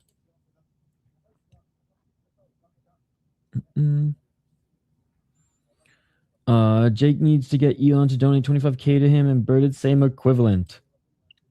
I think you're more angry than him. Real G's call it gay jits? No. Sad people call it gay jits. Gay or autistic is the best base for BJJ. Damn it. That's why I suck at BJJ. Pass the guard, sweep Dutch guy, and take him to dinner poor. Asakura will get the finish next. He's been fighting grapplers. This should be a layup. My lady made me make a real social media very boring. I like both of them. I like the meme, and I like the motivational stuff. I mean, isn't that wrestling? Singlets and fucking oil checks. Manifesting Kai Asakura finding that chin early.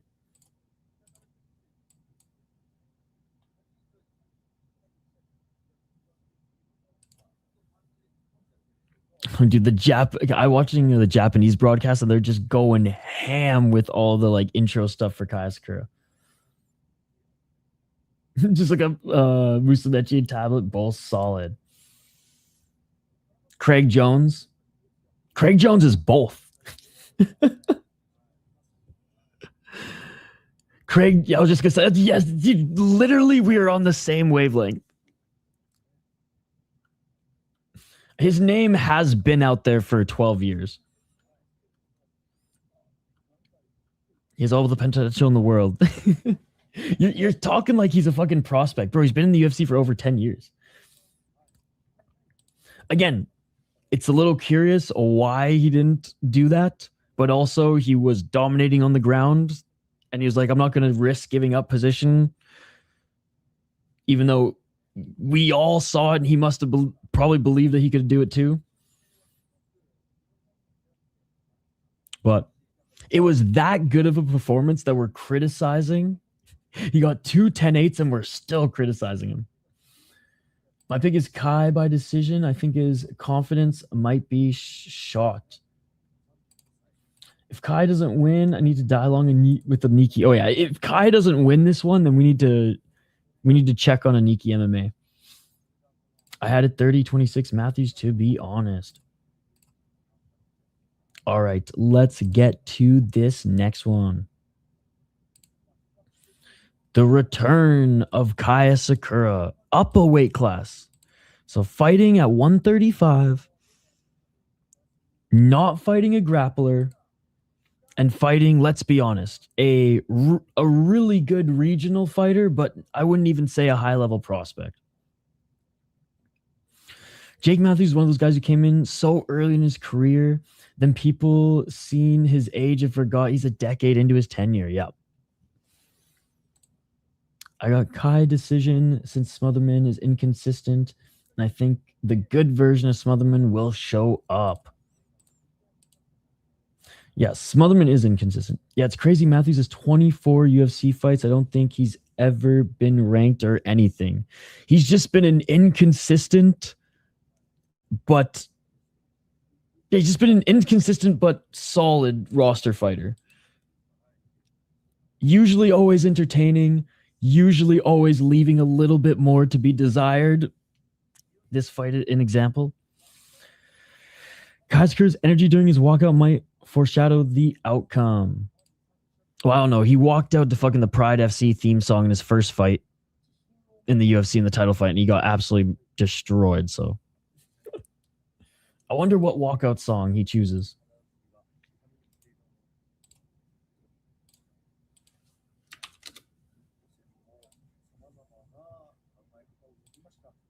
Okay.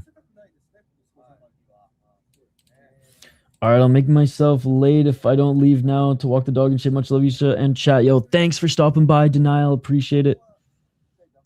I can't believe we thought and said the Craig Jones thing at the same time. I mean, I can believe it, but let's go Asakura. Too bad the UFC app charges extra for pay-per-views and fight nights. Are you in... Fuck, we got to hook you up with UNEXT, dude. I watch it on UNEXT, so I get like PFL, UFC, Deep, Pancrase, Knockout, all this shit on here. It's great. Smotherman mostly just boxes. I don't think he'll handle the knees and kicks. It is true. Cameron Smotherman, the baby-based killer, is pretty much a pure boxer. He's got okay grappling, but again, okay grappling against meh-level regional guys. He ripped up Fury, but even then didn't like go undefeated, didn't just lose 1 or 2, right? He didn't have a stellar resume before he came into the UFC.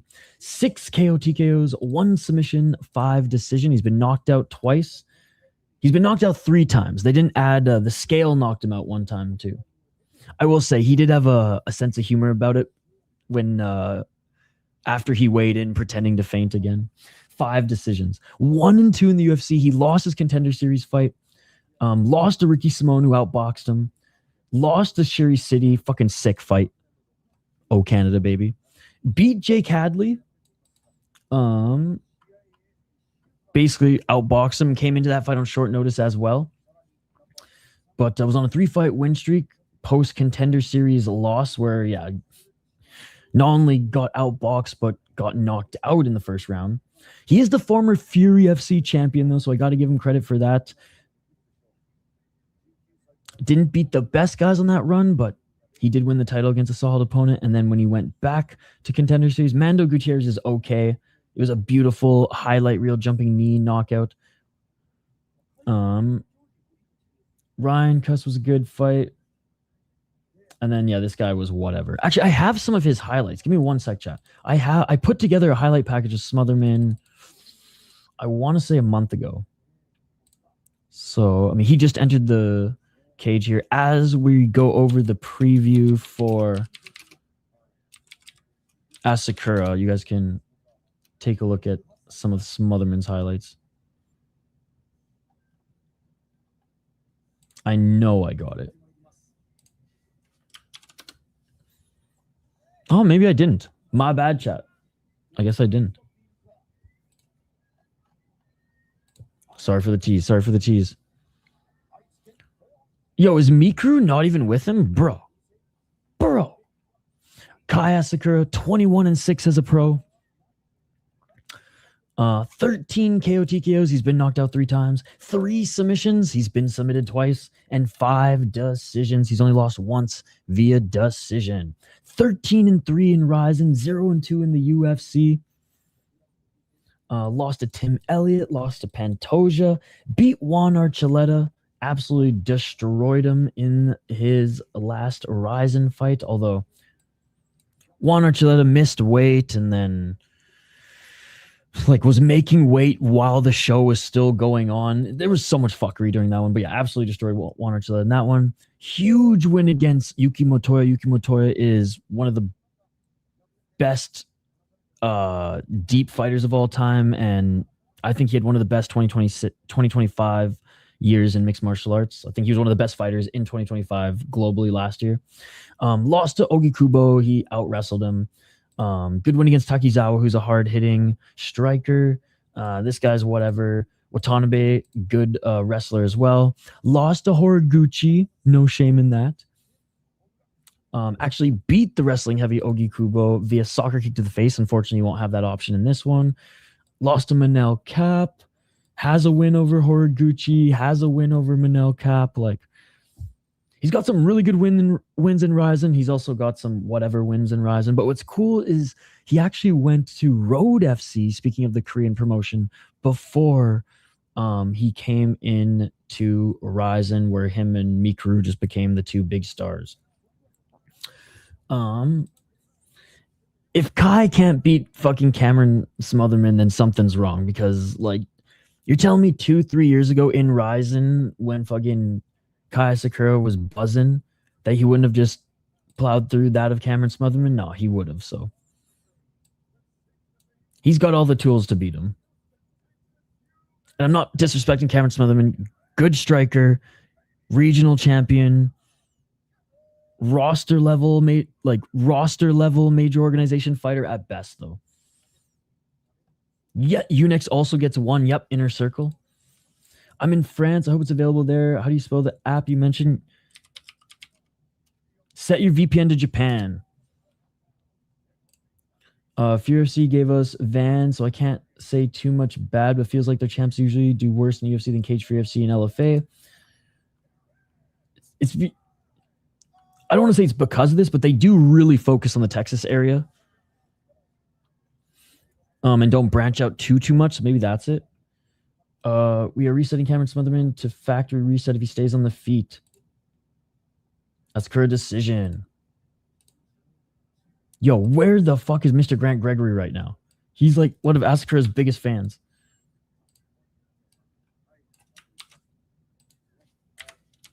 All right, here we go. Round 1.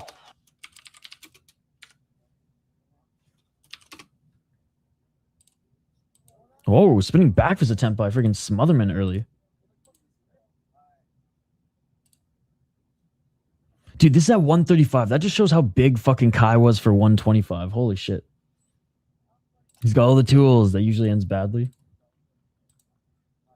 434. Imagine Asakura loses. Whew. I mean, he lost his last 2 fights in the UFC.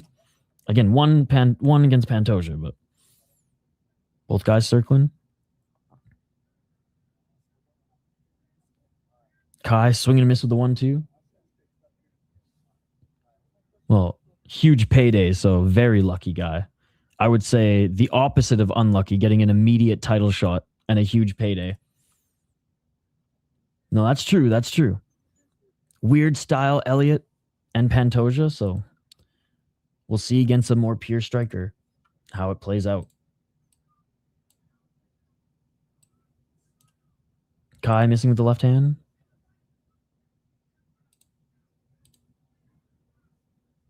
Front kick by Kai. Oh, Asakura the big left. Asakura missing with the right. Straight left jab by Smotherman.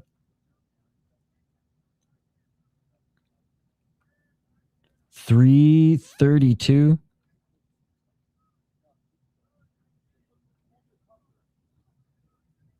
Left jab by Smotherman.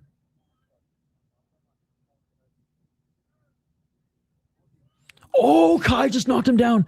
Kai knocked him down with the right hand. Smotherman's hurt. Kai with the left hand. Kai with the left. Knocks him out. It's all over. Let's go. Let's go. Now that's the Kai Asakura we remember. That's the Kai Asakura remember. Again, it was against Cameron Smotherman. We kind of thought this was going to happen, but brutal knockout. Brutal knockout. And that is his first UFC win. You got to imagine that that is a huge weight off his shoulder. Yeah, dude, Smotherman was stunned, bro. That was a brutal knockout. He's still just coming to right now. We have a win in 2026. Night Smotherman. Oh my God, jeez. That right hand hurt him.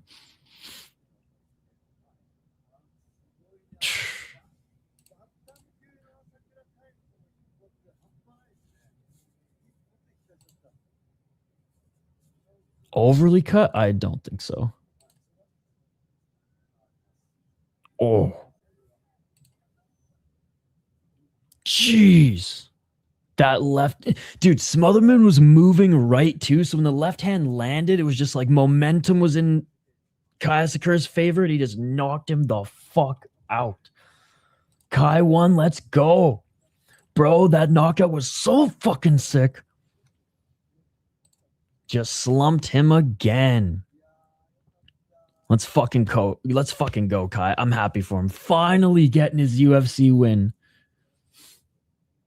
Yep. At the weigh-ins yesterday, he was pretending to faint. You know, he made light of it. Asakura looks so composed while doing it too. How good is Tim Elliott? Beat him with the freaking broken leg too.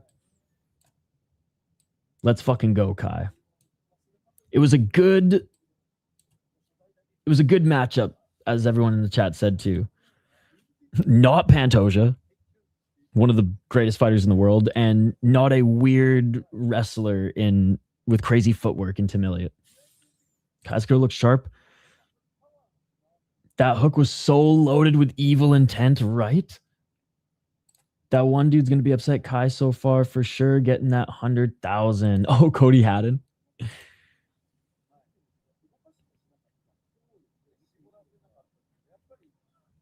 Let's go. He's like, fuck flyweight. I am here at bantamweight, dude. Where's Aniki? Both came from 2 losses. And Cameron Smotherman might be going back to Fury FC after this. Good for Asakura getting back on the winning column, but how the hell did this guy ever make 125? Dude, I know, he's fucking huge. If Kai's fundamentals were a little bit better, like Urseg, he would be 29, 28. Elliott, most likely. He does... It's funny because he's way more polished than Mikuru, but you can see the way he strikes. Like, you can see that, like, Mikuru just, like, street fighter in him, right? Slugfest heavyweight. I honestly think Pavlovich is going to fucking put Teixeira's lights out, man. I personally am not super high on Teixeira. But, like, we have to see Pavlovich is in his head or not. In his own head or not. I mean, Asakura just shook the monkey off his back. The 2 loss clouding over him, weighing on his shoulders. Let's see if Pavlovich can do the same. Smother versus Riki, winner can stay. If Pavlovich doesn't, I will be confused.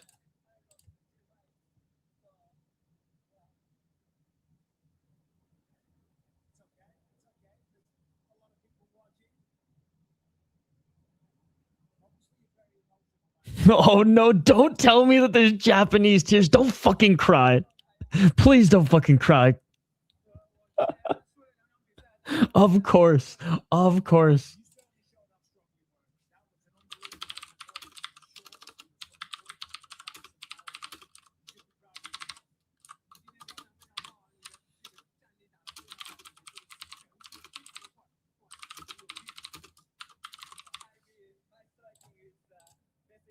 He says, my striking's the best in the world. I don't know about that, but you do got power in those fists.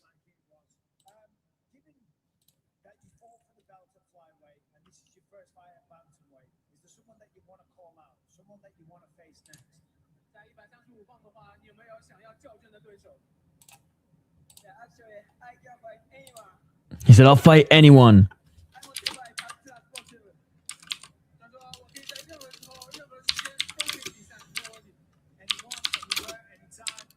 Anyone, anywhere, anytime.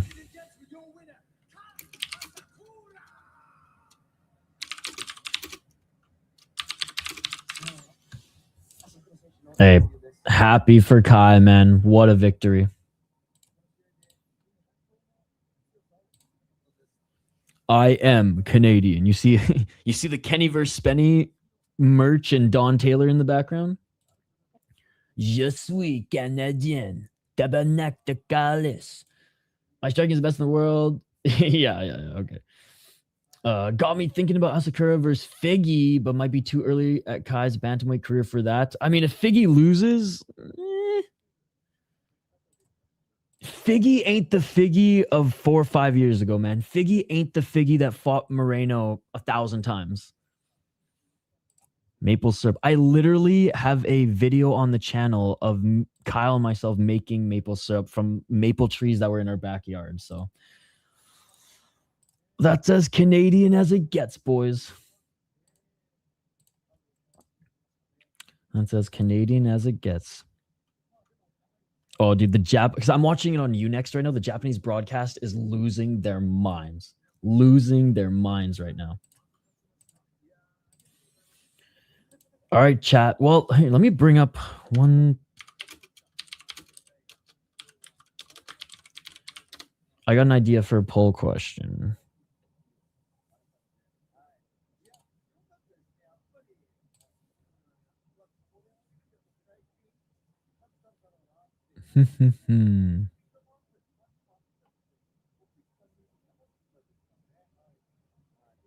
Dude, fucking Peyton Talbot and Kai Asakura would be a sick fight.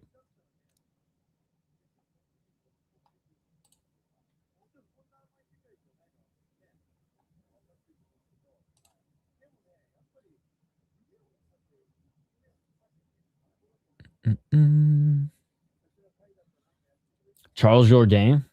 He's got some grappling in him, though, but still.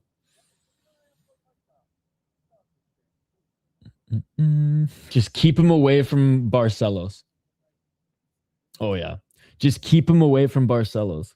Dude, he looked really good. Super Saiyan Tsuruya is a new man.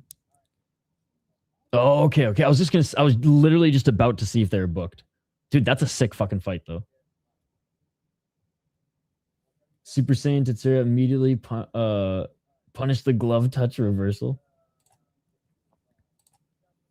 All right, chat, give me some names. Who do you want to see Kai Asakura fight next? I'm going to make a poll. Fuck the rankings. I want to give you guys, fuck the rankings in the list. I want to hear from you guys. Who do you want to see Kai Asakura fight next?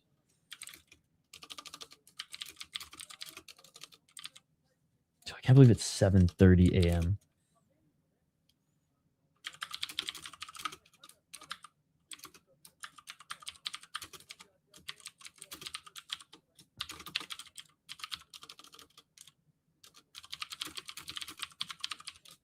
All right, give me some names, boys. Ooh, Montel Jackson. Yeah, at bantamweight. Another striker in Montel Jackson. All right, choose one, Onyx. Choose one. Which one? Which one are you going with? Garbrandt or Jackson? Our boy Curtis Clark usually corners Montel Jackson. No, that's what I'm saying. Dude, that's what I'm saying. Keep him away. Keep him far, far away from fucking Barcelos. The trilogy, the Cop trilogy would be crazy. This Cop has like his fucking history with Horiguchi, history with fucking Asakura. Alexander Topuria.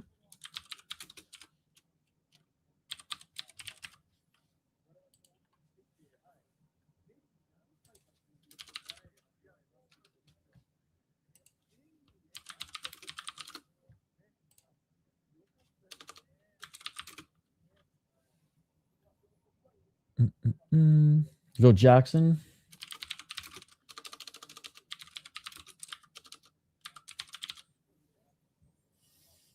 Him and Kev are boys now. Kind of might be hard to put them together. We gotta give Asakura someone that's popular, so Cody might be a good option, but he's booked against Yanez. Alexander Topuria is a great pick. What's up, fellow Chad? No, they're not giving him. Like, let's make it somewhat realistic. Like, he's not fighting O'Malley next. I could just see Cop like fighting at 135 too, just for the trilogy. I want to see Haddon versus Montel. Montel is not impressed recently. Why would you give him Bryce Mitchell? That makes no sense. Why would you give him Bryce Mitchell? Literally, we saw what grapplers do to him. Why would you give him Bryce Mitchell?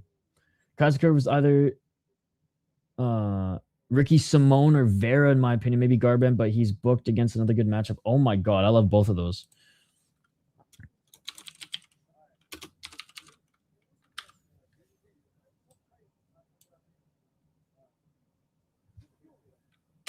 All right, I'm taking Cop off there.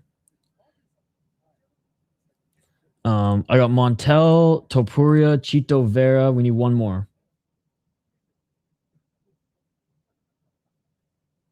I do like Ricky Simone, but I didn't want to take two from the striking ace. So Montel Jackson, Alex Topuria, Chito Vera. We need one more suggestion.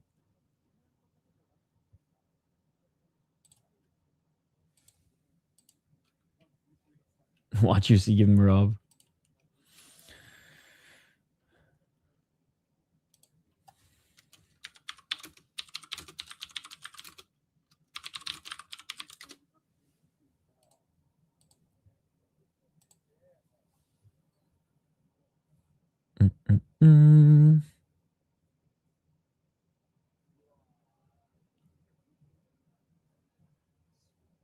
Fuck, Vinicius Oliveira.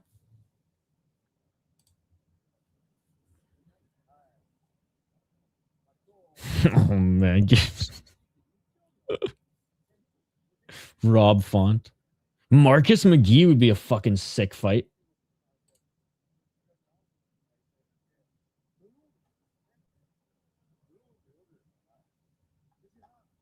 Oh, Marcus McGee. That would be a fucking awesome fight. Jonathan Martinez.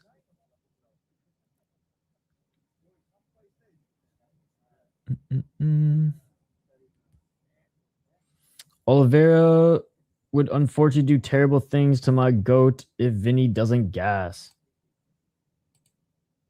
He's fucking huge for the division. Wait, McGee's moving up or Oliveira's or Vinicius moving up? Jonathan Martinez could be one. I think he's retired.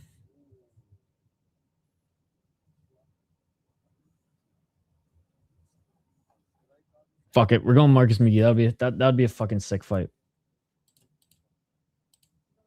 There you go. Vote in the poll question, guys. Vote in the poll question.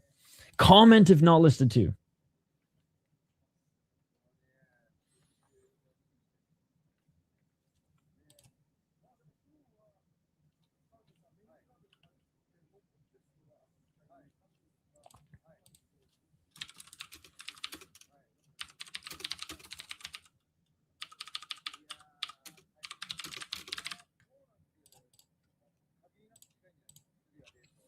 Davy Grant.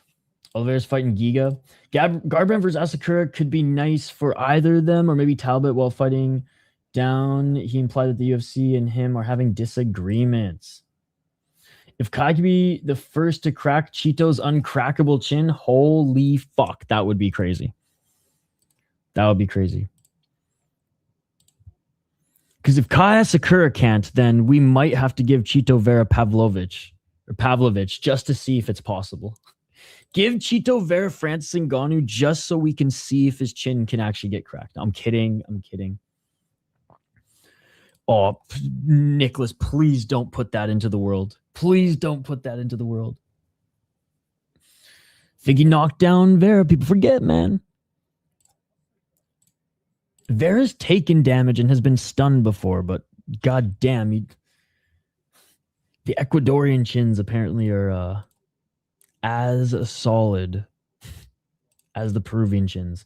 We are on the featured fight, ladies and gentlemen. I cannot imagine that this one's going to go 3 rounds. I cannot imagine that this fight goes 3 rounds. Oh, don't fucking say that. She doesn't have an unbreakable chin. He's just too good at bracing for shots. If I could roll my eyes 100 feet around, I would. Remember when we watched Tallison on LFA and we were hyped about him? Yes. I will say, No Chill MMA was the most hyped. No Chill MMA was the most hyped.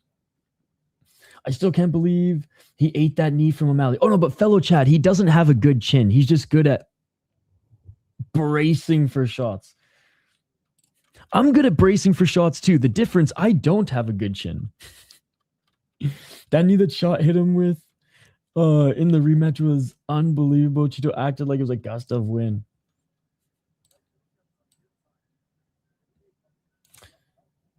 All right, Sergei Pavlovich, 20-3 as a pro, ladies and gentlemen, on a 2-fight win streak. 15 KO TKO, 0 submissions, 5 decisions. 8-3 in the UFC, 11-0 in Fight Nights Global. He beat Waldo Cortez Acosta in his last fight. Beat Jairzinho Rosenstruck in the fight before. But it's funny because, like, not memorable wins. Not the Pavlovich that we remember tearing through everybody. After getting beat up by Alexander Volkov.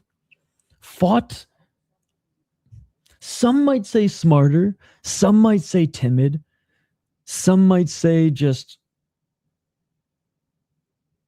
less crazy. Trying to just think of more synonyms. Getting looked at by the cut man right now. But having said that, like, both these guys are really good strikers, really good boxer. In Cortez Acosta, former kickboxer. Both of them kind of kept the fight on the outside and even forced some clinches just to get some other action going and try to get some shots in the clinch. Before losing to Tom Aspinall in that crazy first round finish by Tom.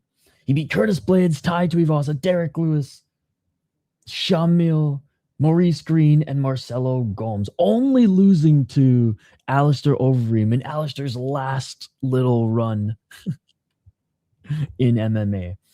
He was the Fight Night Global Champion before coming over to the UFC, and actually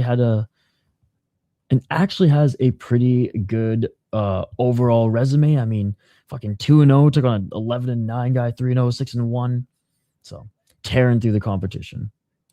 His opponent, Tallison Teixeira, opposite frame, doesn't have as many reps. He's tall, he's lanky, 9-1 as a pro, didn't fight the best competition on the regional scene.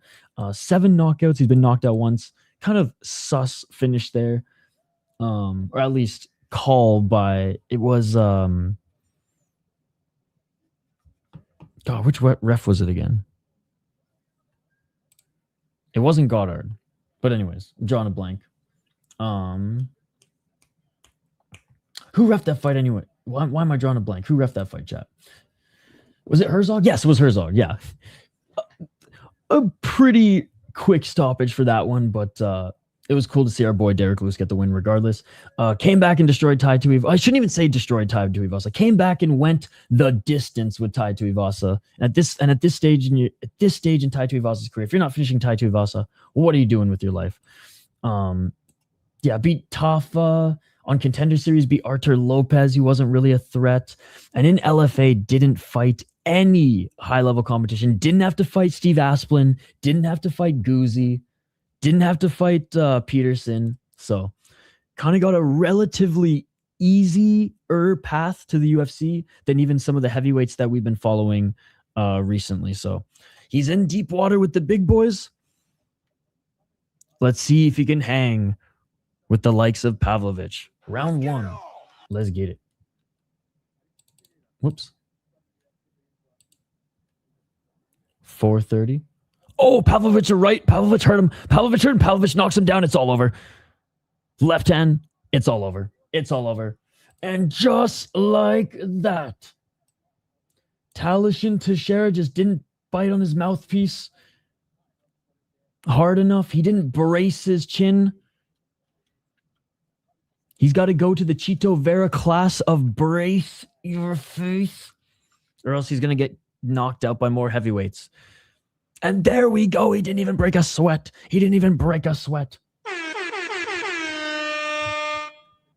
He's got to go to the Chito Vera school of brace your face.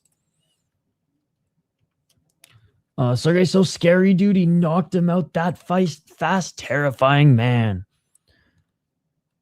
Oh my God. It was his freaking like wrist hit the fucking temple. Less than 30 seconds. Pavlovich versus loser of Pereira or Gone or title shot. That's 3 in a row. If Volkov doesn't get the title shot before Pavlovich, I am literally going to riot. That's high-level martial arts knowledge. Back-to-back first-round knockouts with Zhang next. Yep. It'd be a good coach. Dad energy low. My kid's like 20. Hit in the face equals KO. Bracing your face a little bit. Won't do anything against a knee like that. Chito just has a chin. I want to go to the school of brace your chin. Brace your chin.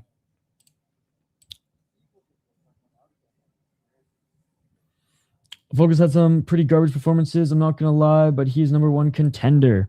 If Volkov doesn't get the title shot next, I'm never watching the UFC again. Fuck this shit. UFC is the new corrupt FC if he doesn't get the title shot. Yo, come on, Holland Danslog. Just stop it. Just stop it, bro. Oh. We're talking about practice here. Holland Danslog's reaching. Smashed. I wonder how Sergei never finished Rosenstrike. Maybe hesitation coming off the loss. And Rosenstrike kept that fight on the outside. But yes. Man, I went to get a coffee for 30 seconds. No one is saying, okay, I don't know why you're wasting my fucking breath with having to read this goddamn comment. But no one is arguing against that. No one is arguing against that. No one is arguing that, like, yeah, if you brace yourself for a hit, you're going to get less injured. We're talking about fucking chin, bro. And what puts the fucking brain out quicker. Yo, I just went out to buy eggs. What happened in the main event? Onyx got fucking Holland Dansock and I riled up. Put it this way, Onyx. Until you can get me registration into the school of brace your face, I don't believe it. The White Ngannou was back. If Pereira wins, I feel like he jumps the line. They're definitely going to book him versus Aspinall next. Then fuck this league if they do that. Nice friendly debate, no hate. We're on American. The chin doesn't exist. It's a lot more complicated than he has an iron chin, bro. Nah, dude, he actually has iron plates in his chin and he was born with them, Onyx. I've seen the x-rays. I've seen the x-rays. I've seen them with my own eyes, brother. You can't tell me otherwise. Bro, I've done a lot of research on the topic. The chin is one of the most misunderstood concepts in combat sports. Well, you clearly haven't, because you haven't seen the metal brace that he was born with. It's not even a brace. It's more like a metal shield. Think Wolverine's adamantium fucking Canadian bones. Right?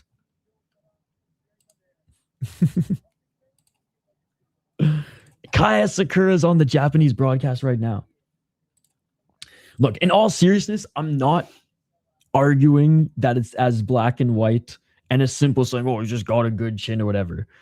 But saying it's as simple as, oh, he's actually not tough. He actually doesn't have a lot of genetics that also help him out with that. It's not that. It's, you know, it's also that his brain rehydrates quicker. There's a lot to it as well.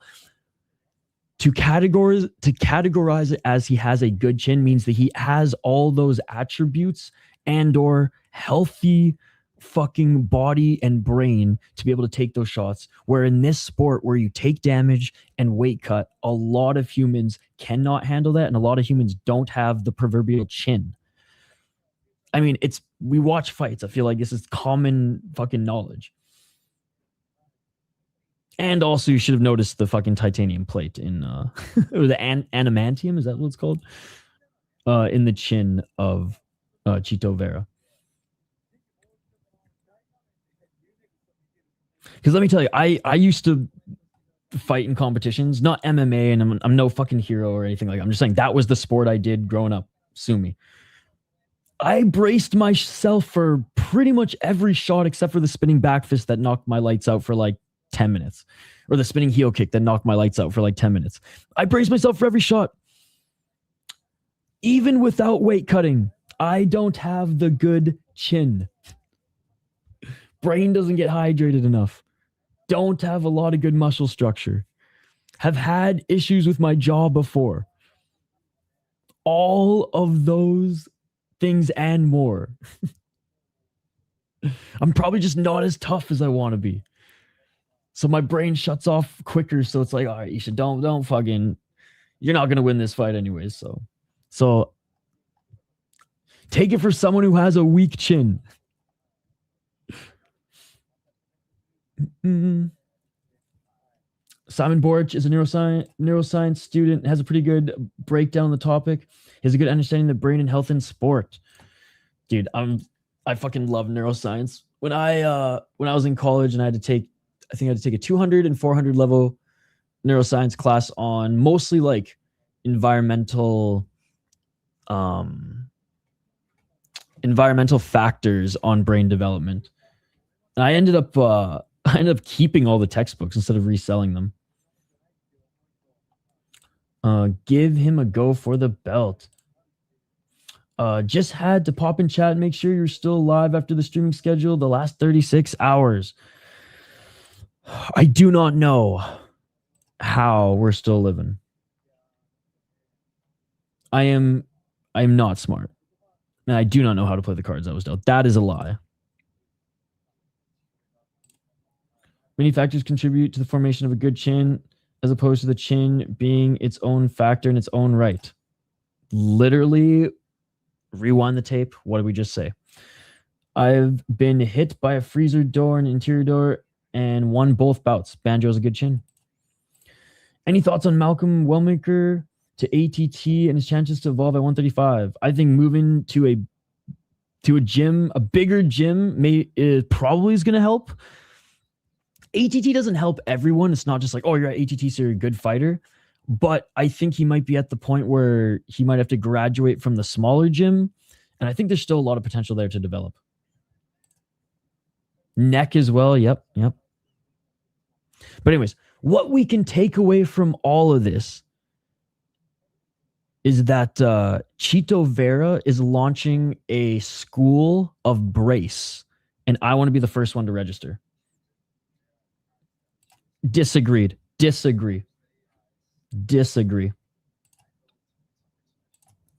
Sometimes I lightly smack my face and hit. MMA fans are like way smarter than me, and I understand this. So,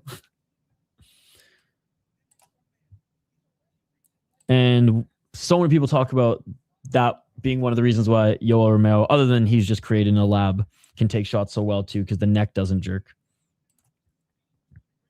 Thus, less brain movement.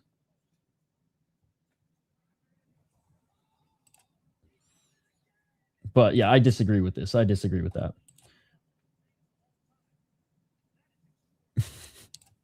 It's crazy. I know. Fried MMA. What it comes down to is we're dumb. They're smart. It is what it is. We look at fake x-rays of Wolverine that people said were actually the fighter. And they read the peer-reviewed articles. Justice for Caitlin Vieira and Daniel Marcos. The fridge doors hurt. I can imagine. I don't think about hitting the face with a fridge door. I will say I didn't get knocked out. I didn't get knocked out when I got my head slammed on the ice, but my nose was the primary point of contact, not my chin.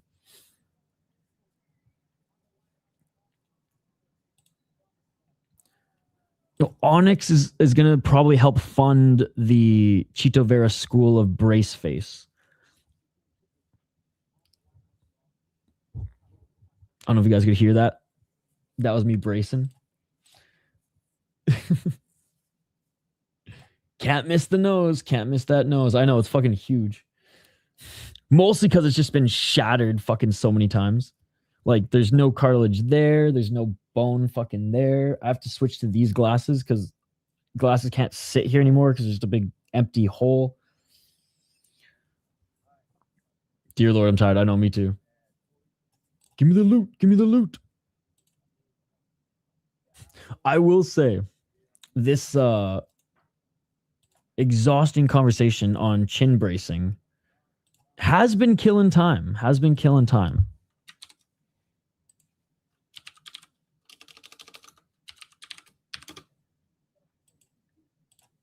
All right, these guys may as well be heavyweights next because we're probably going to see a knockout. Look at Yoel Romero. He doesn't have a neck, thus he has a good chin.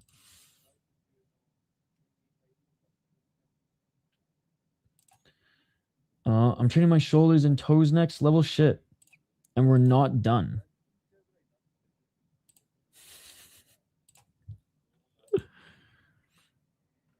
I am not the GOAT. Anyone who opens a school for the brace face is the GOAT. So I think Onyx is actually the GOAT. All right, the fighters haven't even made their walkouts yet. Holy shit. Yo, I think John Anik wants to get in on this brace face conversation.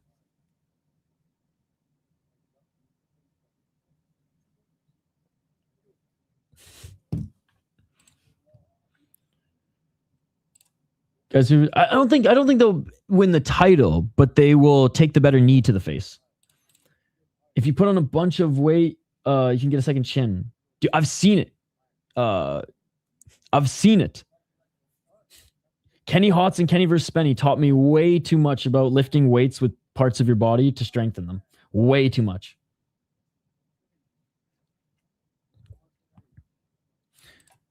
Which we literally went over 5 minutes ago. People train toes every day. I brace my toes as much as my chin because I want to brace for that kick, baby. Some of the long-ass neck, like Tallison Teixeira, gets flatlined. Okay, so explain Tyler Myers getting hit with 40 to 50 kilometer speeds in hockey and how he doesn't get concussed with that long neck that's twice the size of Teixeira. He's the freak of nature. Or he braces himself for the hit. Yoel was talking to that boy from 1,000 miles away. I see you soon, boy. So I'd really get double chin. So now he's just arguing with neck length. That's what I'm saying, man. He's right, we're wrong. Tisk, tisk, tisk. You're talking about necks and chins and Yoel Romero's, and you don't know who Tyler Myers is?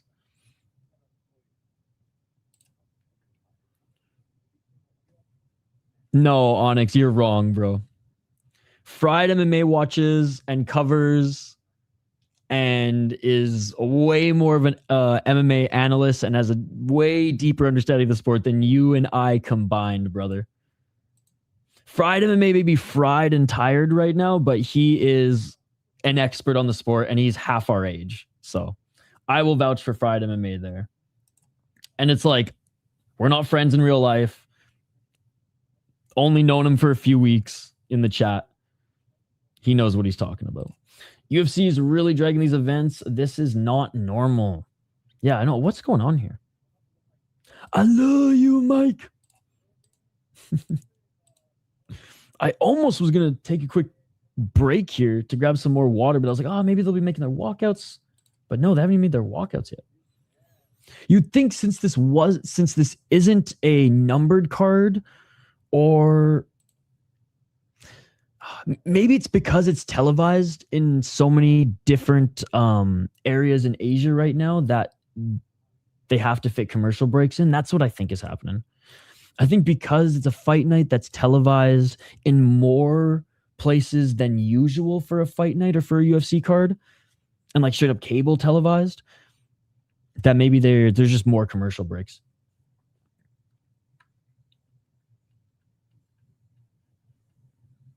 Yeah, we should have had the co-main by now.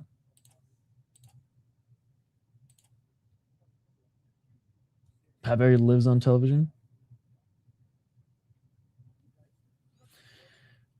No, like I said, Onyx, all joking aside, like I'm vouching for Friday maybe. He's way smarter than you and I combined when it comes to mixed martial arts. And bro, you don't even know who Tyler Myers is. So like, what are you even talking about? You're talking about necks and you don't even know who Tyler Myers is? Please. I'm just hoping for a no contest. I swear this is JL, by the way, just rebranded. I'm like actually positive this is JL rebranded. It took me 5 hours, but welcome back to the stream, JL. We've missed you, brother. All right, let's get to this next fight. Finally.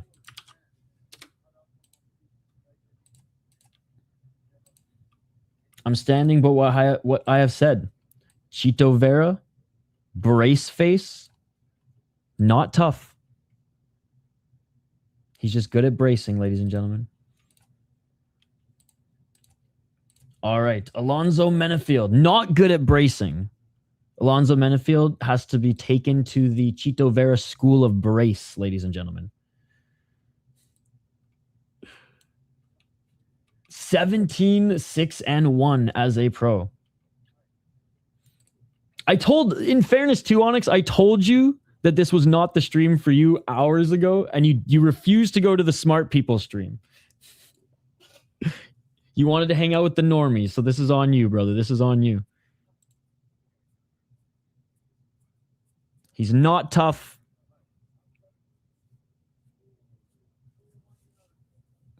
He actually doesn't even have a chin. It's not even physically there. It's just a beard over a flat face. It's kind of like this. And all he does is brace. Brace, brace, brace. Brace all day, baby. Yo, what's up, Jaden? Good to see you. Alonzo has a lot to learn from the Iron Chin Academy. That he does. But hey, Onyx will be running seminars soon, dude. Onyx will be running seminars soon with only peer-reviewed facts.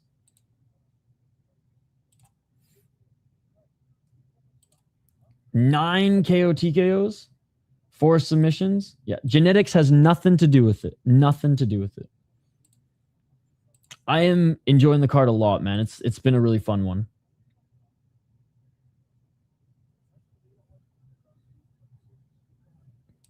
Dude, if you brace, you're good.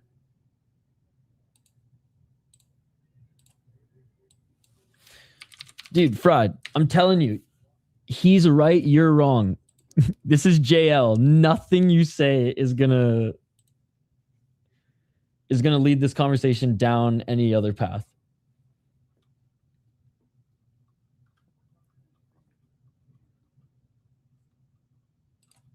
Because he's from / started the school of the brace face Onyx. Just noticed Tafa taking on Iwo on the next week card. Rip. I think so. Was nice to see Kai crush a can. Not a can by any means, but yeah, definitely not Kai's level and a really good matchup for him. 17-6-1 for Alonzo Menifield. 38 years of age. 9 KOTKOs, 4 submissions, 4 decisions. 10-6-1 in the UFC. Another early Contender Series guy as well. He actually fought on it twice to get into the UFC.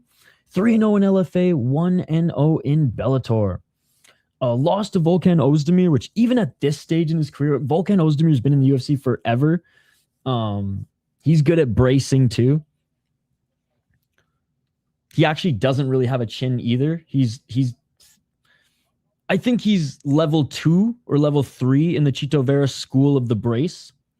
Fucking love Volkan Ozdemir. The best gatekeeper in UFC history. Good win against Omar Sy and Julius Walker. Whatever. Split decision over him. Lost to Mirzakhanov and Carlos Alberg, got knocked out by both of them respectively. Crazy fight against Dustin Jacoby. They each like wobbled each other a few times in that one. And then yeah, beat Jimmy Crute twice. So Alonzo Menifield's one of those guys who hits hard, slows down pretty quick, has wrestling, but doesn't really use it other than just to pin guys up against the cage. Mingyang Zhang, the Mountain Tiger, 19-7 as a pro, 3-1 in his last 4 fights. 13 KO TKOs, 6 submissions, 0 decisions. He's never been, or he's never won while going to the judges' scorecards. 3-1 in the UFC, 6-1 in Wulin Fang, and 3-0 in Huya Fighting Championship.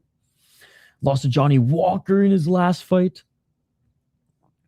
which is crazy because Johnny Walker, talk about inconsistent. My God, a guy who's got a ton of power, a ton of skill, but sometimes just does nothing, like in his last fight. Beat Old Man Smith, whatever. Ozzy Diaz is actually pretty tough, so good win.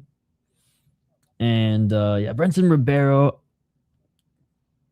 not the toughest guy either. Not from the Chito Vera school of the brace. So anyways, his UFC run looks good. Didn't necessarily beat the best competition, but he looked good while doing it up until the Johnny Walker fight. I still think there's potential here for him. Wulin Fang guy, man. Wulin Fang guy. And if anything, I don't like, he probably could have had even more fights. Like, he only is a 19-7 guy. Only is a 19-7 guy, but always tough to gauge these Wulin Fang guys when they come into the UFC. Good striker, good power, pretty tough, but couldn't get past Johnny Walker, but it was like Johnny Walker on a good day. So I think you'll get past an older, a slower, and a more weathered Alonzo Menifield here. But if we see the Alonzo Menifield who fought Umar Sy, if we see the Alonzo Menifield who fought Dustin Jacoby, who's able to come back after getting hit with some big shots and retake over the fight, then maybe he can get past this one. But I think Mingyang Zhang understands the assignment. I think he wants to get this crowd buzzing again. I think he wants to go for that knockout, and I think he will get it. Yeah, he's only 27. That's insane. I'm taking the Americano. I mean, Kai got given Pantoja off the bat, so it could happen. Ozdemir's a Swiss Nation hero. Love to see Kai versus O'Malley.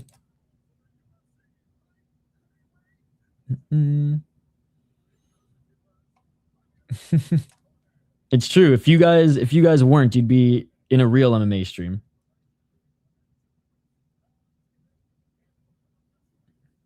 JL, ladies and gentlemen, JL.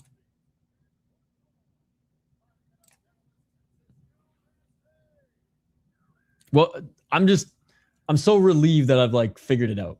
It's good to have you back, JL. There are no Canadian teams in the National Hockey League. There are teams that are located in certain cities in Canada and the United States, but they're all international teams. So I could care less about this stupid fucking plebeian sheep bullshit. Oh, I have to root for this team because they're fucking Canadian. No, they're not. They're an international team. Shut the fuck up, dude. Having said that, I was rooting for Alex Newhook because he's my homie. I know him personally. He's not my homie, but I know him personally. And I was rooting for him. He had a really good series. I was just hoping Montreal would make it because I think they are the more fun team. But they couldn't get hardly any shots on net in the last two series. So that's going to bite you in the ass. I hope Carolina takes it, is all I'm saying. I hope Carolina takes it. All right, here we go. Round one, ladies and gentlemen. Let's get it. Let's get it all.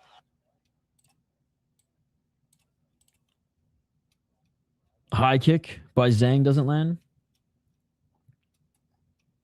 But yeah, as you know, I'm not a Habs fan by any means. I don't hate them like I do the Toronto. I don't hate them as much as I do the Toronto Maple Leafs. Oh, Alonzo Menifield with a nice left hand. Low kick by Menifield, but the conference finals didn't really deliver as much as I thought they would. Oh, nice left by Menifield. He's swinging for the fences too. 423. Zhang with the body kick. A knee to the body. Another knee to the body by Zhang. Another knee to the body by Zhang. They're in the clinch. Damn. Go Tiger. 354. Alonzo Menifield has been able to be successful in these clinch situations, not by doing a lot of damage, but by just using his strength to control his opponents, wear him down a little bit. Zhang breathing deeply already.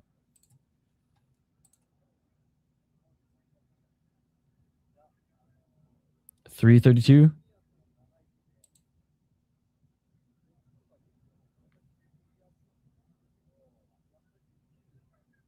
Menifield's pushing up against him. If this was in Japan, it would already be separated. 316. Knee to the body. You have a brain aneurysm if you saw how bad the flopping is with the Oklahoma City Thunder. I hear it's pretty bad. One of the biggest reasons why I can't watch NBA basketball anymore. Only the Lithuanian league, baby. 250. So they actually fight in that league. More knees by Zhang. And the ref's saying, let's work, let's work.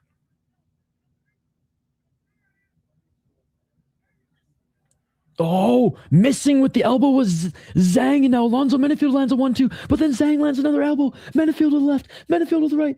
Menifield walking him down. Menifield with the right hand. Zhang with the right. Menifield enters the clinch. He ain't Bryson. China's curse, bro. 203. The crowd is going crazy. 154. Hey, one got a no contest, alright? One got a no contest. Zhang throwing bombs but missing them all. Menifield's brace game is working tonight unlike usual. Right hand by Zhang. Oh, that hurt Menifield. But he throws that left jab. Menifield, overhand right. Zhang being a little too overzealous with that knee. Zhang with the 1-2. Menifield with a right and left.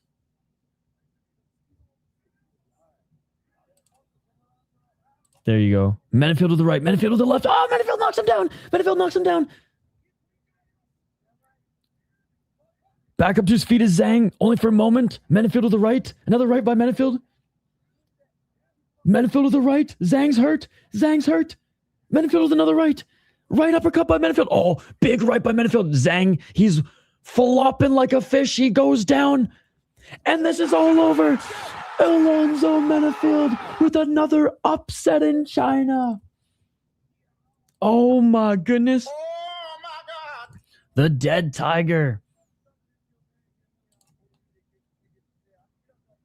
There's rice everywhere. He's out. Sad day for China. Oh my God. Did you watch the Rico Verhoeven fight? Man, both Francis and Rico impressed me so much. There's something to unconventional boxing.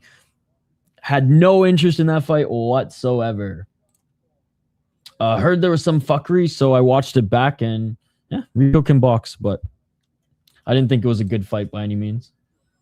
Something's in the Macau water. Dude, they're borrowing whatever is from the Samurai Fight House taps. China's cursed tonight. No way Song wins. He finished him. He's asleep. The entire crowd went to sleep too. Big win for Alonzo Menifield. Absolutely, bro. Uncle Menifield, man. The China crisis. Zhang wasn't bracing, bro. What a shame. Honestly, I've been bracing so hard I might chip a tooth on stream. I don't have dental insurance, so that would be nuts. I'm either gonna shit myself or chip a tooth. Bro, I now have the best chin in the league. I now have the best fucking chin in the league. You see that brace game, baby? I'm skipping the Bivol fight. I could care less about that crappy IBF mandatory. Yeah, I am gonna take a nap. I only probably can nap for like an hour or two today. That's what's fucked. I got to meet a buddy in. I got to meet a buddy at 11. I'm gonna say fuck a shower. He's just gonna have to deal with me smelling like I've been up all night watching MMA. It's like kind of a work meeting, kind of not. It's like a casual work meeting. So, damn, what a fight. It's about time to put some respect on Alonzo. Please, Figgy. I did not get any sleep. I stayed up all night last night, and I stayed up all night tonight, and I stayed up all night the night before. So I've been... Dude, honestly, the last 4 or 5 days, I've maybe gotten 6 or 7 hours of sleep, like total. I'm going to die before I'm 35. Powerful monster. Why are you having a social life? As a fight fan, we have to do better. I know. I'm sorry for having a social life.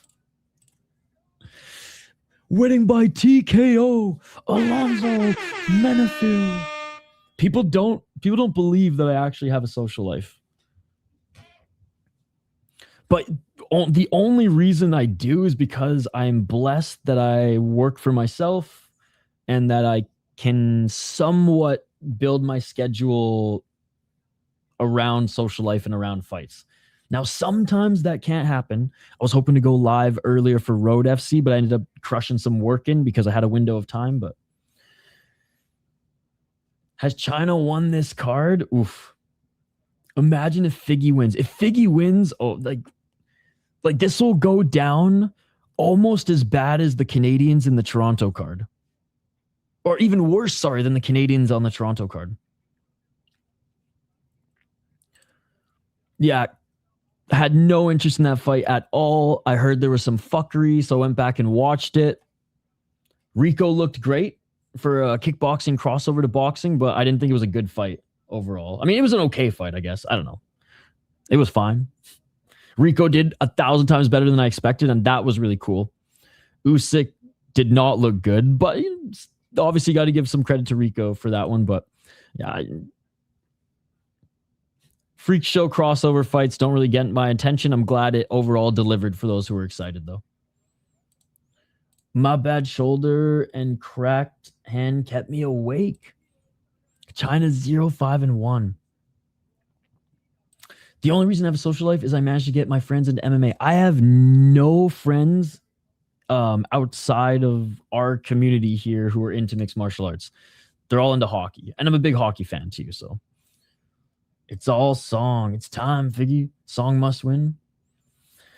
My family was getting in the way of Estonian regional MMA, so they had to go. I guess I will get like 2.5 hours. Need to be up at 9 a.m. PST for UCL final. Also probably going to listen while I prep for bed. So sad for Rico, but they would have robbed him anyways. It does suck that they robbed him, but like that's fucking boxing, man. Boxing is more corrupt than one championship on a Friday morning. Live betters, bet your house on Figgy. It might be time to start betting again. A Rico fan, so I had interest in that fight. Rico's the man. I'm not disputing that Rico's not the man. If it was a kickboxing fight, I would have had interest in it. Because it was a boxing fight, I had no interest in it. And not just because I hate boxing. Boxing's the combat sport that I'm least interested in. But I generally still support my guys. I never miss an in-away card. Lomachenko, I watched pretty much every single one of his fights and cards. Love my boy Navarrete. Big Bang Zhang, who usually put on boring fights just until he knocks someone out. So like, there's certain boxers that like Minbilly as well. Been fun watching his come up. There's a few boxers that I take an interest in, and I'll watch the cards that they're featured on. But for the most part, it's just too corrupt FC for me. I'm sick of watching guys win and then not get the win. And also I've watched so many fighters like get into wars and I like cheer it on and then they literally die 2 months later. And I know I'm a savage when it comes to MMA. I literally asked UFC Fight Pass to retweet the arm break in one fight. I get it. It's a little hypocritical. But like, I don't see deaths every year in mixed martial arts. I don't. We see them every year in boxing. And like, I've streamed boxing cards and we're like, I'm calling a fight. It's an exciting fight. Guy gets knocked down like 2 or 3 times. Like, they gets knocked down like 2 times, like in 4 different rounds. And then finally it's like waved off late and Buddy's like convulsing as he leaves the cage. I don't know. Or leaves the ring. I'm just not a boxing guy, man. Call me a pussy, but I'd rather see guys get elbowed and soccer kicked in the face and not die the same year. MMA deaths only come from weight cuts. That I agree with. You'll love watching Rafael Espinoza. His cards are always fire. All right, noted. I think Rico's a legit boxer, though, so it wasn't really a freak show. Well, we didn't. Hindsight's 2020. Hindsight's 2020. You're saying that now. Going into it. This is going to make me sound like a casual, but I love watching fights. But it's not events in real life. I'll prioritize my real life over events and watch on delay. And Mystic is a hardcore like us, so that is cool. It's always tougher for me to watch stuff on delay, but like I have to. I have to these days because there's a lot of overlap. Last fight, they didn't rob him. Stoppage was weird, but Usyk was going to finish him. Dude, imagine Usyk versus Rico in kickboxing. But like, I wouldn't want to see that either. Helen trying to get their ass kicked. They feel as bad as they did in the last Joshua Van title fight. Song Yadong, my guy, channel your inner communism, man. What's up, Tofu? It's only low leagues where people die, just some terrible refs. No, fair enough, fair enough.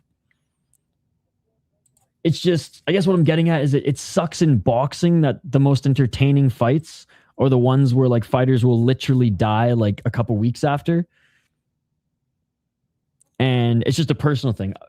The call, like covering those live and watching them with you guys, and then like literally learning that the fighter died like 2 weeks later after going into a coma after the fucking fight. It just, I don't know. So, but like I don't look down on, I don't judge any boxing fans or anybody who's a fan of different other sports. It's just, I like boxing. I appreciate it. I respect the history with it. And I'm a fan of a few selected fighters and very much a fan of the Japanese style. But I'm just more of a, I guess, kickboxing and definitely more of an MMA junkie. MMA's brutal but quick. And saving people's lives. No. I'd watch him kickbox again. I mean, if there's no overlap with any other like card that we're covering that day, maybe. But I'd like to see him kickbox. That would be sick. That'd be cool to see the kickboxing athlete kickbox.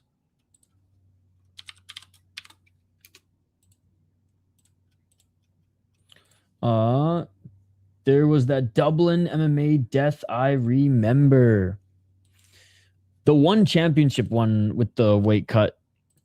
When was that? It was like 7 years ago. I don't remember what happened with the Dublin one. The next Glory Kickboxing card is going to be crazy. Chroma and Rajabadze fighting on the same card. There's definitely going to be some fuckery. There's definitely going to be extra security. They both had that crazy fight. Yep. Yo, good to see you, by the way, XNP. Actually, you know what? I would only be excited for the fight, Jaden, is I think I'd only be excited for that fight if he fights a certain opponent.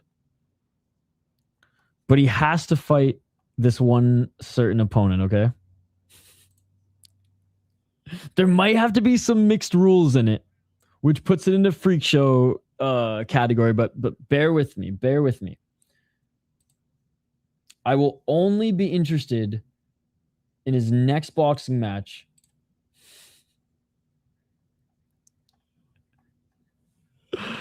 if he fights Joe Schilling. Oh.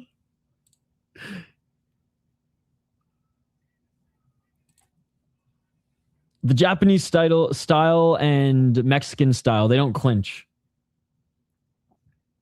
Because they do everything better, dude. That's why. Joe Schilling. That's the only guy. That's the only other kickboxing crossover guy I want to see in a freak show boxing match. After the shit he pulled in PFL, let's go, baby.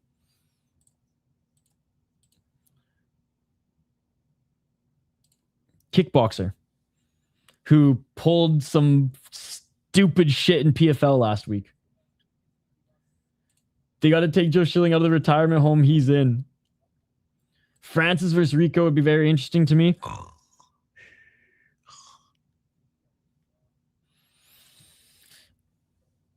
The only fight for Francis that is interesting to me is Phil Defree. If it's not Phil Defree, I don't care if it's in kickboxing. I don't care if he fought Rod Tang in open weight Muay Thai. It's whatever. It's a nothing burger until Phil Defree gets that fight. Hell yeah, dude. One of the best kickboxers out there. Love watching him fight. No, Joe Schilling's an American kickboxer who crossed over to MMA, didn't do well in MMA, then came out of retirement to fight in PFL and then quit mid-fight. No, didn't even quit mid-fight. He fought a glory kickboxer, actually. He didn't even quit mid-fight. He quit after the guy got the top position and didn't headbutt him. Yeah, honestly, he might be the greatest right now and one of the greatest of all time. All right, the next two fighters are making their walkouts now. Hey, shout out to the chat. Even though we butt heads at time, and even though I'm a sleep-deprived, hangry, smartass right now, I really appreciate you guys keeping the conversations going, keeping the chat lively, and hanging out with us for the last 5.5 hours. And if you haven't already, smash that like button and subscribe. All right. Main event time.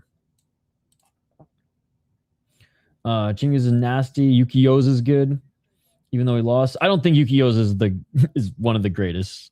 Nor do I think he's even probably in like top 5 pound for pound kickboxing right now.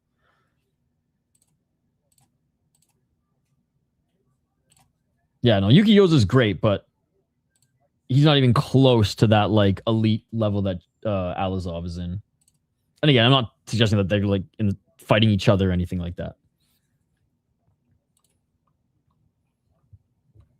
Yoza would be in like the next tier down, but definitely good. And not like a bad tier, like great or like excellent and great, we'll say. And I'd say like Yoza's in great, and yeah, Alazov's definitely in like the excellent. Is Jing's ever gonna come back? Fuck Shatri, man. You could argue top 5 for sure. I would say probably I would say top 10, yes. I wouldn't say top 5. Still up and about to head out. Mainly just gonna lurk. Picking Yadong, TKO round 4. Especially because a Muay Thai guy just beat him. A Muay Thai guy just beat him in kickboxing, so. Jing is still in his prime, but just kind of walked away. Fig's better than Song Yadong, but he fights down to his competition. I also think Father Time is creeping in as well. Too bad Figgy hasn't tried to do something in his fight since Jan has had his way with him. I don't think it has anything to do with trying. He definitely is not that war Figgy that he used to be. But he has been slowing down faster than he used to, and he would slow down in later rounds too. Yan got dropped by him. Yan doesn't know how to brace his face.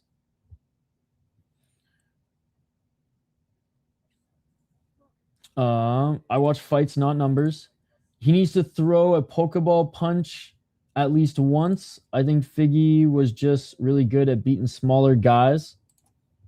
No, I mean, a little bit of column A, sure. But he definitely had a good war style. Like, he was a good brute striker. His footwork was good. He could take good shots as well. He had a good brace face. And his takedown defense and ability to scramble and get back up to his feet was just super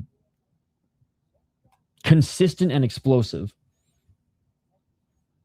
He's 38 years of age, man. And he's fought in such a nasty style for so long that, like, the decline isn't always as sharp as Tony Ferguson's, right? Do you think O'Malley beats Kai?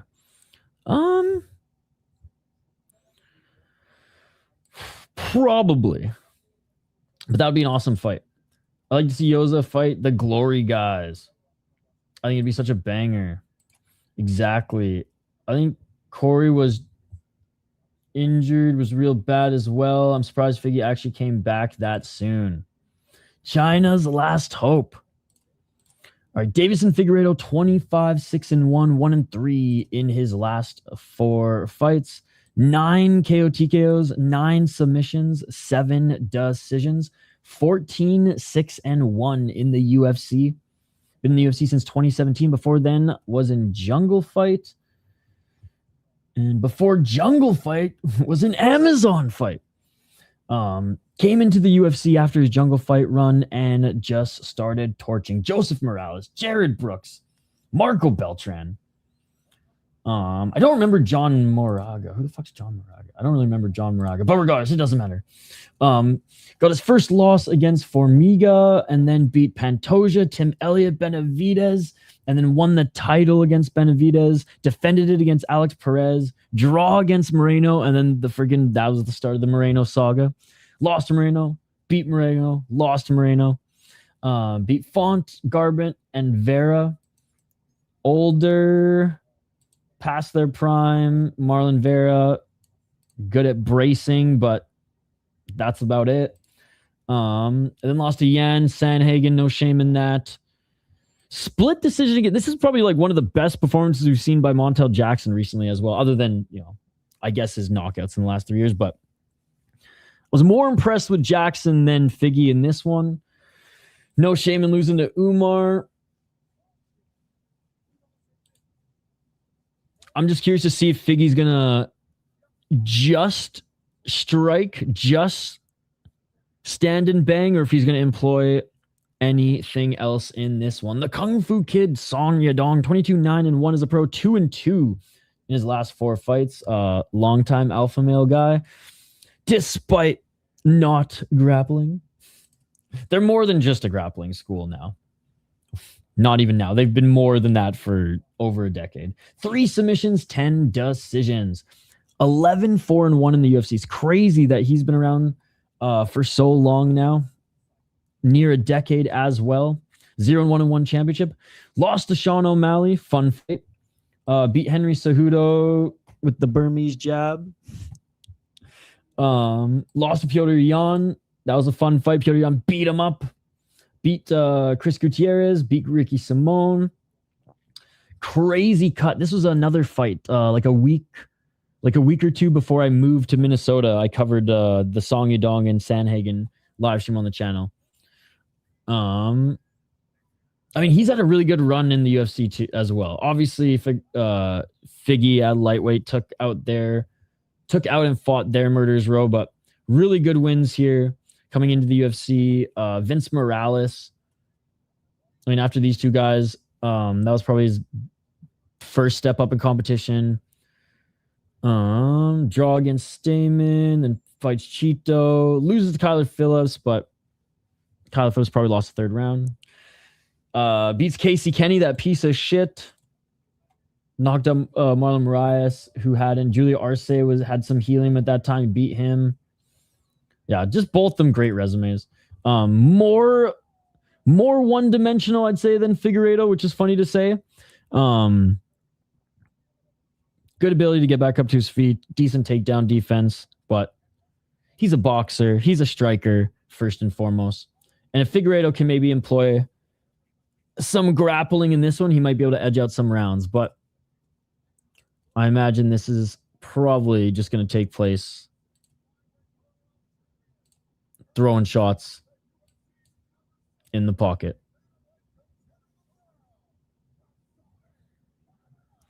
All right, they're being announced right now, chat. Deiveson Figueiredo. God, his run at flyweight, man.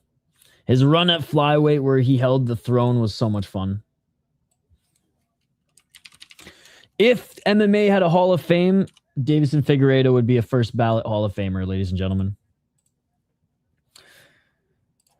I believe the first event I ever watched on your channel was the Ryzen versus Bellator New Year's show headlined by AJ McKee. Yep, he fought Satoshi in that one.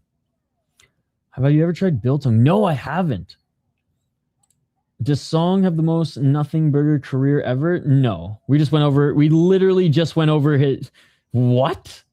We literally just went over his fucking resume. I'm nervous. Who's that 40-year-old retired skateboarder in the back? I'm not sure. Oh, Jesus. We were talking about him earlier, Uriah Faber. Let's go, Figgy. Figgy had a great run. When I first saw him fight, it was against Benavidez, and I was like, yeah, this guy is scary. That was brutal. Hey, sounds good, Wyatt. Yi Jinping just nuked Zhang's credit score after that performance? Lock in. Yeah, I'm not a freak who just refreshes live odds, dude. That shit is so fucked up. Song has always made it competitive with the top guys, though. If he could pull an upset. All right, round one. Get it all.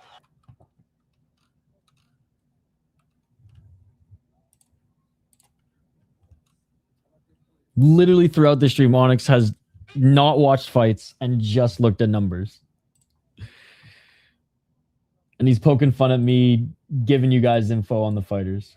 Crazy, man. I gotta start bracing my streams a little bit more. Tighten it up.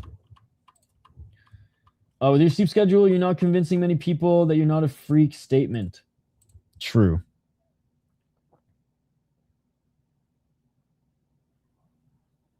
Four minutes. I just don't understand those people, man. I don't understand them.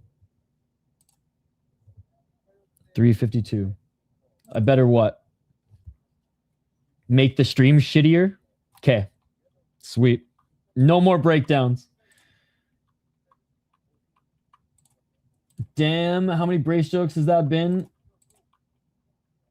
334.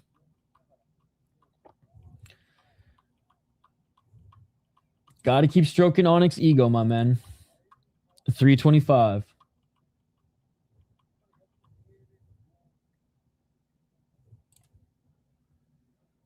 Front kick by Figgy.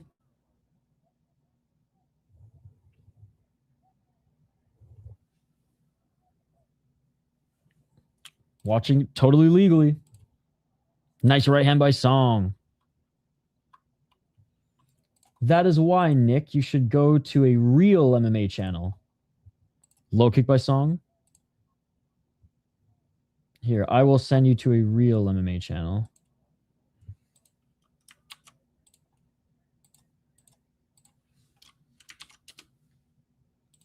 Body kick by Figgy.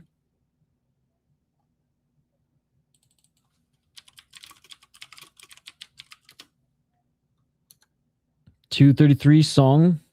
Pressuring forward. Here's another real MMA channel. Oh, nice right hand by Figueiredo. Argan Song wins the decision. Figgy has been inactive on the feet recently.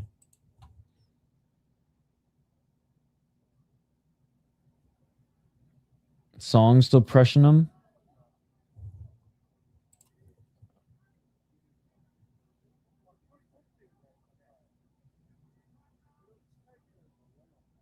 .153. What does that even mean? Aura farming. I keep hearing people say that.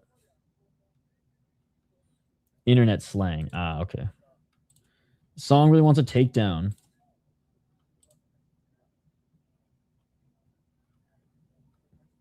Fuck that. This is the best channel. That is incorrect. Nick is smoking crack. 122. Oh. Unable to get the takedown. 116. Low kick by Song.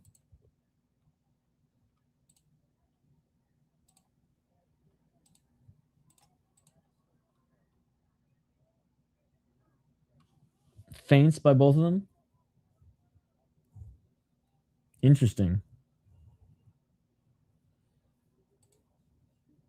I didn't wake up. I just stayed up.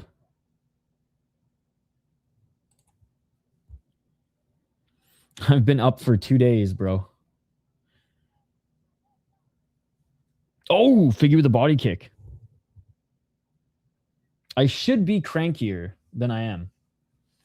Looks like a Figgy round. I like the kicks. Oh! Figgy with a nice shot there. Song falls to his back. More off balance than a flash knockdown, but still hit him and was able to enter his guard.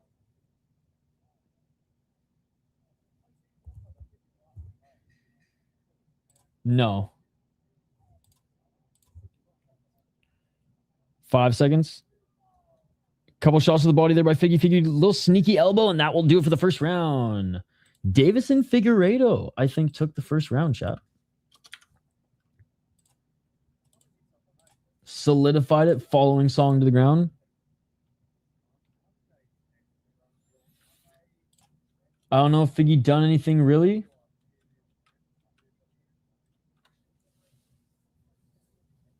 Song didn't do much either.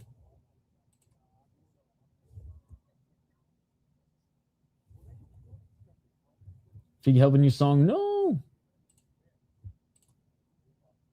I guess Figgy, they said he only recorded one leg kick. I thought he at least threw like 3 good ones there. He didn't crack him, no. Figgy's just better all around. China can't buy a win. Song literally outstruck him, but not by much. Song braced. No, it was more of an off balance. Like he hit him, and it was a good shot, but it wasn't like a flash knockdown. Yeah.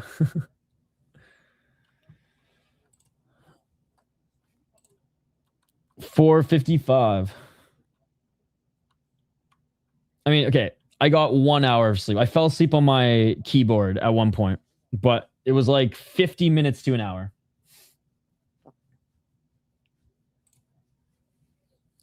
Four minutes and 41 seconds.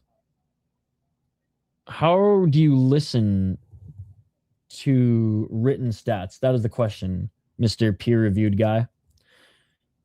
4:30. I literally said Figueiredo won the first round too.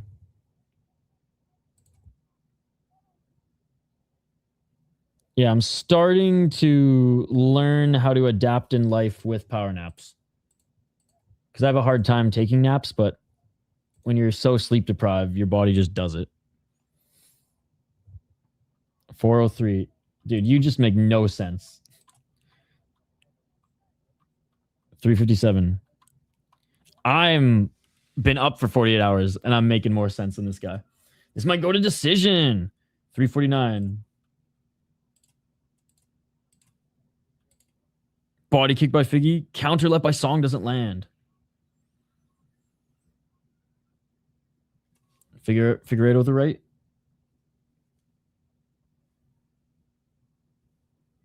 Song late round knockout says Heister. Song hit Figgy with 2 nice punches on the head. Low kick by Song. Those are sneaky too, and they're piling up. I even missed how many Song threw. Skate just sends people asking to see the fight to 11 party. Now it's fucking gold. Dude, that's what he was telling me. That's hilarious. Oh, nice knee by Figgy, but he gets caught. The leg gets caught by Song. Song trying to drag him back to the ground. He does drag him to the ground for a moment, but Figgy back up to his feet. Song holding the leg of Figgy. They each landed an elbow in that exchange. Figueiredo moves to his left. They have a no contest. No wins, but they have a no contest. But yes, this would be worse than the Canadian crash out on that Toronto card, because I think only 2 Canadians won on that Toronto card. Vancouver, they cleaned up, though. Figgy kind of got cracked on the feet. Oh, big right hand by Song.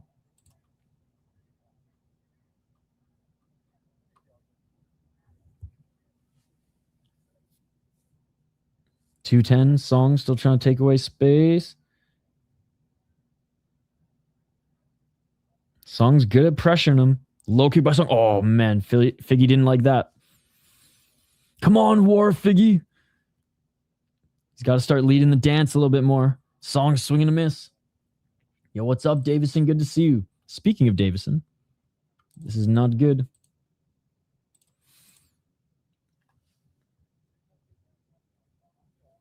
Song just missed with the right. Figgy desperation takedown doesn't get it. Song with the kick almost hit Figgy in the face.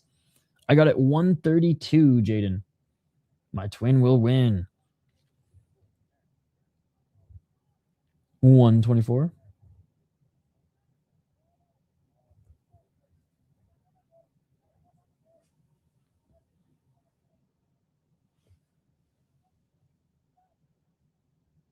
Song still pressuring forward. Figgy misses with the right uppercut. Song throws the right uppercut. Song with the left jab. Low kick by Song.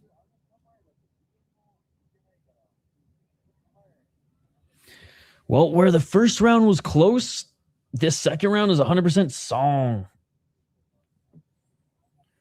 This card's brought great shame to China. 40 seconds.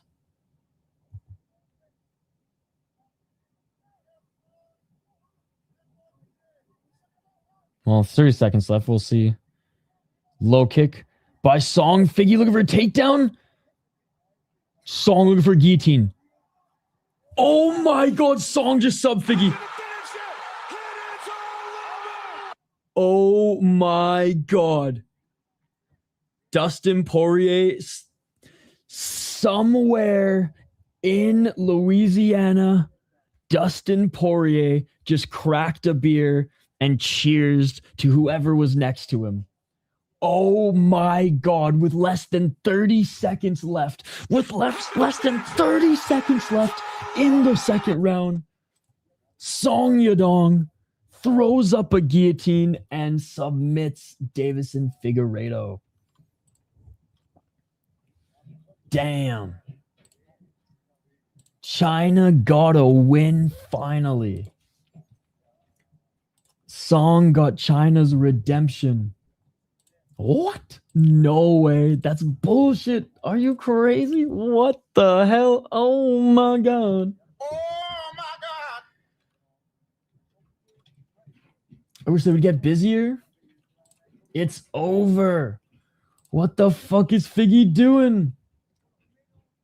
Round 1 and 2 are night and day. 100% plant-based. 100%. Wow. No man, Poirier threw his beer. Good for Song beating a BJJ guy. It's red panty night for whoever bet Song by sub. Ain't that the truth? Dong in 2 called it. Wow. 10,000 plus 10,000 credit score, baby. Put the gloves down, Figgy. How was that rigged? Figgy fell off, man. Father time, bro. I don't care if the decision's rigged. I don't give a fuck if the decision's rigged! Song put that gilly on Figgy. It sucks to see our favorite fighters and those who are so exciting decline. And Figgy's has been a slow decline. It hasn't been as in your face as the BJ Penn, the Tony Ferguson. It's kind of been a slow decline, but he's definitely in it. And Uncle Figgy, bro. That was a tough way to go out. Hey, we will see you for Pancrase, buddy. I'll also be live for Deep, but thank you so much for hanging out. Friday MMA, go get some sleep. I myself now give a fuck if the decision's rigged. Hey, sorry your boy lost, Onyx. I know it's tough. I'm not being facetious or smartass. Like, I know it's tough when you root for a fighter. That's why I try not to get too invested in fandom. But like, if you know fighters, which I know a few of them now, those are always the tough ones. Yeah, at least he didn't get slumped. He just got subbed. Figgy, we lost. Damn. Dude, this card was fucking awesome. I'm pretty critical when it comes to the UFC. They're my 6th or 7th favorite promotion. But this card delivered. I think we all knew that this card was going to deliver. But yeah, it was awesome. It was awesome. It wasn't as one-sided matchups as LFA, but you know, not the craziest matchups for like competitive back and forth fights, but for some stylistic for matchups where the matchmakers knew that stylistically it was going to favor one of the two and thus create a highlight, they did a good job. I don't think it was anywhere near like what LFA did in their Brazil card, but there was definitely some of that here. Like the Luke Boomy Amarin made no sense as far as matchmaking, but that's fine. That's fine. We still got to finish. And I did expect a few more Chinese fighters, at least 2 more Chinese fighters to get a win, but hey. Canadians in Toronto, it doesn't look as bad anymore. Canadians in Toronto doesn't look as bad anymore. All right, I don't even know if I'm making sense anymore, chat. I am tired. I'm going to try to sneak in. I'm going to get some breakfast. I'm going to try to sneak in a nap, and then in 2 hours I have a meeting. But quickly before we hang up the gloves, do some quick housekeeping notes. God, I'm so hungry I can barely talk right now. It's like the adrenaline. It's like my body and mind just like, all right, fight card's over. Time to get nutrients. We stream 30 plus hours of combat sports every single weekend, ladies and gentlemen. So if you dig the vibe of this stream, if you had fun hanging out with our community, subscribe, like, share, do whatever you gotta do. But yeah, a ton of road to UFC coverage this week, and we still got a lot more coming. We've covered UFC, Luke's, LFA, 1 championship, 2 road to UFC cards, and we still got a lot coming up. Later today, we're going to be covering Deep Hamamatsu. After that, we're going to be covering Pancreas. We're going to stay up again all night. And then Sunday, we're covering Fury FC. And Monday at 4 a.m., we're covering Lamino Shuto. I also post crazy stories in the world of mixed martial arts, segments from our membership streams. If there's any of these 4 that I need you guys to go watch, it's this one. I need you to go to any social media, Facebook, Instagram, Twitter. I don't give a fuck. Tag Dave Feldman and BKFC and write the hashtag Free John Dodson. They are holding him hostage. It's fucking disgusting. Fuck BKFC and Dave Feldman for what they're doing to a legend of the sport. I also post prospect highlights. If they have 3 fights or under in the UFC or making their debut, I will post a highlight package of them as well. There we go. There we go. I don't give a fuck. Yadong's better than I thought. Surprised me in both his last fights. Hey, cheers, Onyx. Thank you so much for hanging out and staying with us this whole stream. I even gave Onyx the links to the better channels and he decided to stay. Sleep before you get loopy, my dog. Hard to sleep when the sun's out. That's true. That's true. Hey, Jaden, it's good to see you as well, man. It's been a while. The rattiest submission I've ever seen. I missed the fight, but apparently Loma showed 3 takedowns versus BJJ armbar expert with no wrestling or striking. Exactly that. Silly Gilly. Next week, Bomb Film will school Bilal, mark my words. Figgy versus Howney battled the crafty Brazilian Unksy. Howney Barcelos kills him. Hey, foul one, thank you. It's great to see you again. We haven't seen you in a while. Gotta go mow the lawn. Hey, enjoy the sun, my man.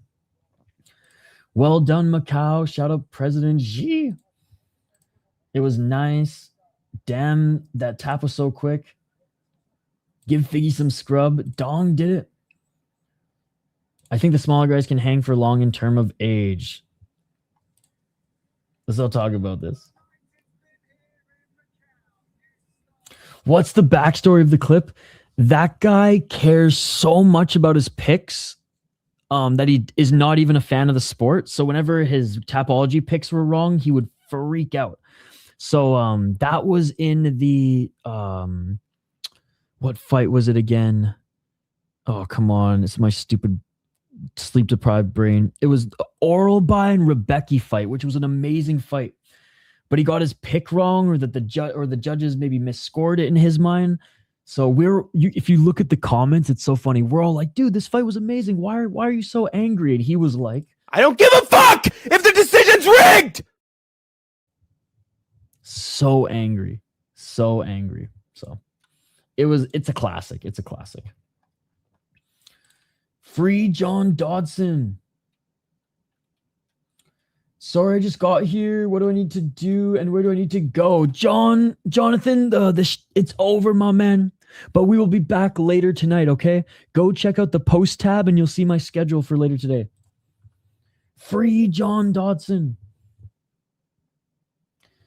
Watch the video. He signed an exclusive contract. And now they're holding him hostage. Hey, check out the video and let me know your thoughts in the comments below. I'll see you guys in a few hours. Smash that like button and subscribe. Get some sleep. Get some rest. Thank you to everyone who joined us again. Thank you to everybody who donated. I appreciate you all. Hole and Dan Sock donated $12 this stream. So thank you, Hole and Dan Sock. Thank you, In the Granite. And thank you, Fried MMA. You guys are awesome. Not even having money on the line, and he's that pissed. Hopefully he doesn't get into gambling. Exactly that. Exactly that. All right, guys. We'll see you for Deep in Pancrase later. Enjoy your Saturday. I'm out of here. Just because you get more picks right doesn't mean you're better at predictions than me. Yeah.